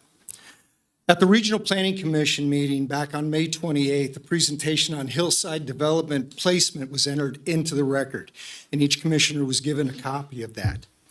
Regional Plan Goal 2, as previously stated, is to identify and protect essential natural resources and environmental quality and mitigate the impacts of development on these resources. The applicant's preliminary landscape plan shows extensive grading to create nearly flat building pads which destroy the natural sloping terrain. Building location standards state that the development should be compatible with existing hillside and vegetation character. Structures should be located on the natural slope of the land rather than on man-made pads and terraces. Multiple structures should be arranged in staggered patterns with height variations to avoid a walled appearance. Building design standards state that building design should minimize alteration of natural landforms and encourage split pad and step foundations that follow the natural slope rather than extensive padding and terracing. Lot configuration standards require new lots to reflect the natural character of hillside properties with no massive grading or vegetation removal. The applicant's actions are out of compliance with the hillside development standards and policies mandated by Regional Plan Policy NR6 regarding the development of slopes between 15 and 30%. Lastly, the developer's representatives have characterized the majority of this project as non-rural.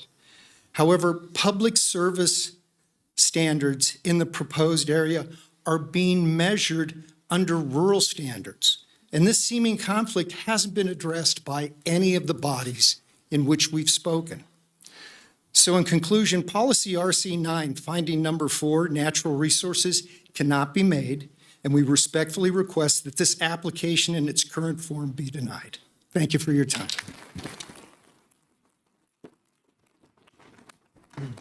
We're going to allow one more public comment, then we're going to take a 10-minute break.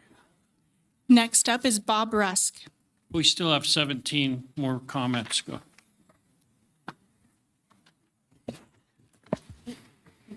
Commissioners, I'm glad that I'm not sitting in your seats because you got the toughest job in the place. But here's the thing. My name is Bob Rusk.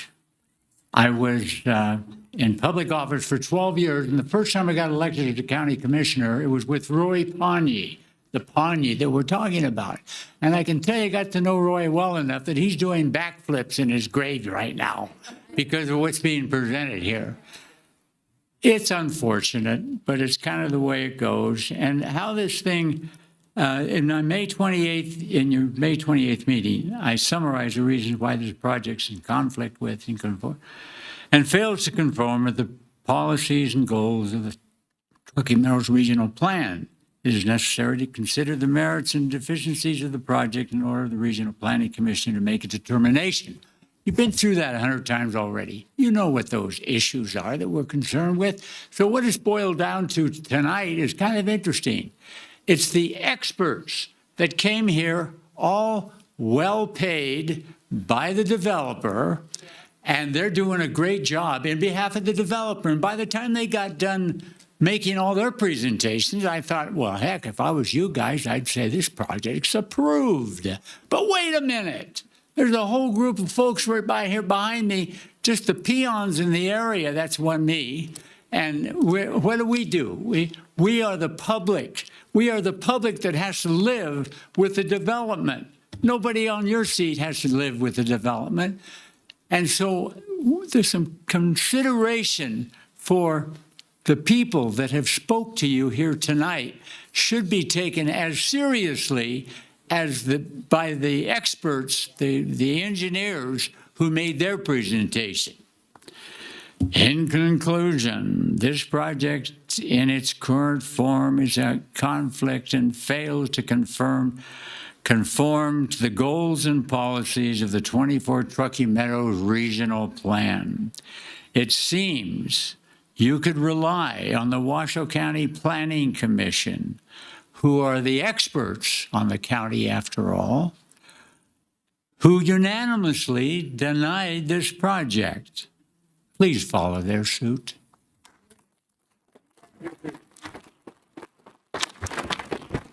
It's 9:33. We're going to take a 10-minute break.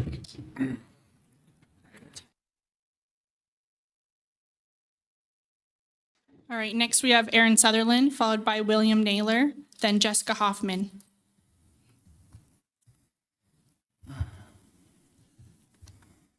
Good evening, ladies and gentlemen. My name is Aaron Sutherland. For the record, please load my comments. and slides provided.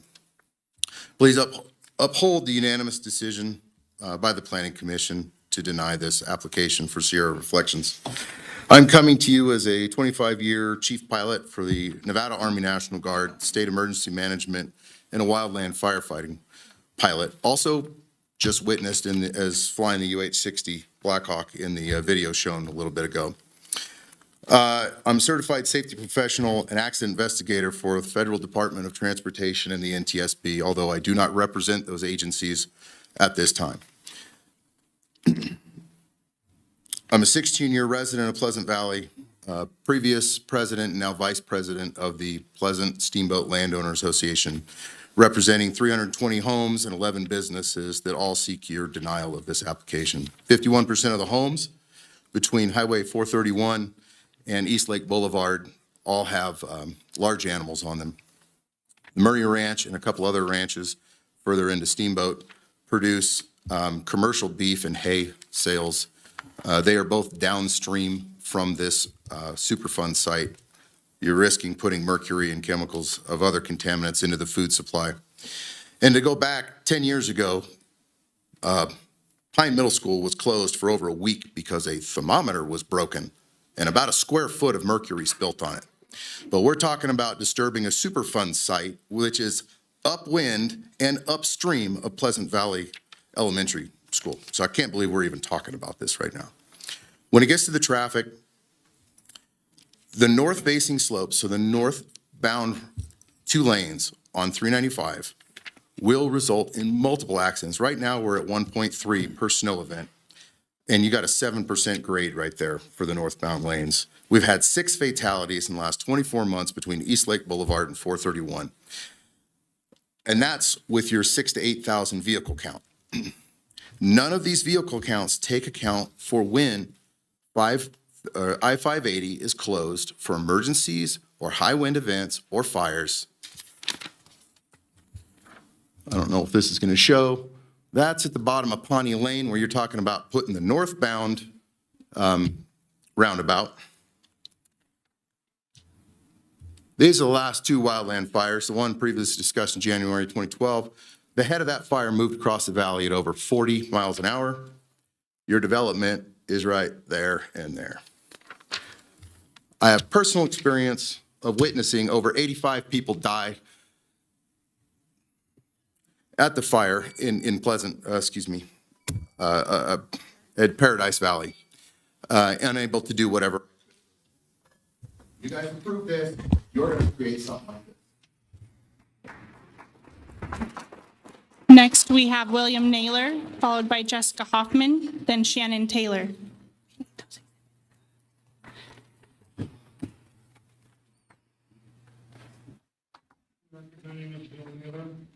My comments into the record. This presentation addresses the conditions of approval document for the Sierra Reflections application. This document is 25 pages long and contains around 200 conditions. Conditions of approval are referred to as COA, are requirements that are added to the project in order to make it acceptable.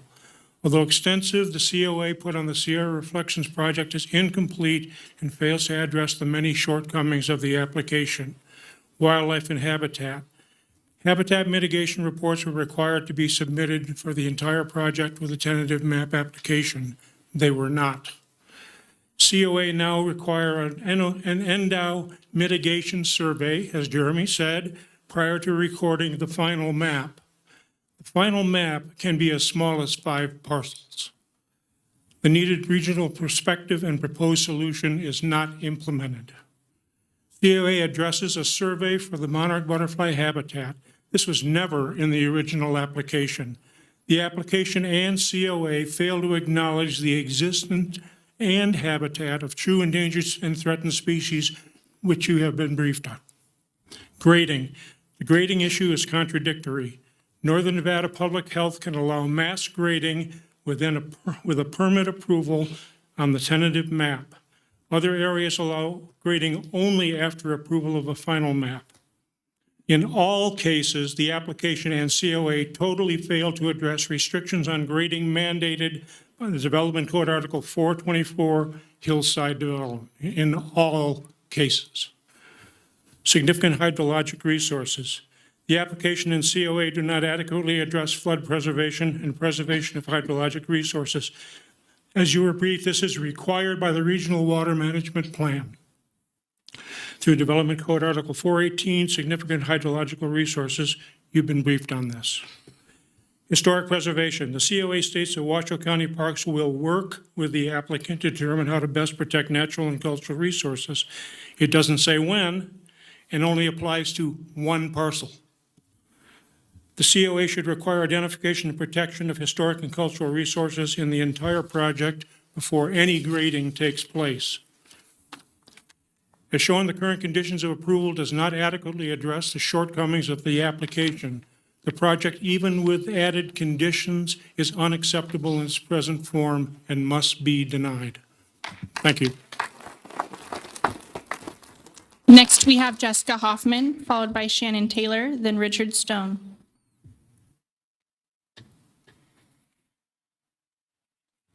Good evening, Commissioners. My name is Jessica Hoffman.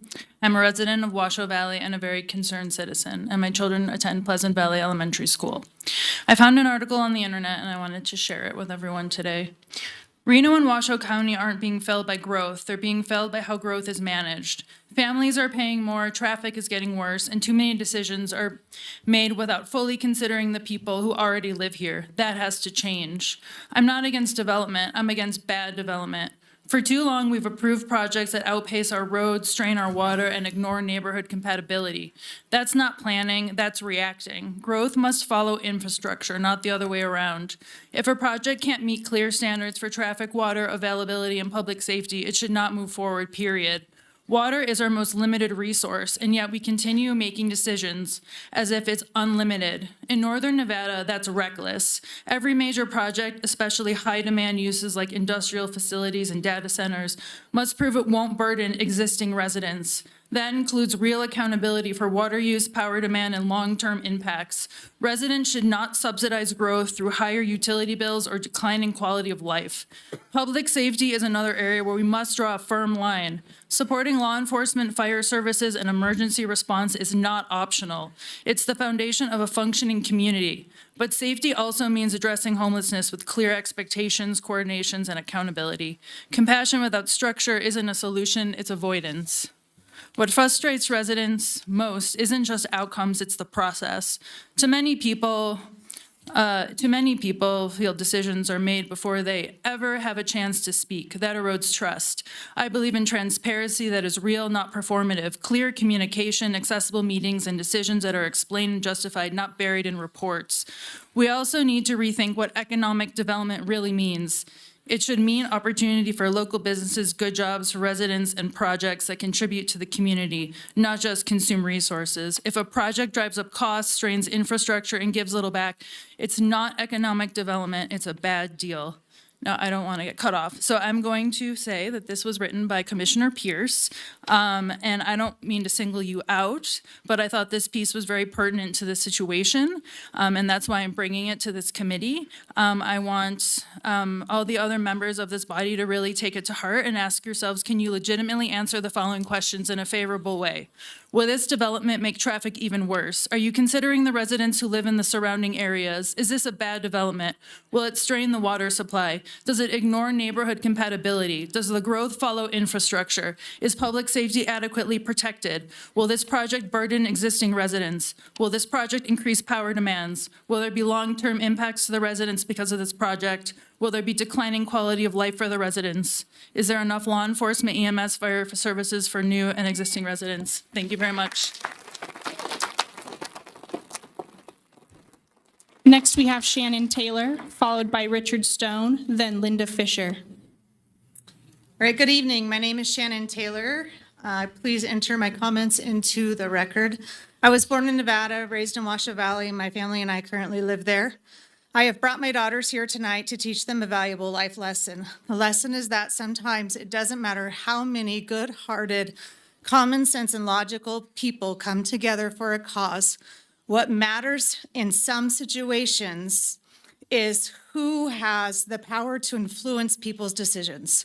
This project has come this far because of people who have no attachment to or knowledge of our South Reno community, wildlife habitat, or community resources.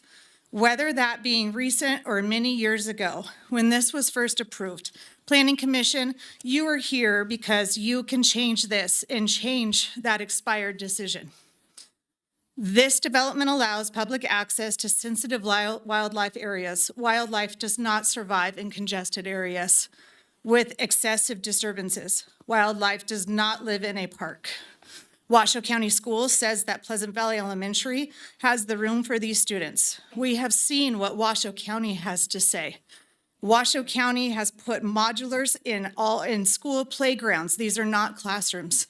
They are holding tanks for children in a school district that is already ranked one of the worst in the nation. Please don't think that's okay. It is said that traffic will be okay. Is that what the North Valleys and Spanish Springs residents were told as they sit in standstill traffic every day? That is not okay. The argument that is okay to continue with the project because it was approved years ago is very invalid. Please remember that many years ago, it was good or okay to smoke cigarettes. Many years ago, numbing babies' gums with cocaine for teething was okay. The FDA approved Fen-Phenin Redux as use as a weight loss drug until they discovered at length that it killed people. That was not okay. This project is determined to be okay. Now, in the light of growth in the areas, fires that continue to devastate the area, the knowledge of historical sites, the knowledge of mercury in the ground that could be stirred up and reach the waterways and further poison our lakes and fish, the lack of water resources, the potential for emergency situations involving the school that will leave many school students trapped in a small fishbowl, along with the residents that may lose their lives or watch all their hard work burn to the ground because of lack of exit routes in this community. The list goes on and on. It needs to be noted in the light of new findings, this project is in violation of multiple revised statutes. Please, I beg you to do what's right. To my girls in the next generation, be painfully aware of who you vote for. Rally, speak up, and try to stop the corruption before you vote them in. Next is Richard Stone, followed by Linda Fisher, then Kristen Field.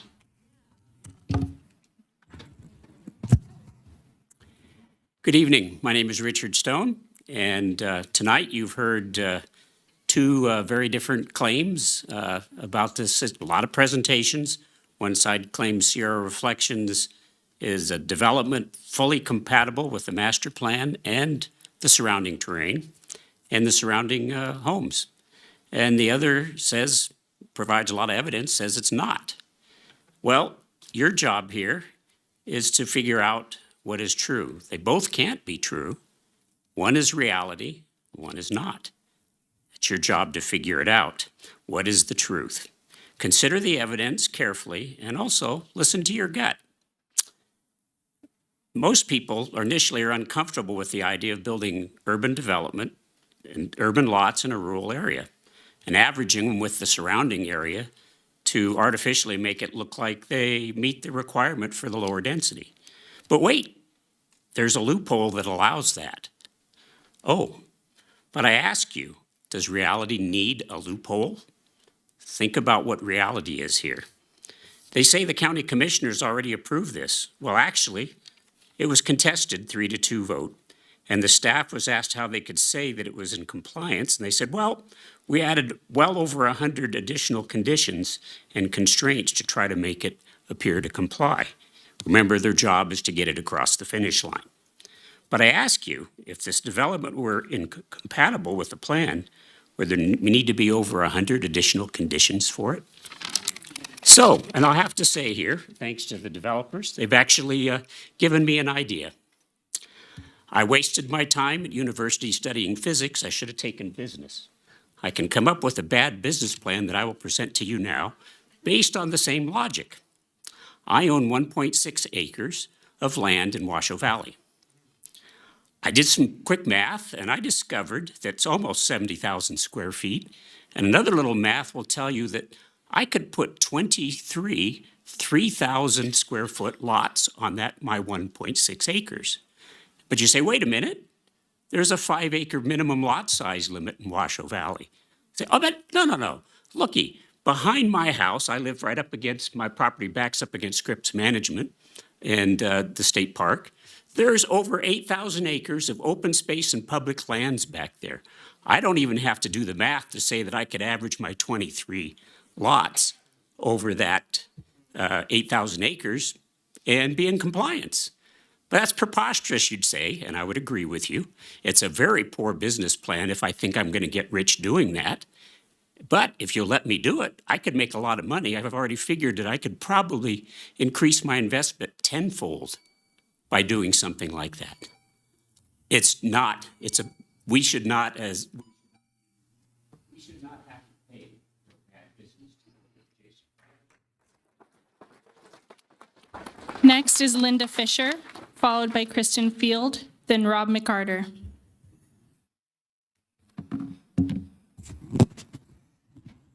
Okay, we're going to give this a try. This is a little different trail. My name is Linda Fisher, and I am a resident of this community. Tonight, I would like everyone in this room to remember that this discussion is not simply about a housing development. It is not about zoning, and it is not about density. It is about risk. And most importantly, it is about who bears that risk.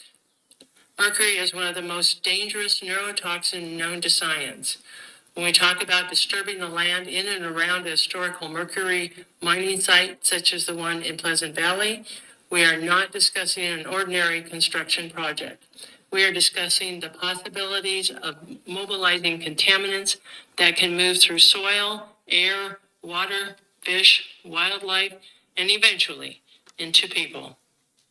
History has already shown us what mercury can do. In Japan, mercury entered the food chain and caused devastating neurological damage.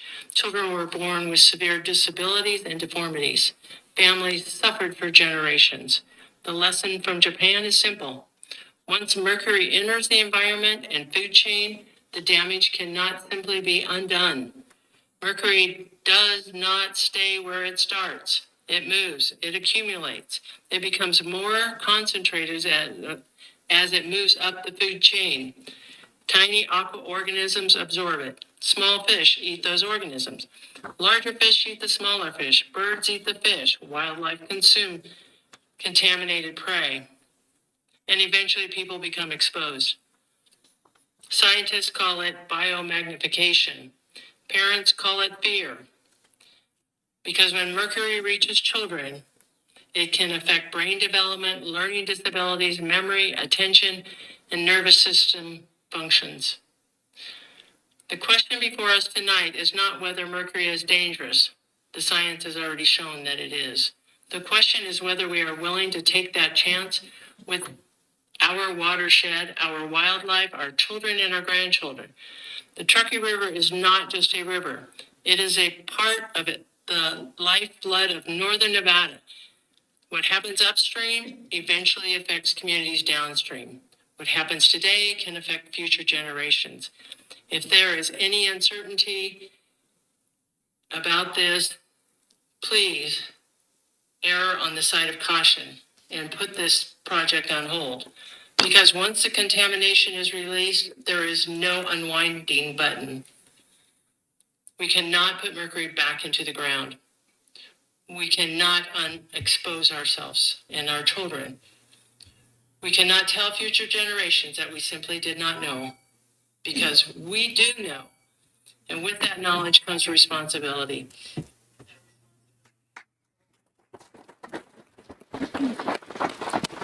Next, we have Kristen Field, followed by Rob McCarter, then Cindy Stevens.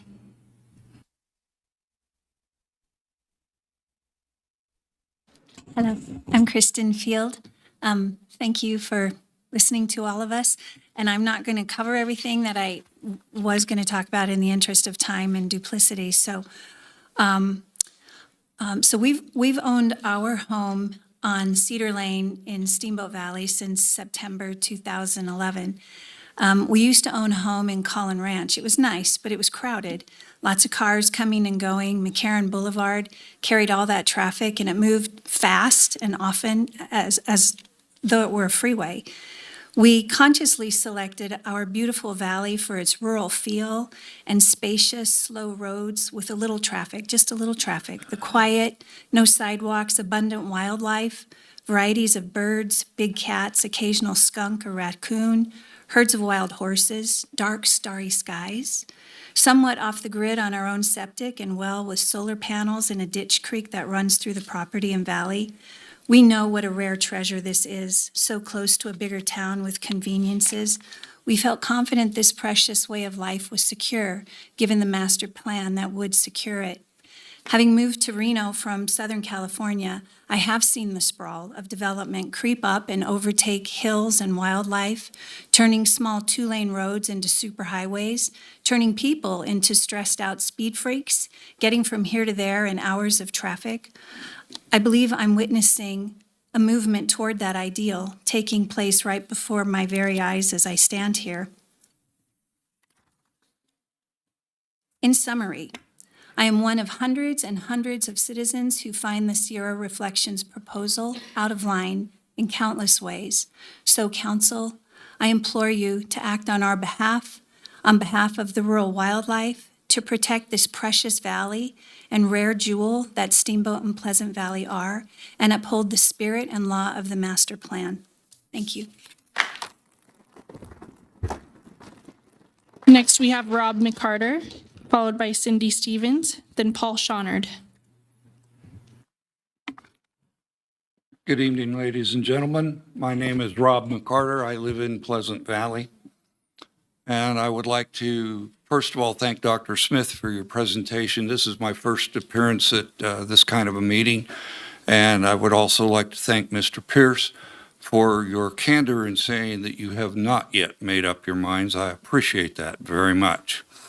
What I have on paper is far too long for my 3 minutes. I hope everyone can see this. This is a traffic circle at Naval Weapons Center, China Lake, California. It is 300 feet in diameter. I lived at China Lake for the first 41 years of my life, or most of it. And even with thousands of civilians, scientists, military personnel, and this being a single lane roundabout, I have never seen more than 3 or 4 cars stacked up behind it at any one given time. In contrast, this is a Google Earth shot of the Toll Road and 341 traffic circle. I didn't plan this. There are 13 vehicles stacked up waiting on a double lane traffic circle that is only 195 feet in diameter and has an obstructive mound of dirt and rocks, supposedly artistic, blocking the view. The proposed traffic circle at Pawnee Lane does not have, to my way of thinking, that much room, even for a 195-foot diameter circle. This homeowner would probably seriously object. You have a similar situation at East Lake where this homeowner is probably far enough away, but there is a high spot here and it slopes steeply down to the lake level. My home is right here, Pleasant Valley Elementary School. This outlet from Carriage Drive will be so close to that traffic circle that it will be essentially unusable. And I would like to thank Mr. Chilson for pointing out that my numbers that I used in estimating this were woefully inadequate. The numbers of traffic count that he's proposed far exceeds what I've done. Thank you. Please enter my records and my comments into the record. Have a good evening. Next, Next, we have Cindy Stevens, followed by Paul Shawnard, then Andrea Nichols. Good evening. My name is Cindy Stevens. Please enter my comments into the record. I have lived in Washoe Valley my entire life. I was the first class in Pleasant Valley. They opened that up my second half of my second grade. So Washoe Valley is near and dear to my heart. You guys will make a decision and you'll go on your way, but we have to live with your decision. So I implore you to please listen not just to the paid experts and listen to our experts as well, because they have done a lot of work. I'm so very proud of our community, that hard work that they have put into this. The roundabout that he was just talking about, I don't know about you, but I've been on Washoe Hill in the middle of a snowstorm, and a roundabout at the top of the hill is going to be very dangerous. It will also be very dangerous at the bottom of the hill. My parents fought very hard to get that barrier up because there were so many deaths on that Washoe Hill. So I please implore you to deny this. The mercury mitigation has not been adequately addressed, as has been mentioned before. The dark skies that we love so much, the stars, we're not going to see stars anymore. We're going to see city lights. That is not what Washoe Valley is about, or Pleasant Valley for that matter. My well water is highly at risk. Right now, you guys have mentioned that Tumwa has a plan to recharge the system. What happens in the years of drought? Where's that recharge going to come from? And we live in a desert. We have so much water, and bringing more people into this situation is not going to be acceptable. Somebody had mentioned that they're making it look beautiful. Well, making it look beautiful does not fix the mercury issue. It doesn't fix the dark sky issue, the traffic issue, the water issue, the fire, the insurance, the bird migration. All those issues have not yet been addressed. I'm going to close with this. I came here, and again, Mr. Pierce, I want to thank you, because my thought was that you are not going to listen to what I have to say, and this is a sham. So I appreciate that you said that you have not made up your mind yet, because I am going to pray that my statements and the statements of all these awesome people do not fall on deaf ears. Thank you. Next, we have Paul Shawnard, followed by Andrea Nichols, then Judy Price. Council, thanks very much for the time to be here. This is not something I've ever done. I'm a local resident. I'm born and raised here and grew up in this area, and it's shocking to me to see this evolution of both of our South Valleys, but also North Valleys and the entirety of Northern Nevada. As a local and as somebody who's been around a long time, there have been really, really big impacts on our community, and this, I think, is one of them. I would ask that my comments be a part of the record. I'm not part of any organization. I'm a local business owner. I feel silly for being up here with a whole lot of people with really significant amounts of expertise, not just on the development side, but on the presentation side. You've heard some incredible information. I have a lot of respect for their opinions. Again, thank you for my time to speak ours. I appreciate the energy that you're going to put to this and the attention that you put to this, because I think it's incredibly important on the impact on our local community. I'm not an expert. I'm not a specialist. However, I am a local homeowner in that area, and I've been in this valley essentially for the entirety of my life, other than traveling around the country to do medical education. I've been involved in 3 evacuations in that area. It's a real serious issue. When all of a sudden a lightning strike comes down or something happens and it's 300 yards from your house. I have the blessing of being here for over 60 years and have really seen the development in Truckee Meadows massively evolve. When you think of Moana Lane as the end of Reno as a kid, it's not the end of Reno anymore. When you go through Demonte Ranch being 1,100 acres of wetlands, Army Corps engineer comes back in a few years later, and now all of a sudden it's 11. That's a big development. That's now happening in our valley, and that's our concern. I would ask you to consider the local people who live there. This environment, as you've heard for this other young lady come up and say, this is about a choice, and she chose from Southern California, but that is a choice that people have made in living there, and that's the biggest thing I'm asking you to consider in terms of this decision. It quantitatively changes that region, and it's continuing to happen throughout here in Reno. The high-density conversion, we've already got high-density housing off of 431. It's now converting out into our area. I ask you the question, who really benefits from this? Because I'm going to offer to you that it isn't us that live there. It's others from elsewhere, and if this is an appropriate place to put 941 homes, then do it. I respectfully request that you deny this proposition. Thank you for your time. Next is Andrea Nichols, followed by Judy Price, then Kevin Burrows. Good evening. For the record, I'm Andrea Nichols. Please enter these comments into the record. Many of us are here today to point out the myriad ways that this Sierra Reflection subdivision proposal does not conform to the master plan. We're pointing this out to you, whose job it is to perform the conformance review for projects of regional significance, which this clearly is, especially to those of us who live here. There are many ways this development fails to meet the master plan.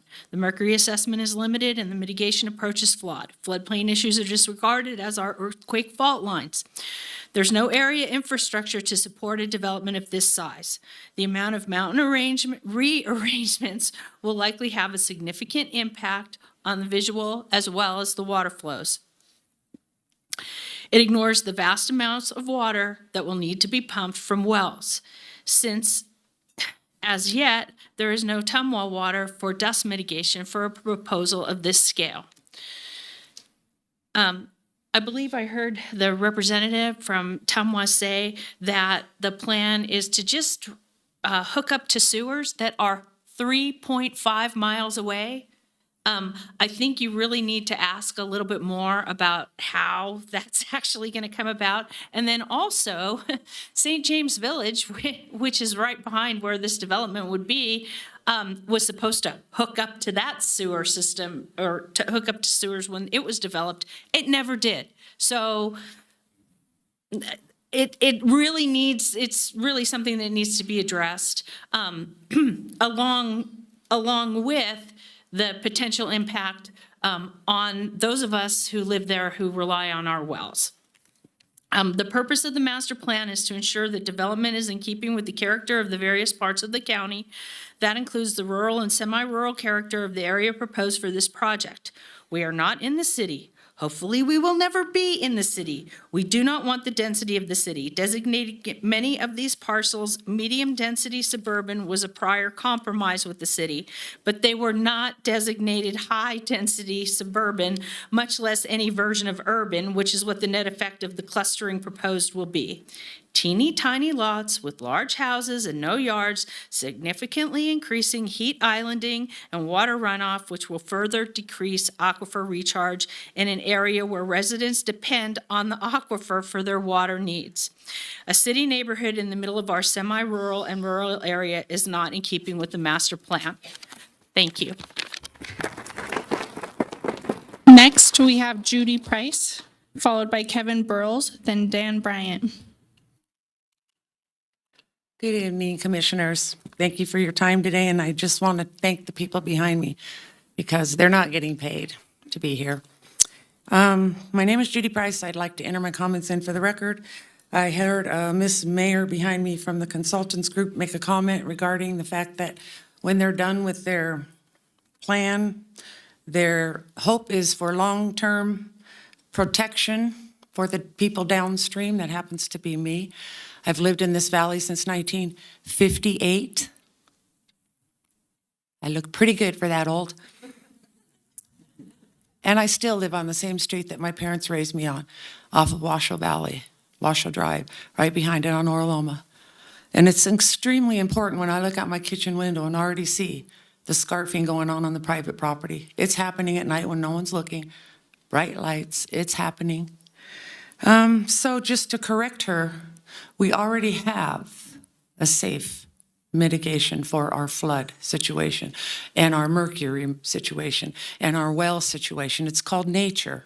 And we need to leave it like it is. I also sold real estate for 20 years with Prudential. I'm very much aware that building sustainably is important to a community, and I'm in favor of it as a third-generation Renoite, born here, graduated from Rooster High. I worked at the Department of Transportation and buried utilities. This project is not suitable. And you should take some time to listen to the experts, like the Bob Rusks and the folks behind me, not consultants who used to work for departments like I did and then get paid 3 times to go work for the benefit of this applicant. The dark skies has only been mentioned once by my beautiful sister Cindy, who gave that eloquent comment. We have dark skies out there. It's not just about seeing stars. It's about the bats. It's about the migration from the Canadian geese that need to get into that Washoe, little Washoe Lake, to rest. It's been a migration path for them for hundreds of years. Please don't interrupt it, two-legged creatures, please.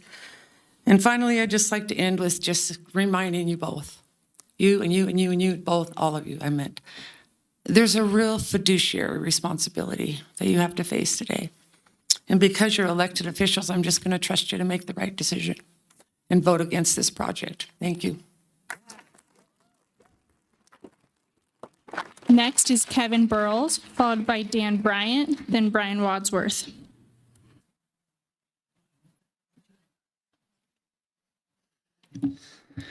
Good evening, Commissioners. Kevin Burles for the record. Thank you for considering our many and varied concerns and for also the chance to propose topics that you might ask the applicant and their proponents here tonight or in the future. That's actually the topic of my comment. My specific concern involves your agency's role in managing things like hazard mitigation in the regional plan, specifically helping communities withstand hazards and environmental responsibility. I live in Old Washoe City, and like many people here tonight, my family and I fled our home in the early hours of the Davis fire. And in that instance, the roads to the south of us were closed off and were inaccessible because of the quickly growing fire. In the reality that we in the community face is that the highest traffic is not actually during commute hours or during school hours, it's during an emergency. And this is a matter of certainty, as many have expressed, this region is going to burn again, we know that.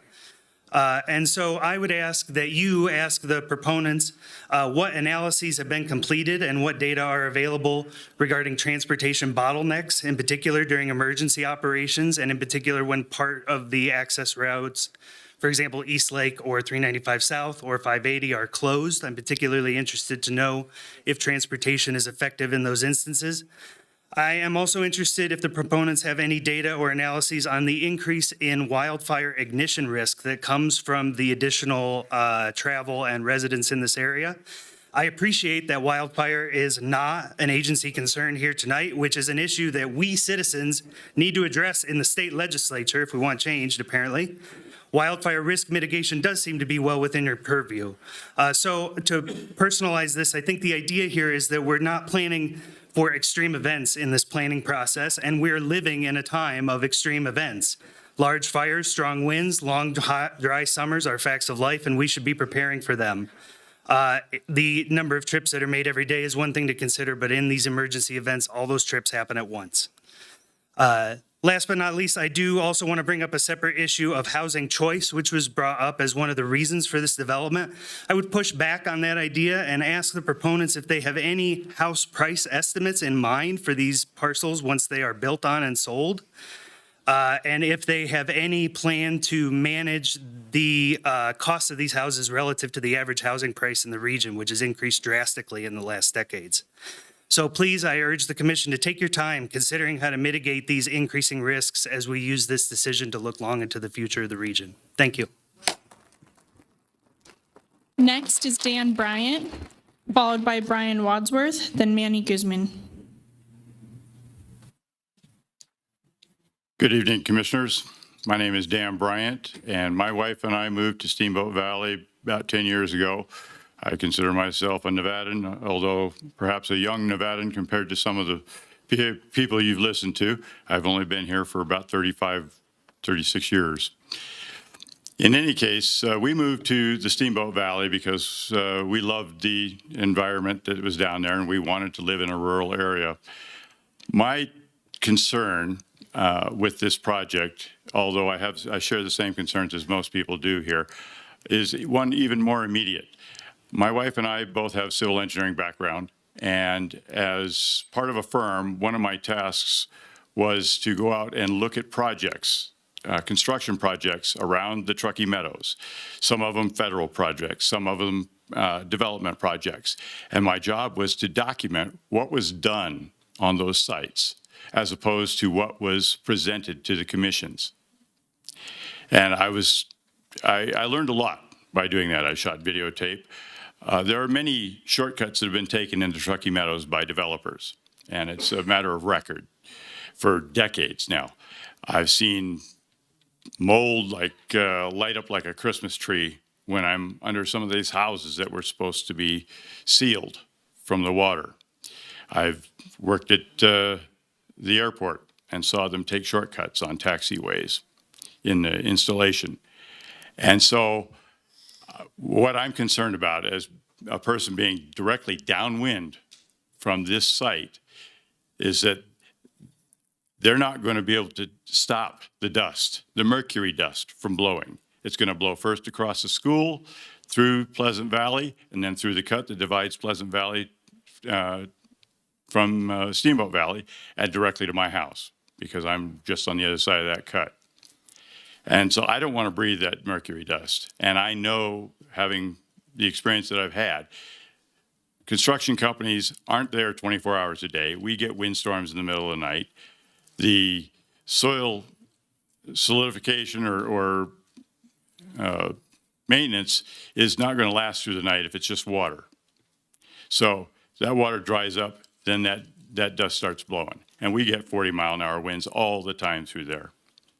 And so that during the construction process, we're going to suffer a lot of mercury in the air, and that dust is going to blow downwind to everybody who's breathing. So I'm concerned that I know that having been in a firm, you can't be on site all the time. You can't watch everybody do their job and make sure they do it exactly the way it was presented to the commission. So I'm concerned that there'll be shortcuts taken. And for that reason, I urge you to deny the application. Next, we have Brian Wadsworth, followed by Manny Guzman, and our last one is Michaela Jones. All right, good evening, Commissioners. For the record, my name is Brian Wadsworth, and I'm a member of the Pyramid Lake Paiute Tribe, as well as a candidate for Washoe County Commissioner for District 5. So I was born and raised here in Northern Nevada, grew up in Wadsworth, currently live in Nixon, and I've seen how much Washoe County has grown and developed. So you've heard from educators, you've heard from hydrologists, you've heard from community leaders, you've heard from other subject matter experts, you've heard from concerned citizens. And if these aren't subject matter experts, I don't know who is. So who is this? So why am I here? And why am I concerned? Why is this person from the Pyramid Lake Paiute Tribe who lives over an hour away from Reno and even further from Pleasant Valley? Well, our environment, our wildlife, our waters, they don't care about boundaries. They don't care about jurisdictions. And what happens up here upstream ultimately affects us down at Pyramid Lake, because we are the terminus part of the Truckee River. So all the development, all the pollution, everything that happens upstream ultimately affects us downstream. And I served as a water quality manager for my tribe when the Veterans Parkway was being built. And we were opposed to that, opposed to the construction, because we had concerns over the mercury as well. And well, here we are again, concerned about mercury with this project. So I do want to thank the people that commented on their concerns for the LCT, as well as the endangered kuyui, which is endemic to Pyramid Lake. And when making decisions, we are taught as Indigenous people to think about 7 generations out. and not what the effects are going to be today or tomorrow, but for our future generations. So I implore the commission to listen and hear and take into the consideration the testimony from the subject matter experts here tonight. And I don't mean the paid ones. Thank you.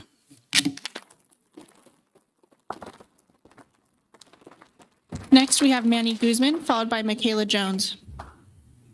Hi, Commissioners. My name is Manny Guzman. I'll make this quick. You guys heard a lot already this evening. I live in Washoe Valley. I got kids that went to Pleasant Valley that commute to UNR now. I got kids in Pleasant Valley still. We drive that road a lot. And you've heard it's going to double our traffic through that region. But and then 34,000 was the previous amount of traffic that came through there prior to 580. But that number on 580 is up to 50,000 a day of vehicle travels. And just earlier this year, we had a wind event shut down 580. That's not an uncommon occurrence. And you guys are going to cause a legacy of bottleneck coming through there. When there's a wind event, there's going to be 50,000 people in Reno, not just the 2,000 residents of Washoe Valley that are going to be outraged that they're not going to get home till 9 o'clock at night if they get home because of the bottleneck going through that. That's the only way to get to Reno unless you're going to go all the way around to Virginia City or up through Tahoe. So just something to consider, because transportation is one of the 5 tenets that you guys are able to make a decision out of. So, thank you. Please don't approve this.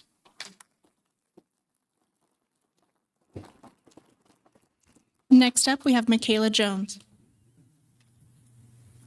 Yes.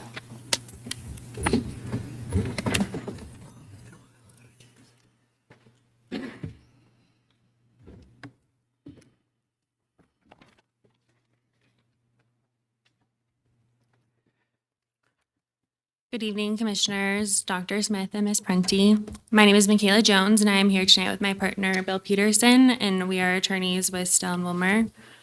First, thank you for allowing me to address you tonight on behalf of the Pleasant Steamboat Valley Landowners Association, in addition to a dozen residents and property owners immediately adjacent to the project site. We ask the Commission to find the Sierra Reflections project not in conformance with the 2024 Truckee Meadows Regional Plan. Whether Sierra Reflections conforms with the regional plan is your determination alone. It is not a rubber stamp. The fact that the Board of County Commissioners voted 3-2 to approve, or that a prior version was found in conformance in 2006 under a different regional plan, does not relieve this commission of its independent statutory obligation. Much has been said tonight about what you cannot consider. But what is the point of being powered by statute in a regional plan to consider elements of a project if you cannot make a decision based on them? Let me be clear on what we've seen tonight. Repackaged presentations attempting to address defects and deficiencies pointed out by public opposition at the May 28th meeting. Trotting out engineers, archaeologists, hydrologists, and a school district head desperate for students. But the whole presentation is best summed up by the property owner's agent's own statement that this is not rural. The response and laughter from the audience was not rude, but a genuine reaction to such an absurd comment. It cannot reasonably be disputed that the project will have a major negative impact on the area designated in the plan as last for development. Regional planning staff has provided you with a proposed motion to approve the project. That motion is a single sentence incorporating by reference the findings contained in the staff report. The staff report also advises that if you determine the project is not in conformance with the regional plan, you should identify the portions of the plan with which it does not conform and explain why. Respectfully, that approach is inconsistent with Washoe County's burden.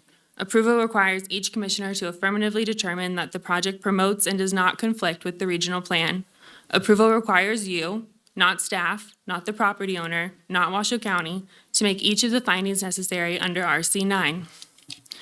Critically, denial does not require a finding that every aspect of the project conflicts with the regional plan. If you cannot make even one of the findings necessary for approval, then the project is not in conformance and it must be denied. With that in mind, I have just handed out to you a proposed motion for your consideration. It is offered respectively as a practical tool grounded in the testimony, evidence, and presentations you have heard tonight, identifying several independent reasons why the required findings cannot be made. Any one of those findings can, and respectively should, be fatal to the conformance analysis.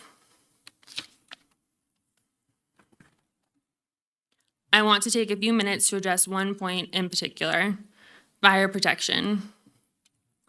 It would be error for this commission to fail to address fire protection under public facilities in the services factor. Dr. Smith has represented that this body cannot consider fire services because it is not separately listed in Table 3.2 of the regional plan. But Table 3.2 of the 2 does not define the full scope of public facilities services for purposes of RC9 Factor 3. 3 independent sources do. First, the statute. NRS 278.0157 defines infrastructure and public facilities to mean, quote, facilities in the structure or network used for delivery of goods, services, and public safety, end quote, and states that the term includes without limitation, quote, fire, police, and flood protection. That definition applies throughout Chapter 278, including NRS 278.0278 and including NRS 278.0274, which mandates the contents of the regional plan's public facilities section. Second, the regional plan itself.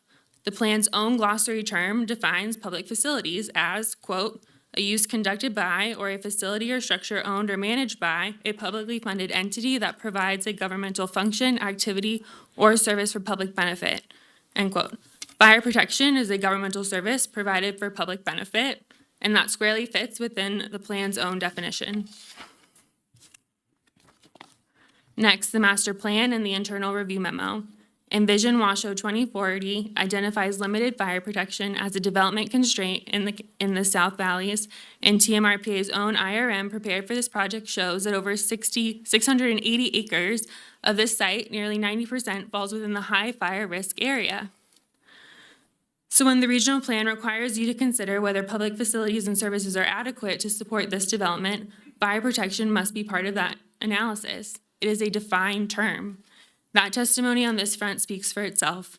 And for this reason and all other points you heard tonight, the project is not in conformance with the regional plan.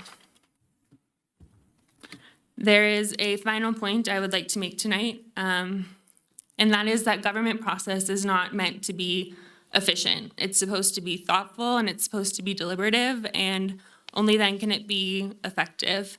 The best any of us can hope for is that those entrusted with making decisions that profoundly affect our lives, our livelihoods, and our communities will give those decisions the time, fairness, and consideration they deserve. Not simply to hear the public, but to listen, and not simply to pay lip service to the process, but to honor it. And I want to assure you that when you carefully consider the testimony you have heard tonight and allow it to inform your decision, you are doing exactly what Nevada courts have repeatedly upheld. The Nevada Supreme Court has long held that public agencies may properly rely on public testimony and citizen observations when making land decisions. In case after case, the court has upheld agency decisions based on testimony regarding fire risk, impacts to wells and water resources, wildlife and livestock, visual impacts, and traffic. To point you to a few of them, City of Las Vegas v. Laughlin, 111 Nevada 557 from 1995. There, the Nevada Supreme Court held that substantial and specific lay objections expressed by public, including those over increased traffic where children walk to school, establish a valid basis for denial of the application. In Stratosphere Gaming Corporation versus the City of Las Vegas, that's 120 Nevada 253. From 2004, the court concluded that individuals testifying and submitting written protests about the lack of compatibility of the location, increased traffic, and resulting safety concerns support the denial of the applicant's application. And then next, Red Rock Valley Ranch LLC versus Washoe County, that's 127 Nevada 451 from 2011. There, the Nevada Supreme Court held that the 34 members of the public testifying about increased fire risk, impacts to existing wells, impacts to wildlife and livestock, visual impacts, noise pollution, and air quality issues constituted substantial evidence to support the Washoe County's denial of the application. This is what the record before you, this is what is in the record before you and what you have heard tonight. Substantial, specific, organized testimony and evidence from people who know this community because it is their home and because they live there. As tired as everyone may be, and as much as you have been urged to rubber stamp what has come before you, I respectfully urge you not to do that.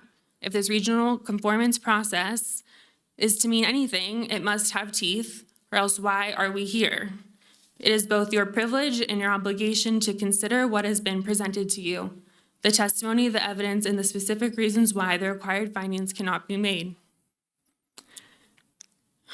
And as the last person speaking to you after a long public comment session, I would simply like to make this point, that the long night is the point. The time, the testimony, and the public participation are not inconveniences to the process, they are the process. The fact that the record is lengthy does not make it less important, it makes it more important. And the fact that the public showed up informed, engaged, and prepared does not make this process inefficient, it makes it legitimate. And this process is what produces, for the most part, sound decisions is what gives meaning to the regional plan and to your vote tonight, and is what ensures that decisions affecting our communities are made with the care and deliberation they deserve. For these reasons, I respectfully urge you to make the right decision tonight. Find Sierra Reflections not in conformance with the 2024 Truckee Meadows Regional Plan. Thank you.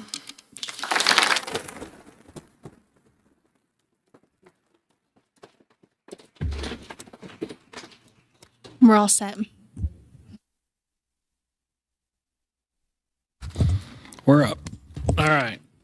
Does anybody have any questions for anybody? Go ahead. Yeah, use your microphone. Okay. Can you hear me? Yes. Okay. I want Who are you going to ask? to talk about a couple things. Number one, as was my concern at the County Planning Commission, the mercury is a major deal. And being a Superfund project, in my other life, I've tried to work with some of that. And it's not all that easy. That being said, I think I find it hard to believe that some of the methods that have been approved by the Superfund, as far as mitigation is concerned, is hard for me to logically feel comfortable with.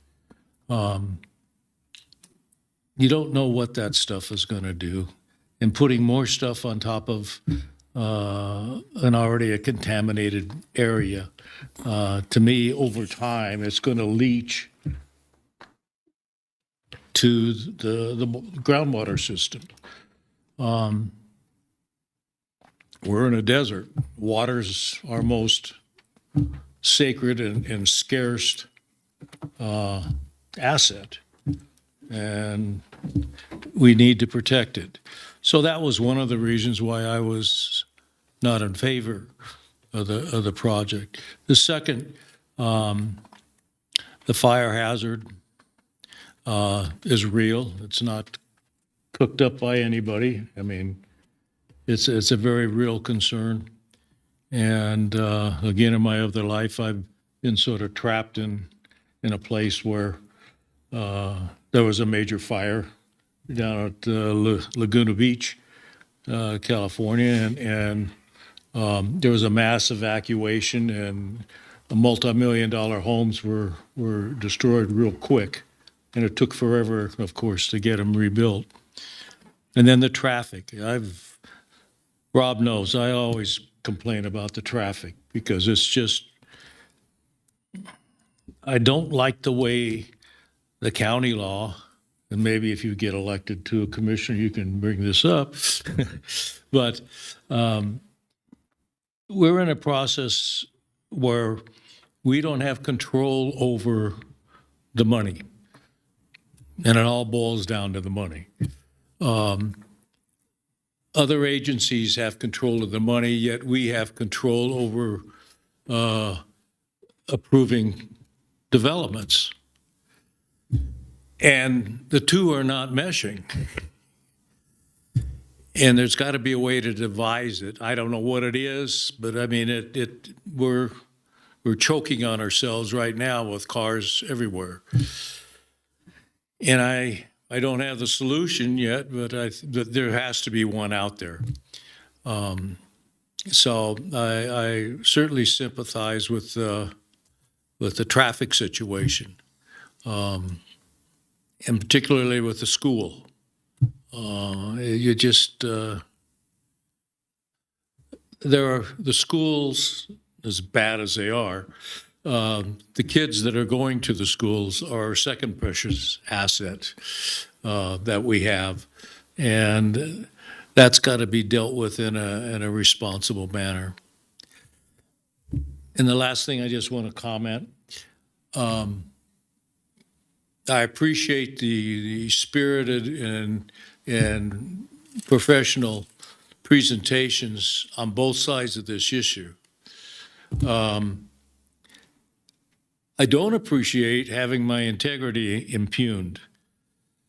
And quite frankly, when somebody tries to do that, I sort of look at them and say, well, maybe you're not have much integrity either. And I tend to sort of discount them all the way. But having respectful debate is what this country's about. And so, sometimes it gets tiring, but it's why we are what we are today. And I just would hope that in the future that we just be more respectful of one another. And I think we can get a lot more done. And I'll shut up. Thank you. All right, we're closing the public comments period. Bringing it back to the board for questions. Do we have questions? Sure, I have some questions for the interested parties, professional staff. Let's start off with traffic.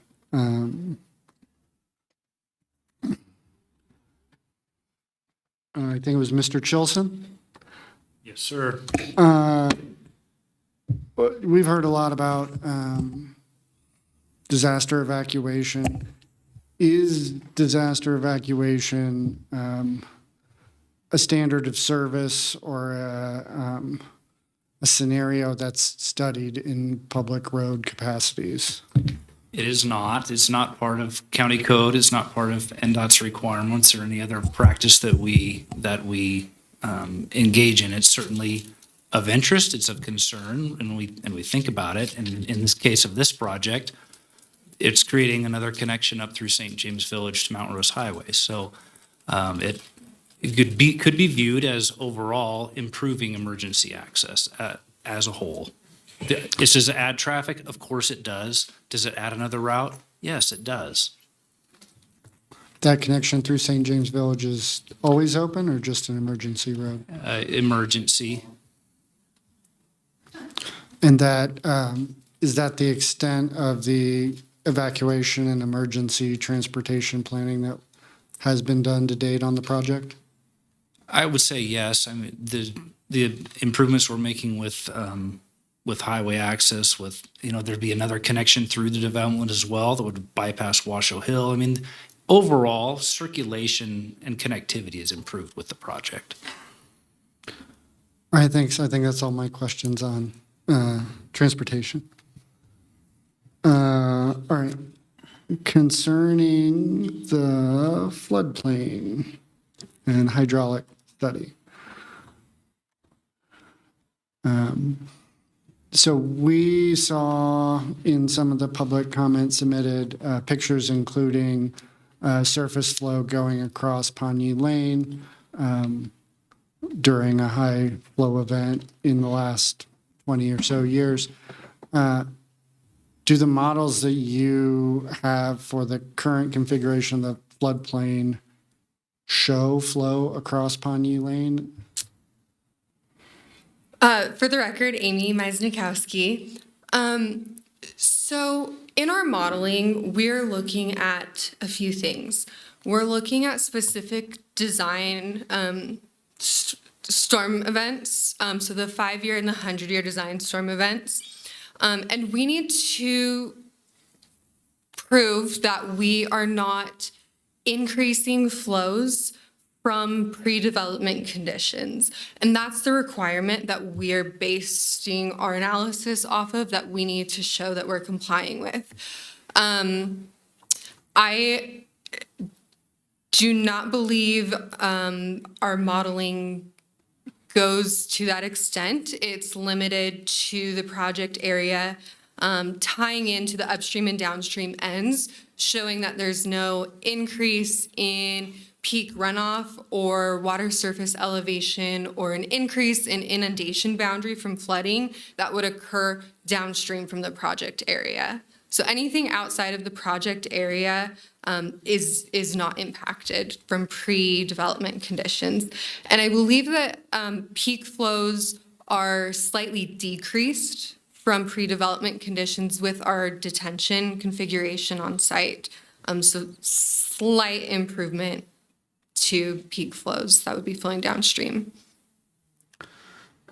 Does the 100-year peak flow elevation at your bottom cross-section of the property show a water elevation that reaches high enough that there would be surface flow across Pawnee Lane? I could not say at the moment. Understandable. That's hard to memorize that kind of detail. I guess my point is that if the models that we're looking at constrain flow to the existing stream channel, and we have visual records of a sub-100-year flood event causing surface flow that's exterior to that channel, channelizing the stream more would almost by definition put more water flow through the bottom end of the property. Does that make sense?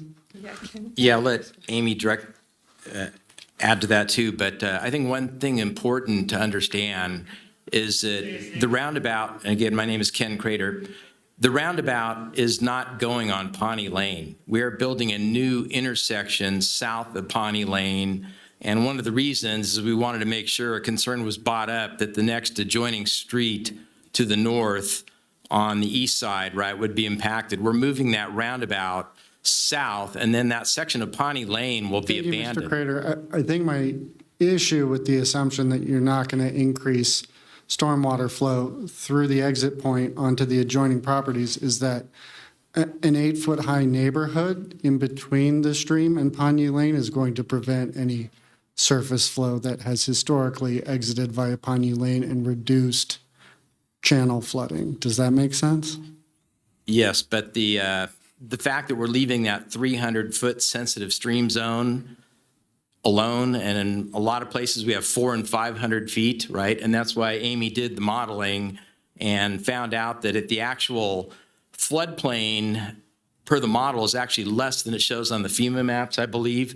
And so, again, we can't affect downstream flows, right? And even though we're going to have 8 feet of clean fill, it doesn't mean that it's going to be 8 feet above the channel. We're actually going to excavate material out of there and move it close by, because one of the things with mercury is you don't want to transport it, right? The less you transport it, the better. So that's why the civil engineer worked with Joe's folks to come up with areas where we could move that mercury safe, put clean fill over it. So the actual area where those residential lots is going to be out of the floodplain, but it's not going to be 8 feet above where it exists right now. And again, we can't impact downstream flows. So when Amy did her design for the detention basins and to deal with the flood zone, we're not impacting those downstream areas any more than pre-development conditions.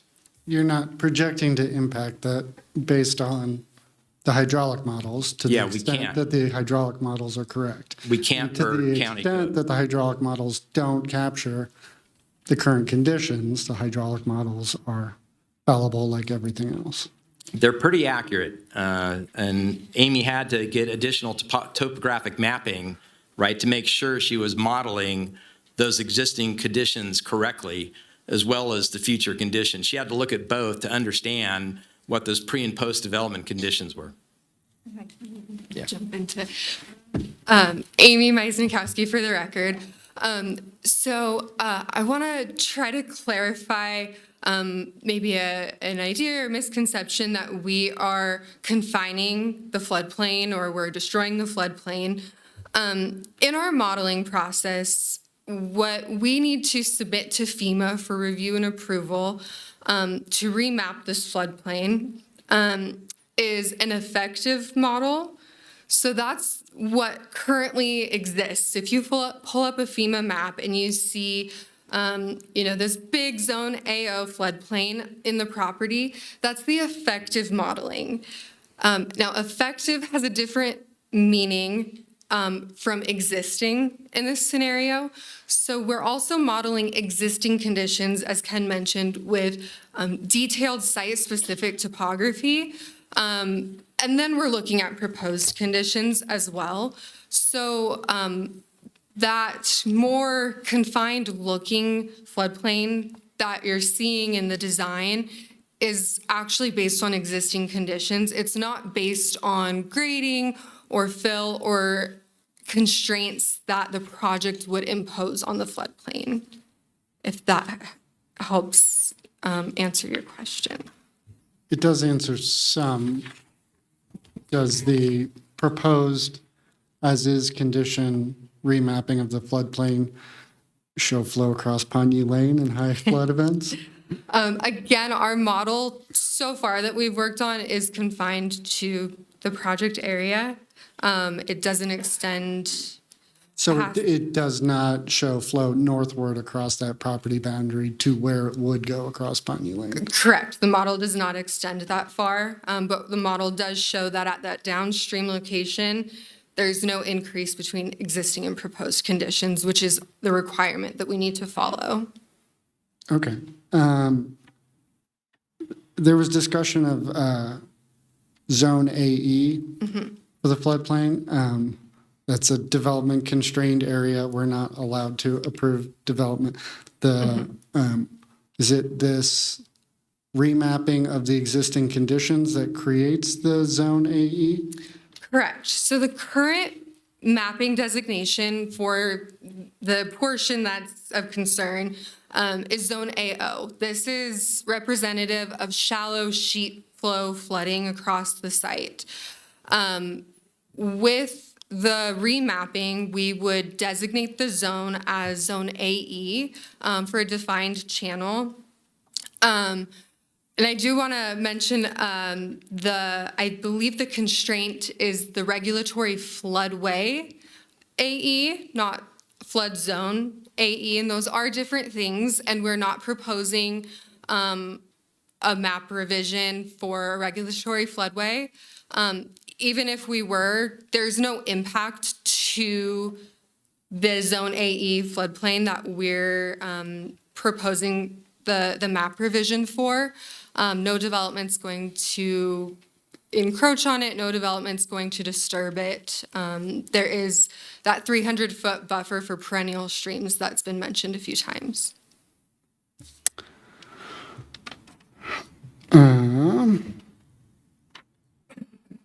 Okay, thank you. Thank you. Moving on to environmental. Mr. Clegg, probably, or, yeah, great. Sorry. Well, for the record, Joe McGinley with UES. Mr. McGinley, a number of folks gave evidence about a variety of potentially sensitive and impacted species in the area, mule deer, winter range habitat, and, I think you got the wrong guy. sorry, and Ben Klink on behalf of UES. Yeah, and the Carson Valley Wandering Skipper, can you shed some light on why those weren't the focus of the environmental? Certainly so. So the first thing that we look at is we conducted an IPAC, which a lot of people are familiar with. It's the U.S. Fish and Wildlife Service tool to delineate a project boundary and look at what species have potential to occur within that project area. It also responds with the boundaries of a designated critical habitat, which does have regulatory implications. There were no critical habitats found, but you are correct that, yeah, the Carson Valley Wandering Skipper was identified as a species with potential to occur. Both the monarch butterfly and the Carson Valley Wandering Skipper rely on very specific plants and like habitat types to exist. And so the Carson Valley Wandering Skipper relies on salt grass flats. The type of area that we see in that that broad, what is now a field, a grazing field, is more consistent with what would be a wetland. If for the fact that it was not an irrigated wetland, I'm crossing over into the aquatic resources issue here, but if for the fact that it was not an artificially irrigated wetland, we would need to do further investigation to look at the soils there. But it is artificially irrigated, so that it is therefore not a water of the U.S.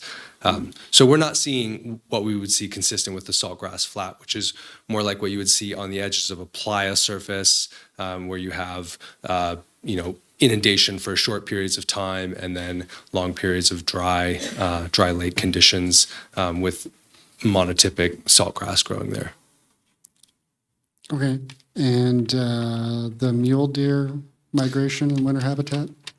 Yeah, we disclosed mule deer scat was found on site. It's entirely within an occupied known area for mule deer.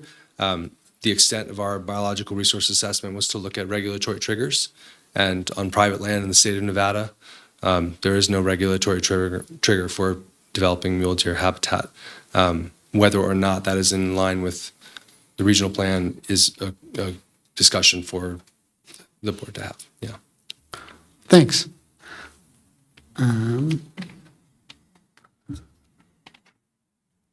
Section 404, is that? Oh, yeah. Is that you too? Sorry. Apologies. It was someone mentioned that they thought Section 404 permit might be appropriate in this case. Is it not? So the findings of our delineation were that, the main channels of the perennial streams within the project area are jurisdictional. However, there's I think there's 17 aquatic resources, including both ponds that were delineated. And a large portion of those are all irrigated channels that exit the main stream and then return to the mainstream. They were not found to be relatively permanent, and they were artificially irrigated.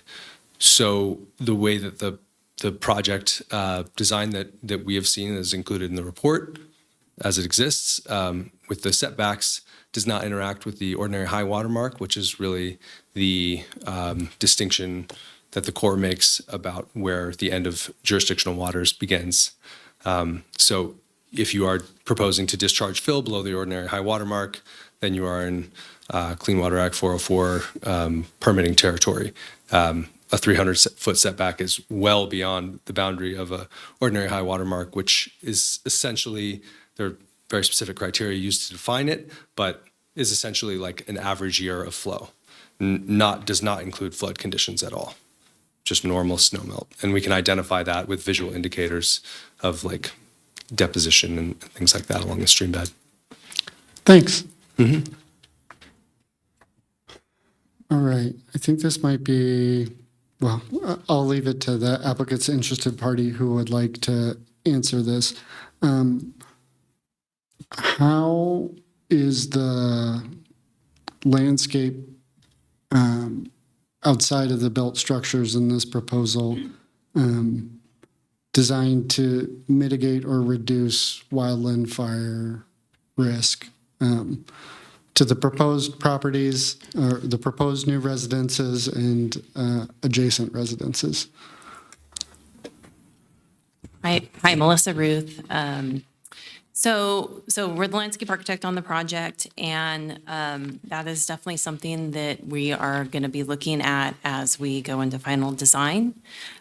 We know there's definitely setback requirements and fuel loads that we need to think about, especially on upland slopes, that we're not creating fire ladders, that we're not planting things next to flammable fences that are just going to exacerbate it. So we will be looking at all the various zones required for fire. Yeah. And again, for the record, Ken Crater, and to add to that, we also will have to comply with conditions of approval and the requirement that we have to comply with the wildland urban interface design standards. So when Melissa does the landscaping, the fire department will look at it and make sure it does comply with what they call those WUI standards. All right, I appreciate that, and I understand that a lot of landscape design is about what you're adding to the landscape and making sure that's appropriate.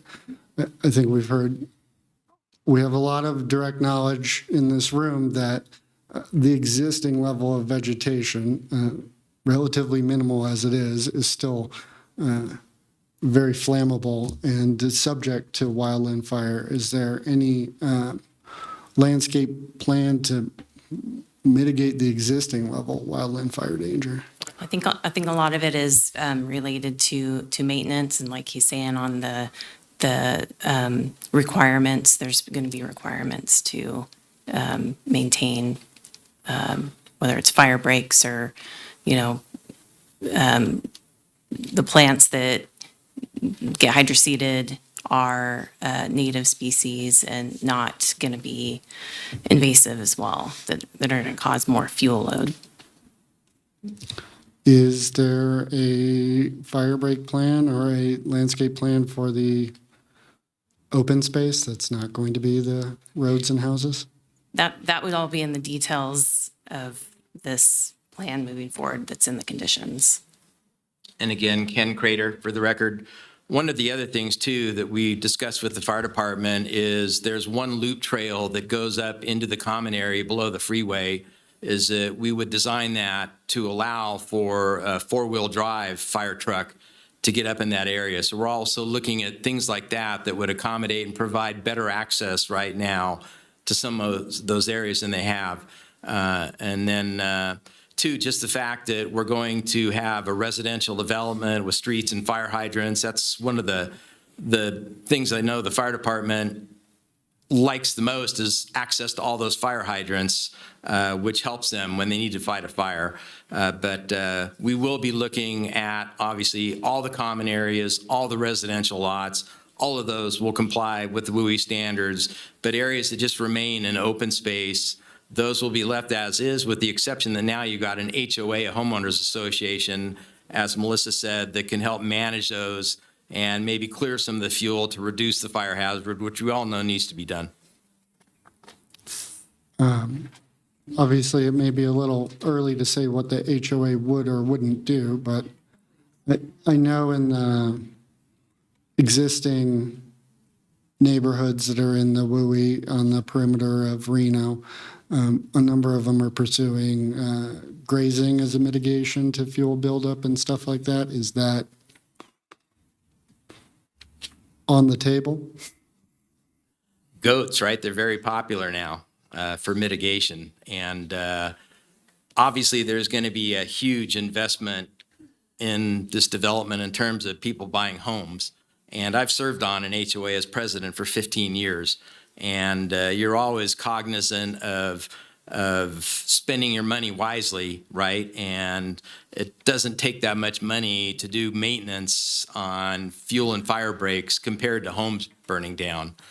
So I would think that any, good HOA is going to have knowledge of the fact that this is a high hazard fire area, and that's part of their job, is dealing with the common area and keeping it maintained. Okay, thanks. Let's see, is Brian Wadsworth still here?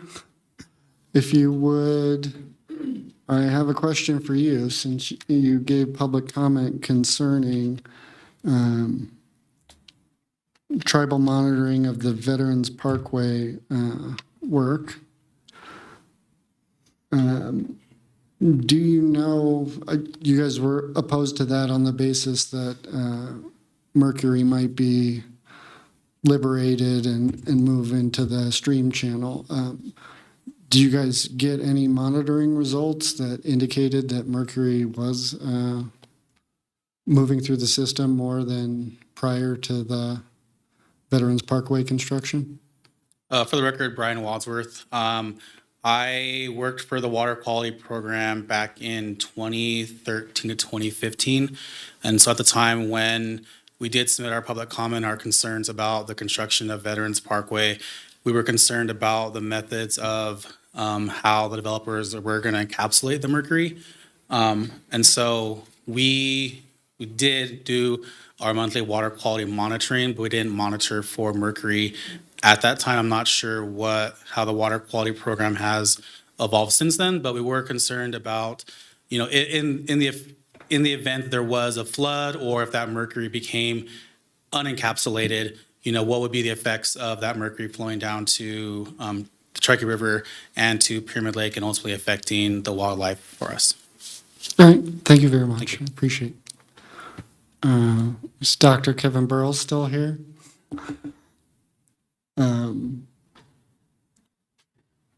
You guys have amongst your neighbors a very well-respected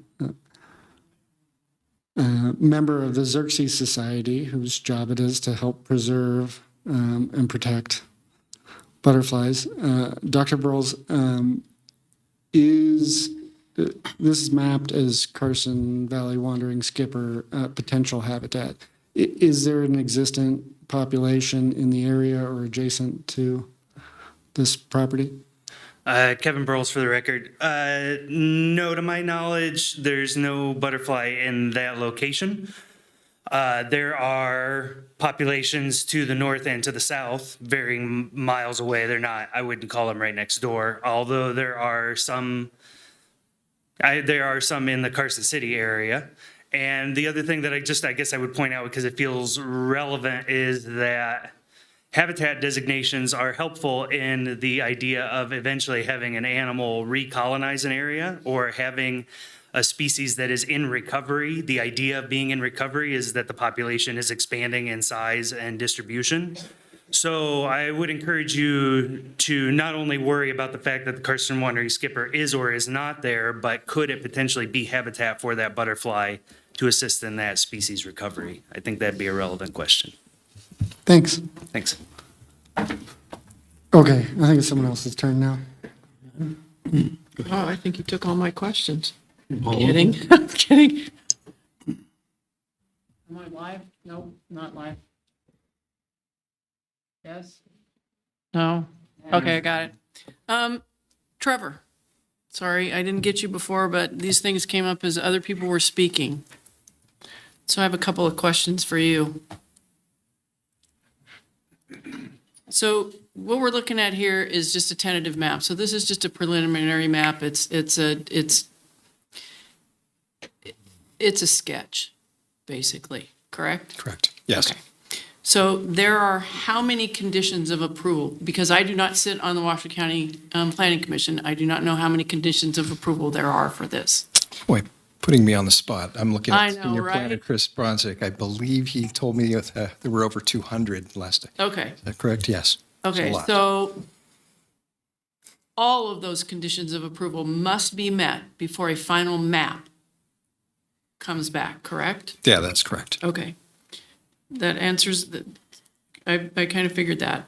The next one is, somebody during public comment made a statement that St. James Village is not hooked into the South Truckee Meadows Water Reclamation Facility. Is that correct? For sewage? Oh. Or Ken, I don't know, somebody. Yeah, would defer to our engineer who is not with us tonight. I know Dwayne's off doing something else. For the record, Ken Crater, Okay. St. James Village has an existing agreement with Washoe County. And per that agreement, all the existing homes that have been built in St. James Village have dry sewer lines. There's sewer in the streets, there's laterals to the houses, but they are on septic. All those homes have also paid their sewer connection fees to Washoe County with the understanding that eventually that Reach 3 sewer line that the county now has funded and is under construction will be complete. And then when Reach 4 is built by the developer, then St. James will have finally access to public sewer.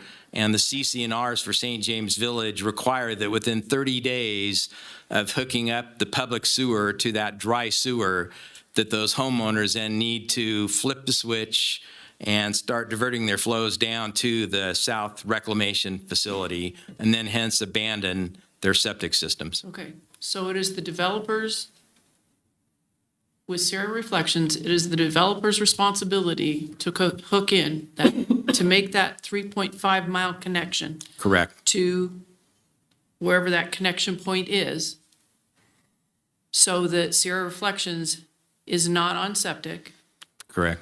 and they have sewer at the time of the map or during the process. Yes, prior to issuance Prior of a to building issuing permit. A permit, okay. Yes, and it's important to note too that per the agreement, the developer will also have to, in addition to the sewer connection fees, they're also required to contribute their pro rata share towards the cost of Reach 3, which the county is doing, because Reach 3 is being built not just for Sierra Reflections, but all the planned growth in that area. And so they'll also contribute their pro rata share towards the cost of that Reach 3 sewer line. Right, okay. Back to you, Trevor.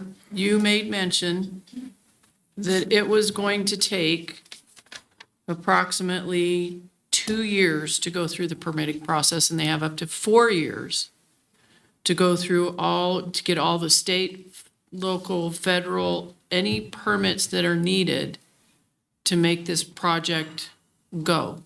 So the timeline for this is not today, tomorrow, next year.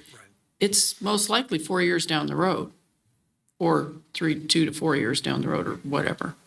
Is that correct? Well, that's the timeline offered through state law. Is Right. 4 years from the approval by Washoe County is 4 years, correct? Okay. All right. I think that's all I have right now. Thank you. Appreciate it. Go ahead. I have a couple of questions. I'll start with Dr. Smith for some clarification, then I'll switch over to the applicant's representative regarding the mercury issue. Dr. Smith, how does the TMRPA designate rural land?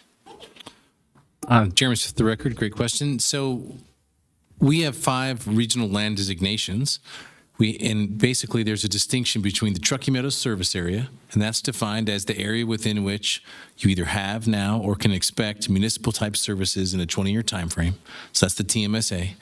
And then outside of that is the balance of Washoe County, which we designate as the rural area.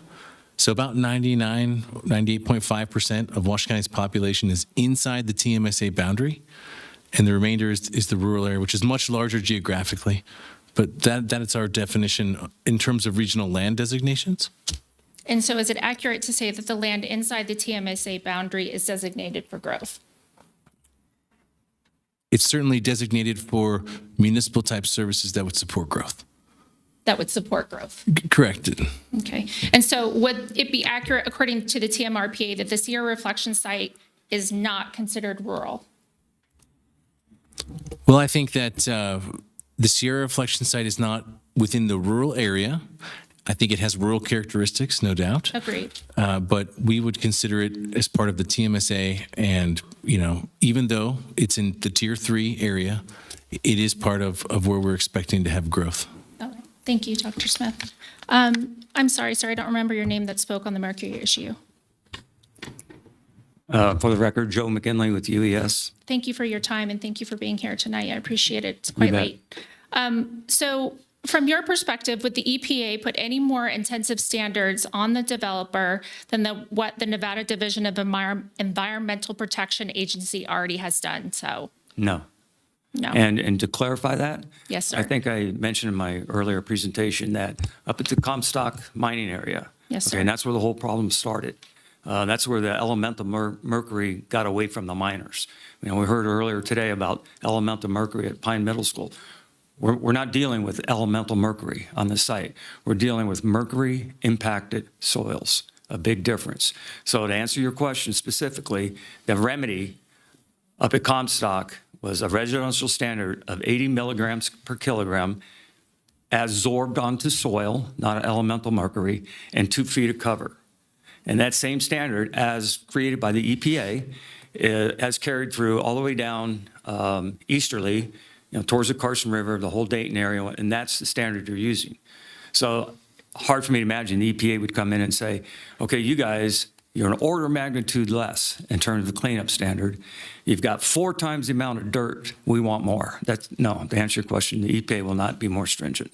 Okay, so just to be clear from my understanding of what you just said, do the safety measures required for the development already match or exceed those federal guidelines? They exceeded. Thank you, sir. And is it an accurate statement that the developer is bound to execute every single mitigation precaution exactly as mandated by Washoe County?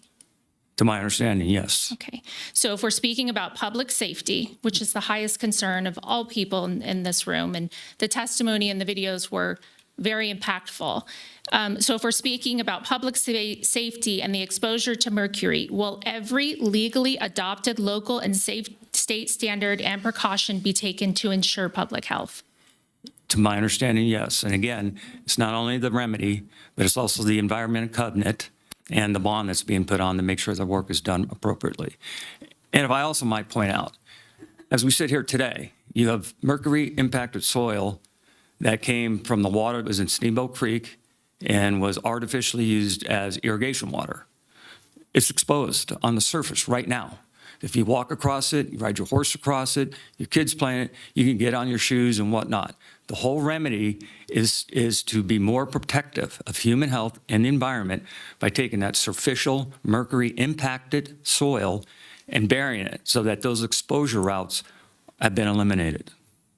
Thank you, sir. That's all I have. Thank Thank you. you, Chair. Sir, this is Rob. I've got a question to follow up on that. Forgive me, I'm not a mercury expert. I don't even pretend to be. But is there mercury anywhere near the waterway, near the creek? It is. That's how it got there. And so how are you going to put 8 feet of dirt next to the water to protect the dogs and stuff that are going to be playing in the park? Well, again, I think Ken can speak to that with the mitigation distance, 300 foot, I believe, 300 foot of mitigation area off the creek. So, Yeah, for the record, Ken Crater. We had a lot of conversations with West Rubio and county engineering, county planning, and ultimately it was decided that the best thing to do for this project is to leave that sensitive stream zone area as is, 150 feet either side of center line, so 300 feet, and not put any pedestrian access to that area. So where the pedestrian trails are in the upland areas, and we will not have any pedestrian access. We'll be putting up some split rail fencing and signs to basically prohibit pedestrian access in that area. But, it doesn't mean that kids aren't playing along Steamboat Creek right now, but we thought it would be safer just to keep them out of there by just leaving that as open space that's fenced and signed accordingly. Okay. Wes, can you help me out here, please? If I may. Help me understand how this is going to be safe for my dog. Thank you, Chair. Wes Rubio, Northern Nevada Public Health, for the record. It's a misnomer to say that we're just putting 8 feet of soil on top. What the plan is actually stating is through the sampling plan, you figure out what the depth of contamination is. And that portion is either removed or sequestered locally on the site. And then you ensure that there is clean fill to a complete depth of 8 feet. So we're not building castle walls, we're not building retaining walls. We are ensuring that we have a protective barrier of land that is going to exist. So anywhere where they have showed on their grading plan, that is what we have looked at, and that is how the process will work going forward. Any of those other areas that are not being touched are absolutely going to be signed. We don't have any jurisdiction in the waterway, but in areas of parks, any of those areas that are going to be developed, that is being fully remediated per their grading plan that they submitted and through the sampling and remediation plans that reviewed with UES, with Mr. McGinley and the associates. Okay, so by the time that they're done doing their thing, allowing the public to go play with their dogs in the water and all that, if it was your dog, would you feel comfortable allowing your dog to play and your kids to play in that after they're done? In the water or on? In the water, in all that? Don't have any jurisdiction in the water. I thought you said that there was mercury in the water, that's why I There asked. is mercury in the water. That's actually the transport mechanism for how mercury's been deposited across every inch Okay. of Steamboat Creek. So anywhere where Steamboat Creek's been, you have mercury deposition. My concern is, when they get these houses built, whenever that may be and all that, they're gonna open up certain areas for as a park. Is it gonna be safe for the kids and the dogs and all that to play in those areas? If there's mercury in the water, if there's mercury on the ground next to the water? I My mean, answer- would you let your kids play there? Based off the science, yes, sir. You would? Okay, I'm just asking. Based off the science, yes, sir. The science literally says that we will hold them to 7.1 milligrams per kilogram on a residential site and 30 milligrams per kilogram of soil in any commercial designation. So that also means that not only are we looking at the residential uses, but we are looking at the commercial uses, the industrial type uses. So for our own county employees, with those roads that are going to be designated and those utilities are going to be designated to the county, we have to take into consideration those county workers, Nevada Energy, Tumwa. And so from right-of-way to right-of-way, down to 8 feet, or to the depth of wherever sewer or the deepest utility is going to be, the developer is required to demonstrate that they do not have any exceedance greater than 30 milligrams per kilogram throughout the entire channel, right-of-way to right-of-way. So if that includes back a sidewalk and you have a 24-foot road, there you go. That's a massive channel that has to be sampled and ensure that any future workers are going to meet the federal requirement of no greater than 30 milligrams per kilogram. So we are looking at both residential and commercial in the exact same manner that we have reviewed these projects. I think 5 total throughout all of Washoe County at this point in time, with a far more and higher restrictive level than most other sites in northern Nevada. Okay. All right, thank you. Appreciate that. Can I? Yeah, go ahead. Can I get a follow-up on that? Yes, ma'am. How often is it tested? From what, during sampling or During after? sampling, how often is it tested? So it will be, the sampling's been done. There is no approved grading plan at this point in time. So at this point in time, to your point earlier with Mr. Trevor Lloyd, it is a sketch. We still have to get the final drawings, so there may be some additional sampling and confirmatory at that point in time. Once we go past that, then the sampling plan would be approved, and we would see final testing at the end of the project, once they got to final grading, when they were trying to certify their lots to be able to build out or put in utilities, and that's when we would see final sampling. If they didn't meet the requirements, they would not be allowed to install. So there'll be additional trigger points that they'll have to submit.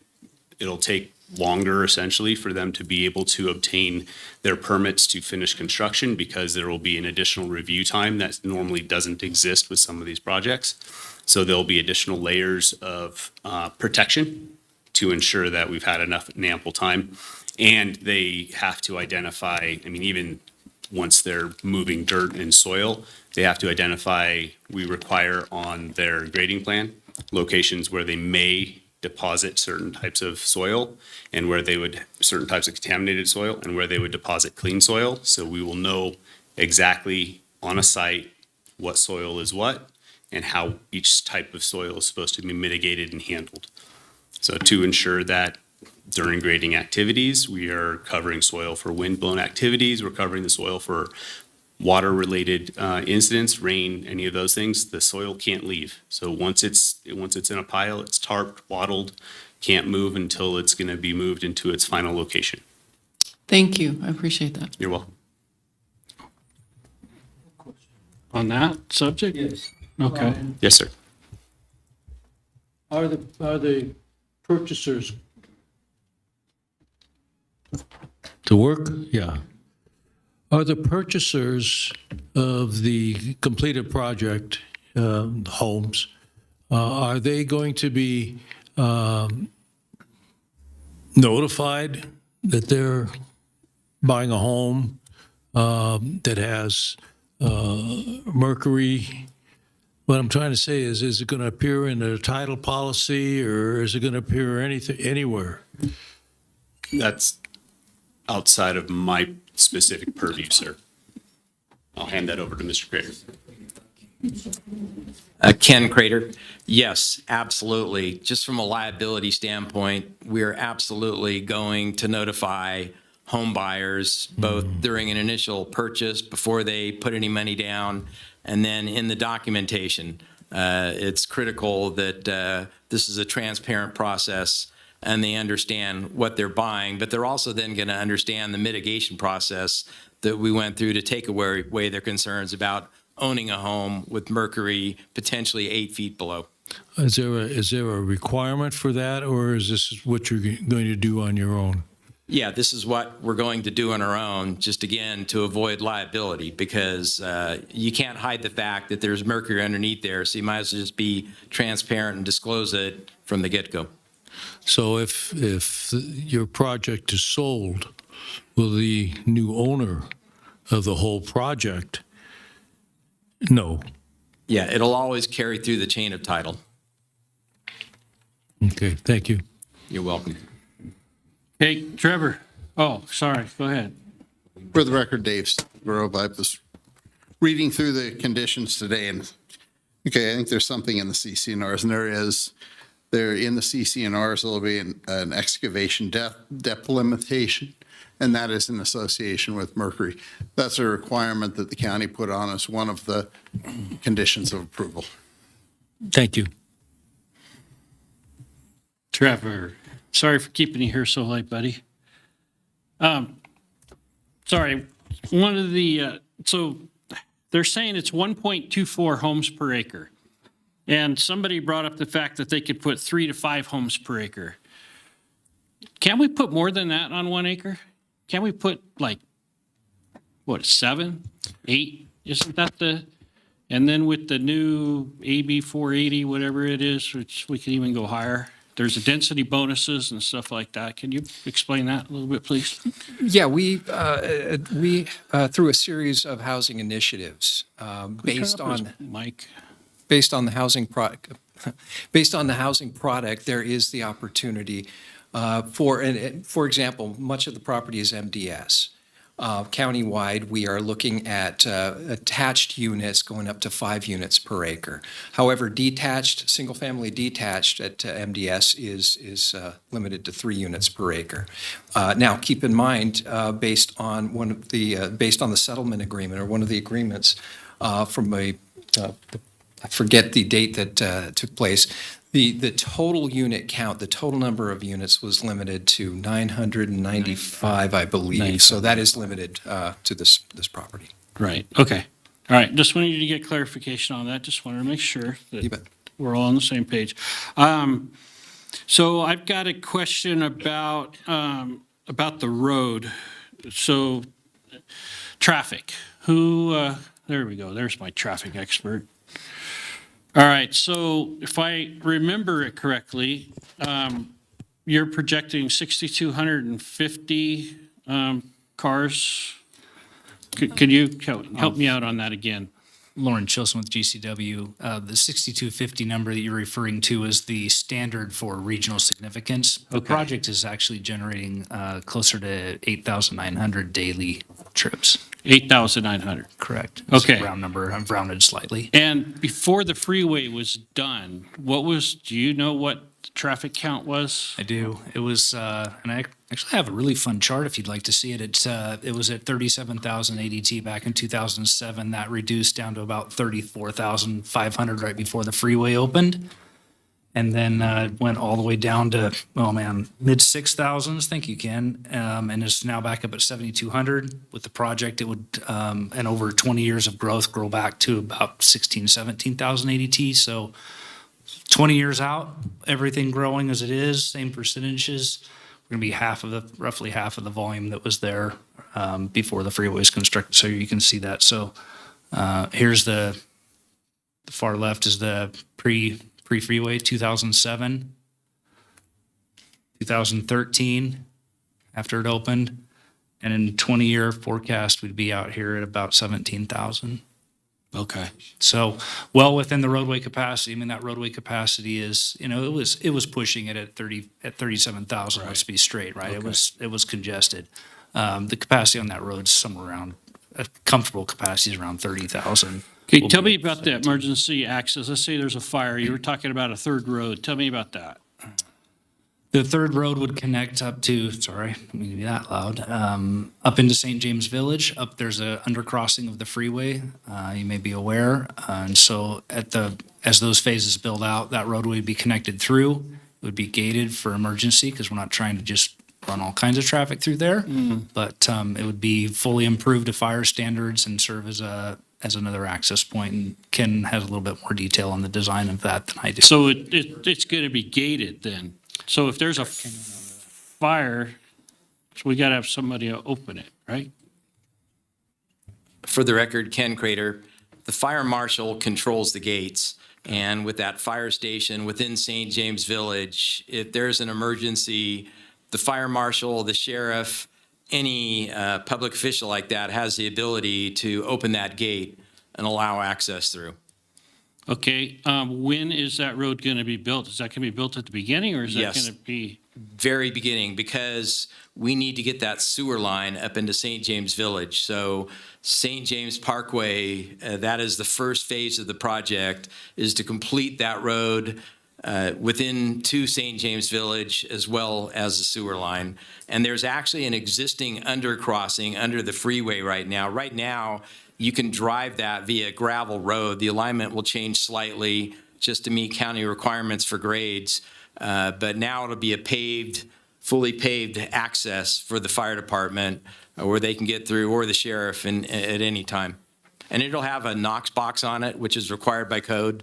So a fire truck has the ability to click that knock box and open the gate and get through quickly. And this is the road right here. This is the existing underpass. And like I said, you can drive through there right now on a gravel road. And then there'll be the gate to St. James Village. So you won't be able to drive into St. James Village unless you're a resident or a guest. But everybody from St. James will have the ability to exit in that direction.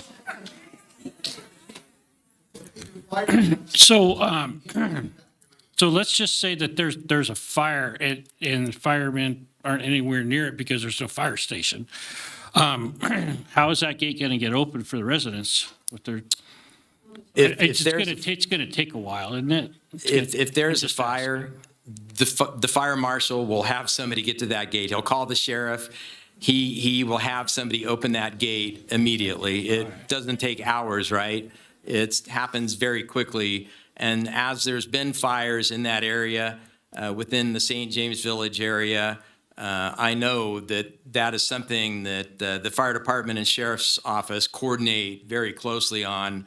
Obviously, last thing they want to do is take 30 minutes to go open a gate if somebody needs to evacuate out of there. I get it. Okay. Can you talk to me about the roundabouts? There's been some discussion about them being kind of small. Maybe you can't get 18-wheelers across them, something along that line. Maybe they're not safe for fire trucks.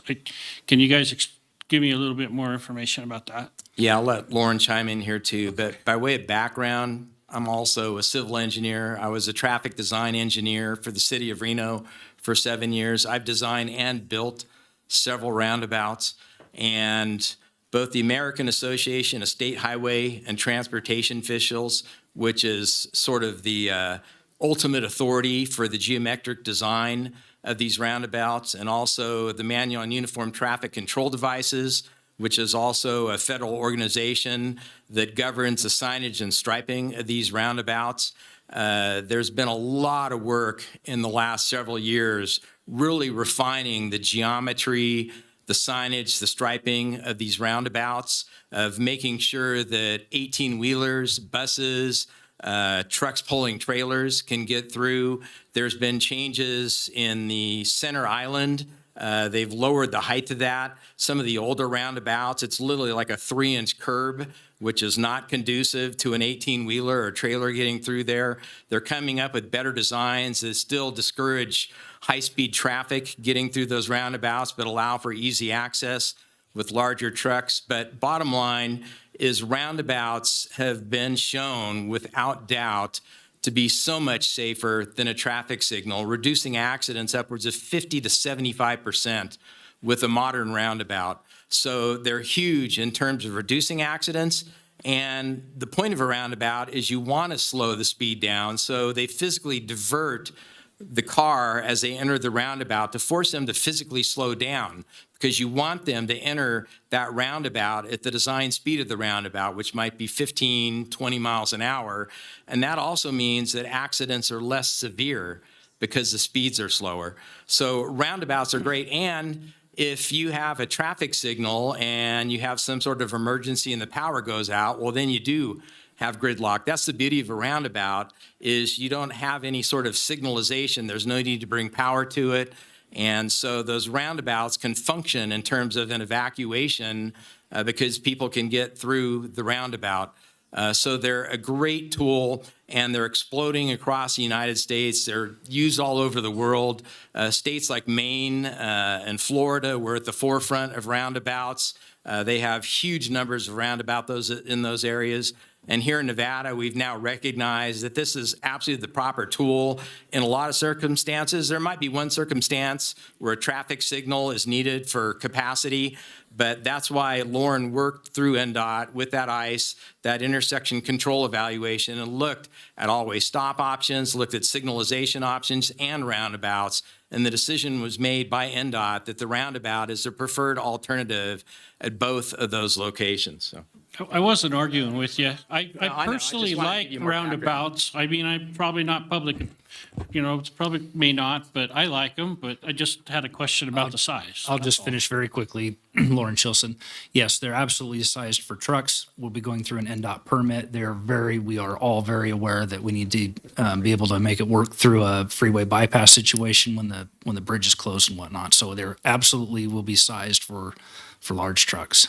And are they in the optimum location? Because the pictures that were shown to me, they didn't look like you could put much there. They are in the optimum location, and the reason is they're at the flattest points of the roadway of the roadway profile in that entire area. So Pawnee is down in a sag; it's in a flat spot, and then at the top of Washoe Hill is also in the flattest part of that roadway. So they're at the most fitting locations, and that's why NDOT said immediately, yes, this is the right solution in the right place. Okay. And there's not going to be an issue with snow or ice or anything, in your opinion? Again, they're in the flattest portion of the road we can put them on. Okay. All right. Can somebody tell me, because one of the questions was, what do you call that 12-inch retaining wall if it's not a 12-inch retaining wall? I'm sorry. Can I get somebody to answer that question? I'm sorry. I'm just going through I told them I'd ask the questions, so what do you call it? Okay.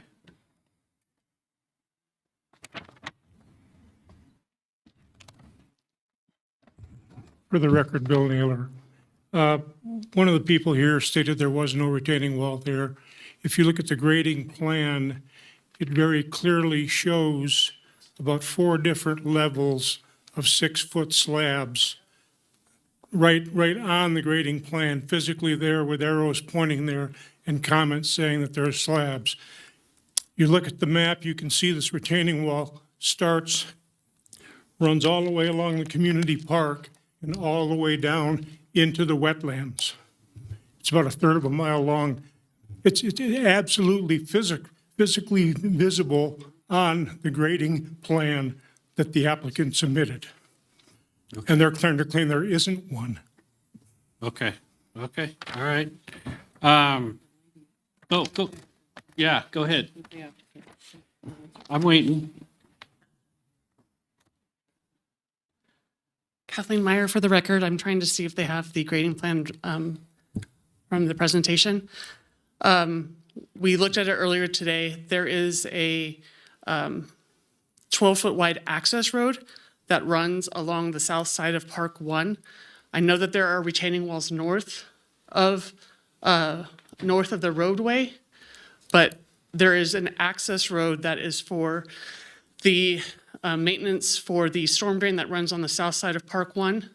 There are retaining walls around other parks, but for Park 1 specifically, there was not a retaining wall.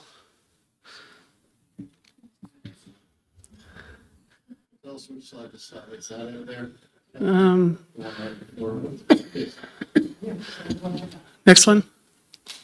You see it right there. So if you zoom in, okay. So is this a pointer? Should be a pointer on it.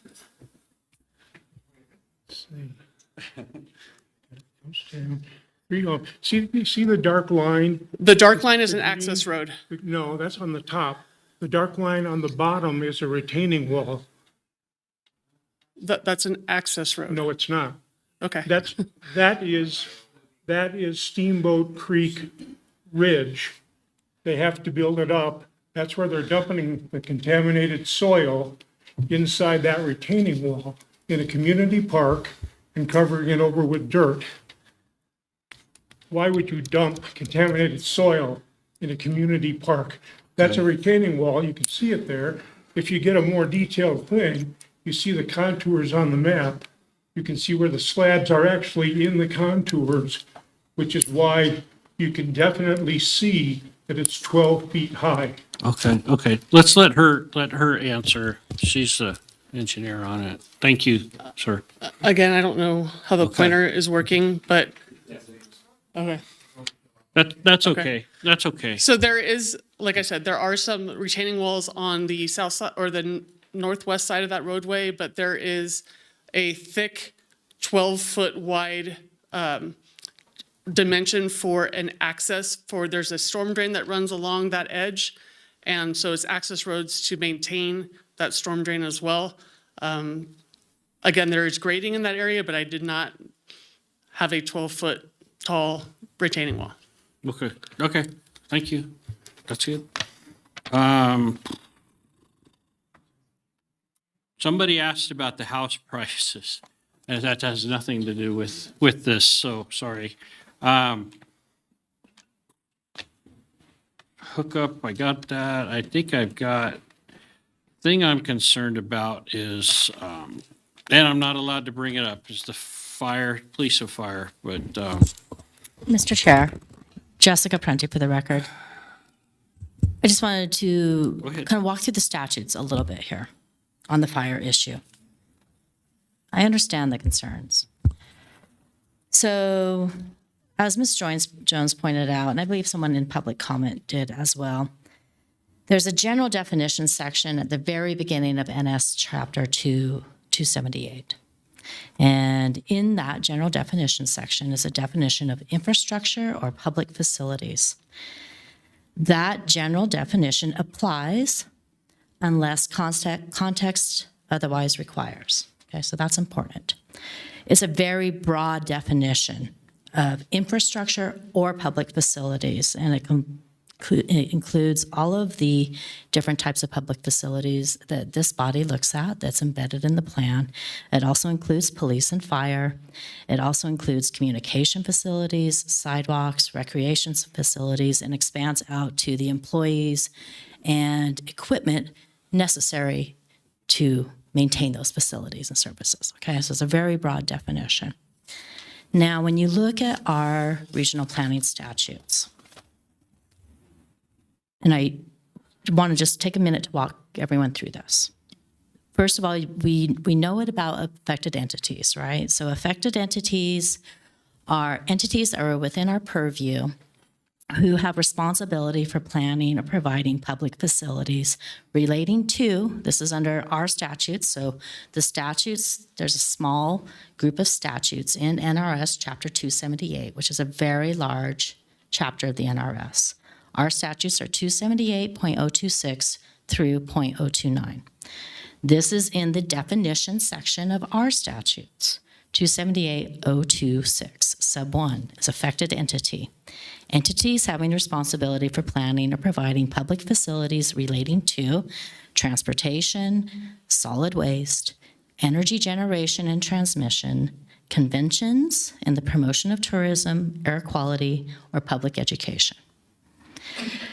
Those affected entities can adopt facilities plans, which is a plan for public facilities which will have a regional impact or employed in accomplishing regional goals relating to that laundry list I just read out. Now, the next section of our statutes that's really important is what does our regional plan must be comprised of?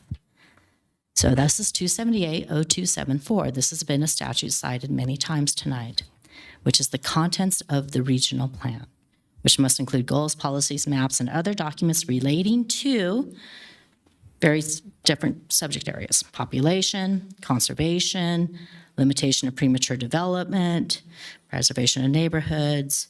Number 4, land use and transportation, including, the projected necessity and availability of public facilities, including, in this one, schools specifically. Then the last area that our plan must address is public facilities and services, including provisions relating to sewer, solid waste, flood, water, and groundwater. These are the areas that you must be addressed in the regional plan. Does the definition of public facilities, could it encompass police and fire under NRS 278.0274 sub 5? It could, because it has expansive language saying including. Right? So when you have something including means you have to address at least these, but there's room for growth. There's some room there.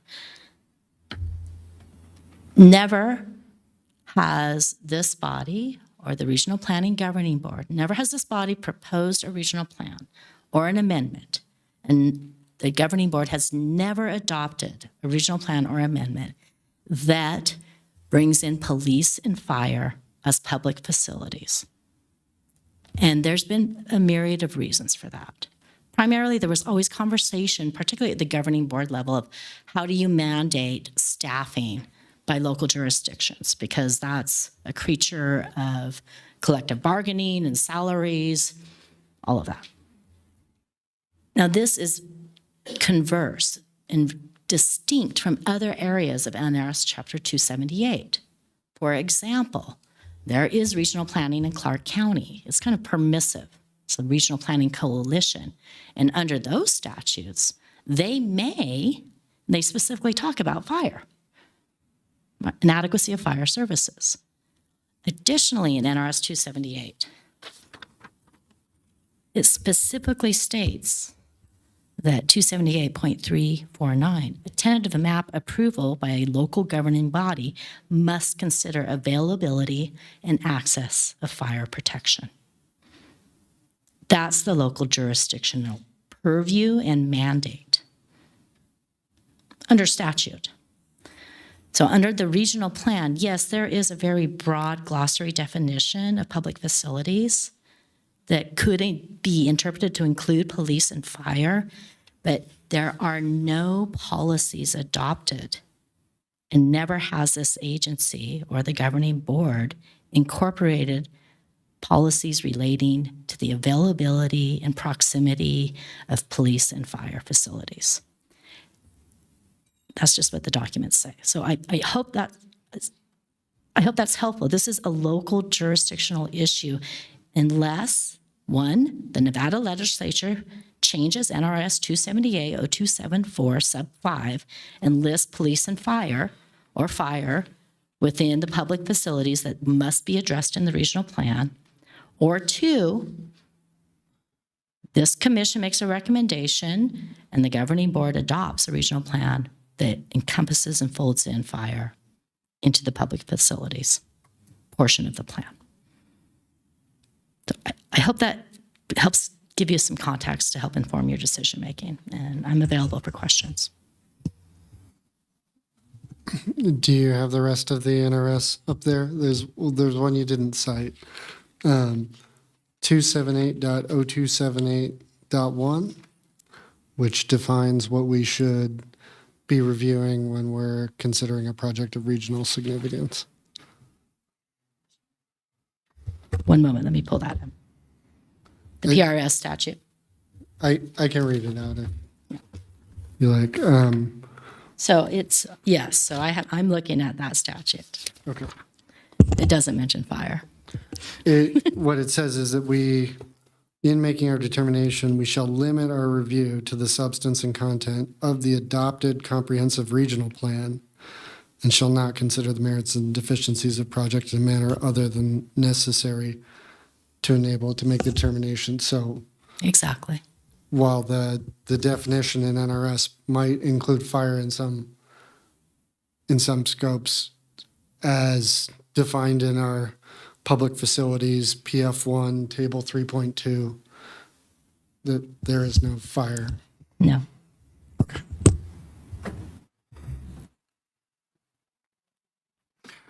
does anybody have any more questions? Yeah. Does anybody have any discussion? Oh, online. Yeah, good, sorry. I forgot they were there. Online, do you guys have any questions for anybody? No, I don't have any questions. I have comment Okay. later before we vote.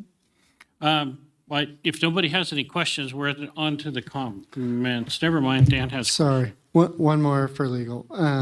We had a lot of excellent testimony here tonight from the public concerning various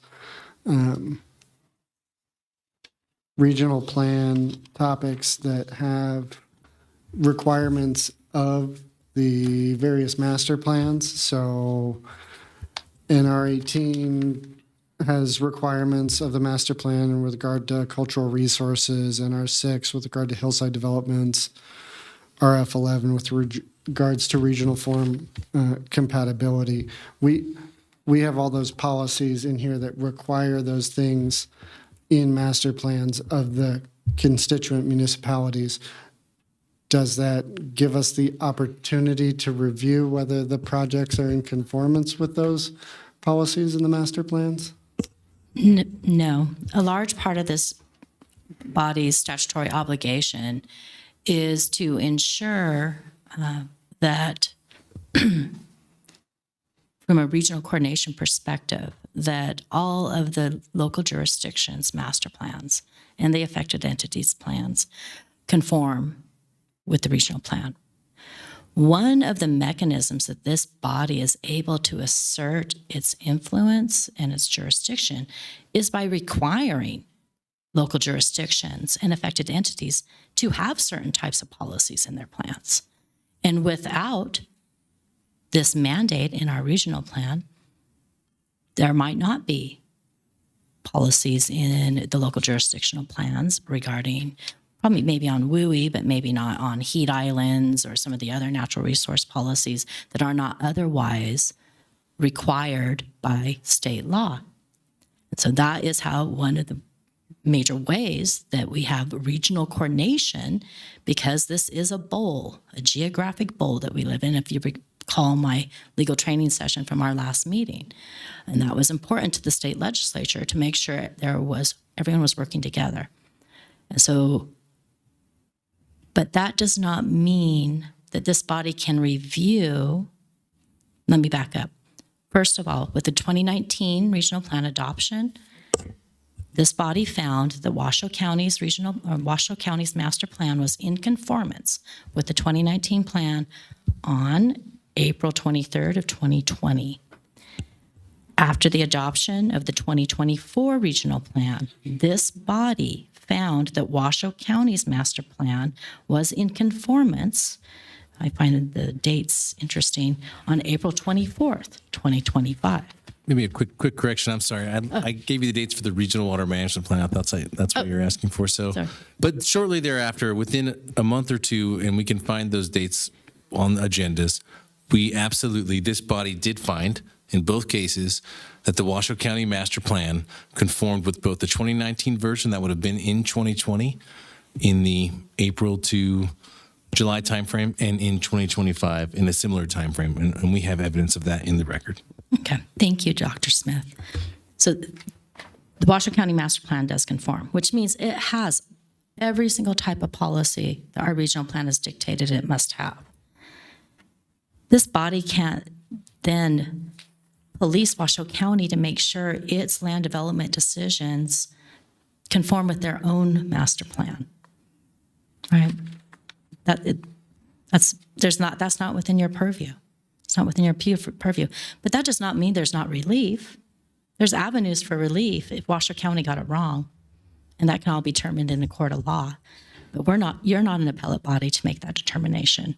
You're here to determine whether this project, as brought to you, conforms with the regional plan as required by statute. Thank you. Didn't you say earlier, though, that we could challenge the master plan if we thought something was, if at the very beginning you had said something about that? If there was a regional plan update, and Washoe County brings this plan up for conformance review, and it doesn't pass muster, then you find it's not in conformance. That's the mechanism to ensure that the local jurisdictions are making sure that their master plans conform with the regional plan. And possibly I could just add to that because I think this came up during the deliberation or during presentation. The master plan land use designations exist, and they are part of the Washoe County Master Plan, which was June 2nd of 2025, that this body, found the Washoe County Master Plan in conformance with the newly adopted 2024 plan. But that does not automatically approve a tentative map request. That's why we're here talking about this. That is the piece of it. So that's the design piece. That's the set of conditions that have been applied, the over 200 conditions. I mean, that's all the stuff that we've been going through. The master plan land designations allow the density. That part is grandfathered in with RF4. But the actual PRS project is not grandfathered in. It is before you with this item. And the reason why those existing master plan land use designations were grandfathered in is a matter of due process. And we could not have legally removed any of those entitlements and told everyone, oh, we're going to make this tier 3, so therefore your existing densities are out the door, and we're going to set the minimum now. So that is why when the 2019 regional plan was adopted, that you will look, and I think it's RF1, Jeremy could correct me if I'm wrong, that there's a list of all the tiers, and when you see the minimum, it says existing. And that's because that's what we're legally required to do. And that table is in RF3.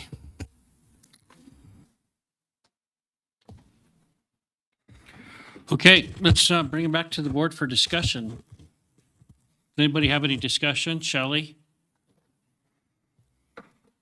No, I just wanted to say, and excuse me, that I appreciated all the public comments today, and even those from a few weeks ago. I thought many of the comments were well thought out, articulate, and it did bring forward a lot of important concerns.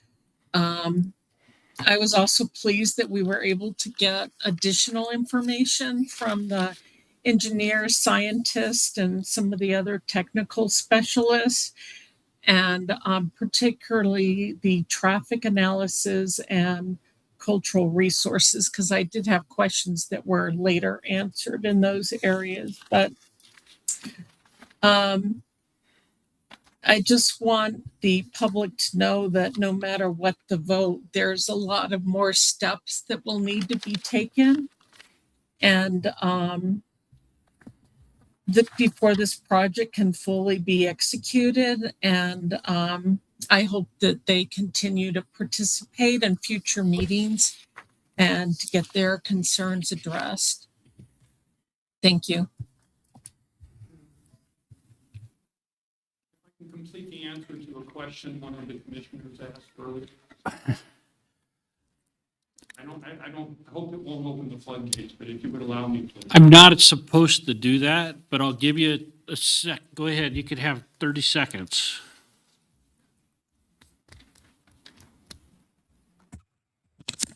Hello. Well, now you got 5. I'm kidding. Broke it. I think it's still working. The question was asked about using St. James Parkway as an exit. You got the truth and nothing but the truth, but you didn't get the whole truth, and you don't have to be a traffic engineer. You just need to drive that road. It's a steep uphill road. It's a residential road.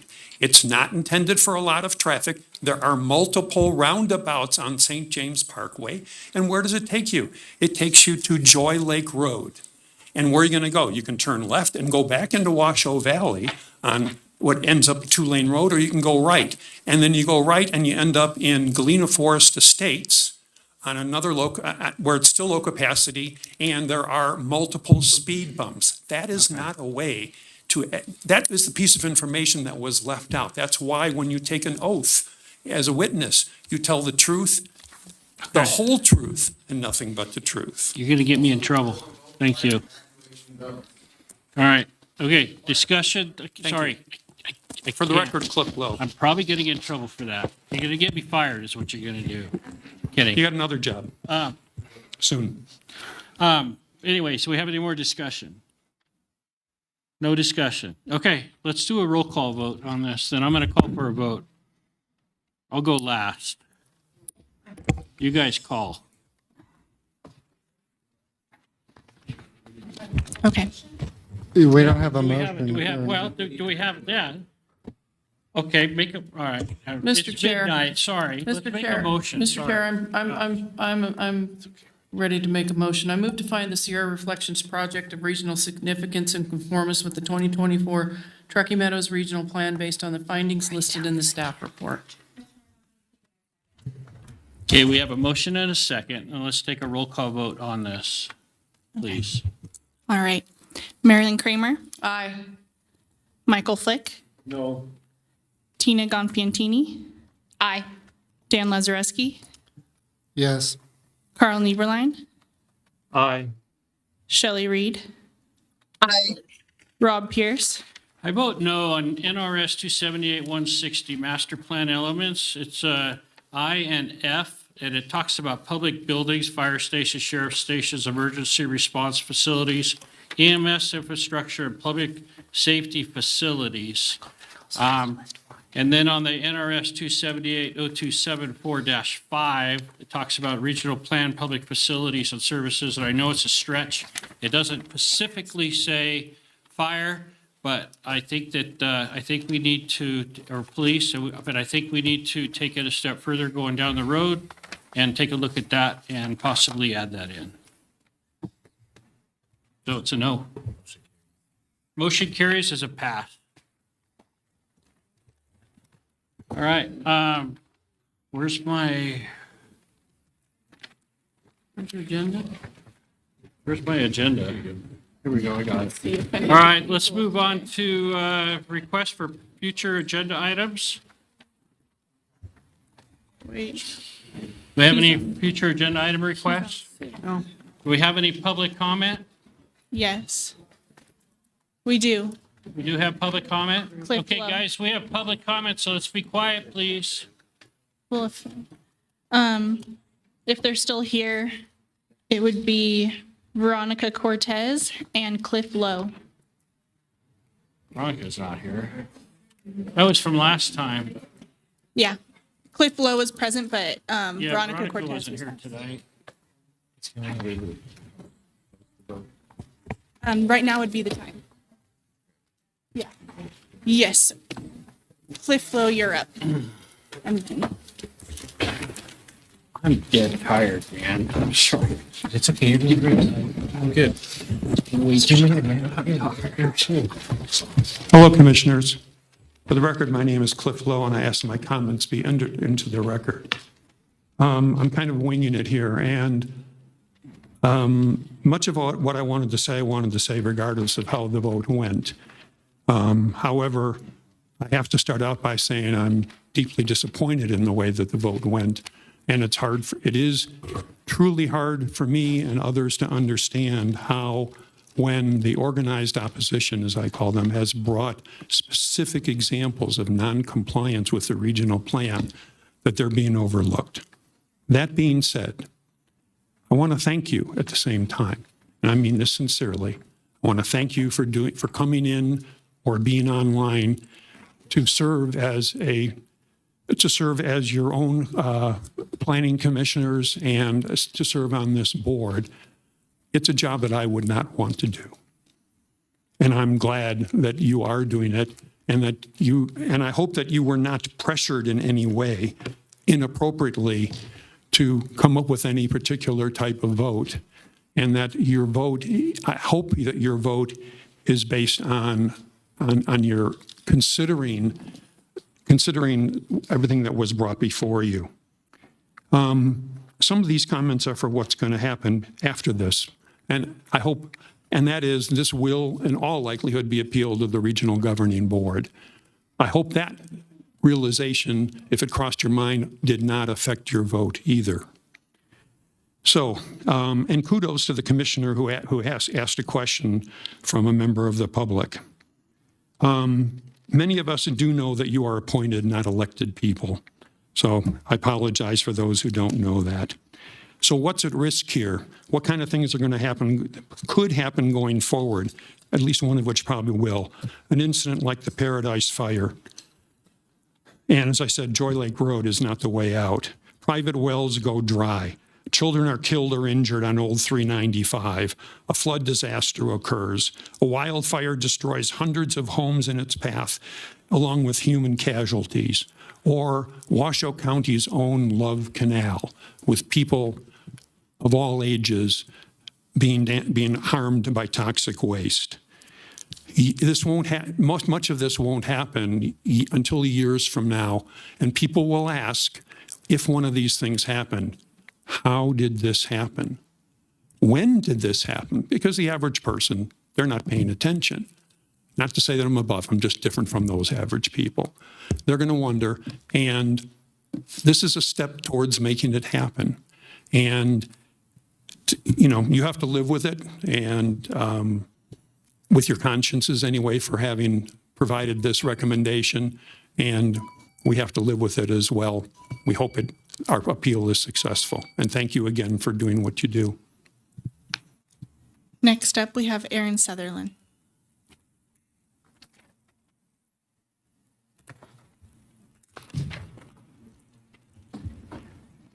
I don't know if this is going to show. You have to turn on the camera.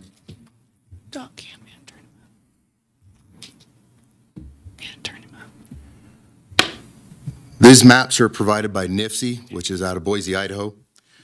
I want you to take note that the Joy Lake Road exit that they're talking about takes you directly into the fire zone already evacuated. That was not mentioned by their expert traffic engineer. It's a completely different world when somebody like me walks in representing the NTSB and sits you down legally, and we start discussing the things that you guys approve. I know that you've made your vote. I certainly as heck hope. These fires, we had one fatality in 2012. It was my neighbor.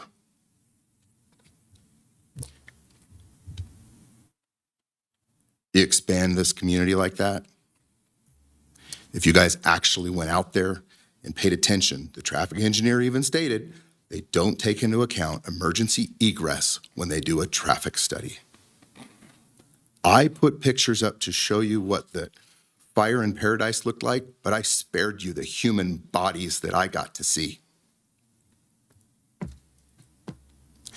You guys are the ones that have to live with that, regardless what an attorney tells you. You always have the right to do the right thing.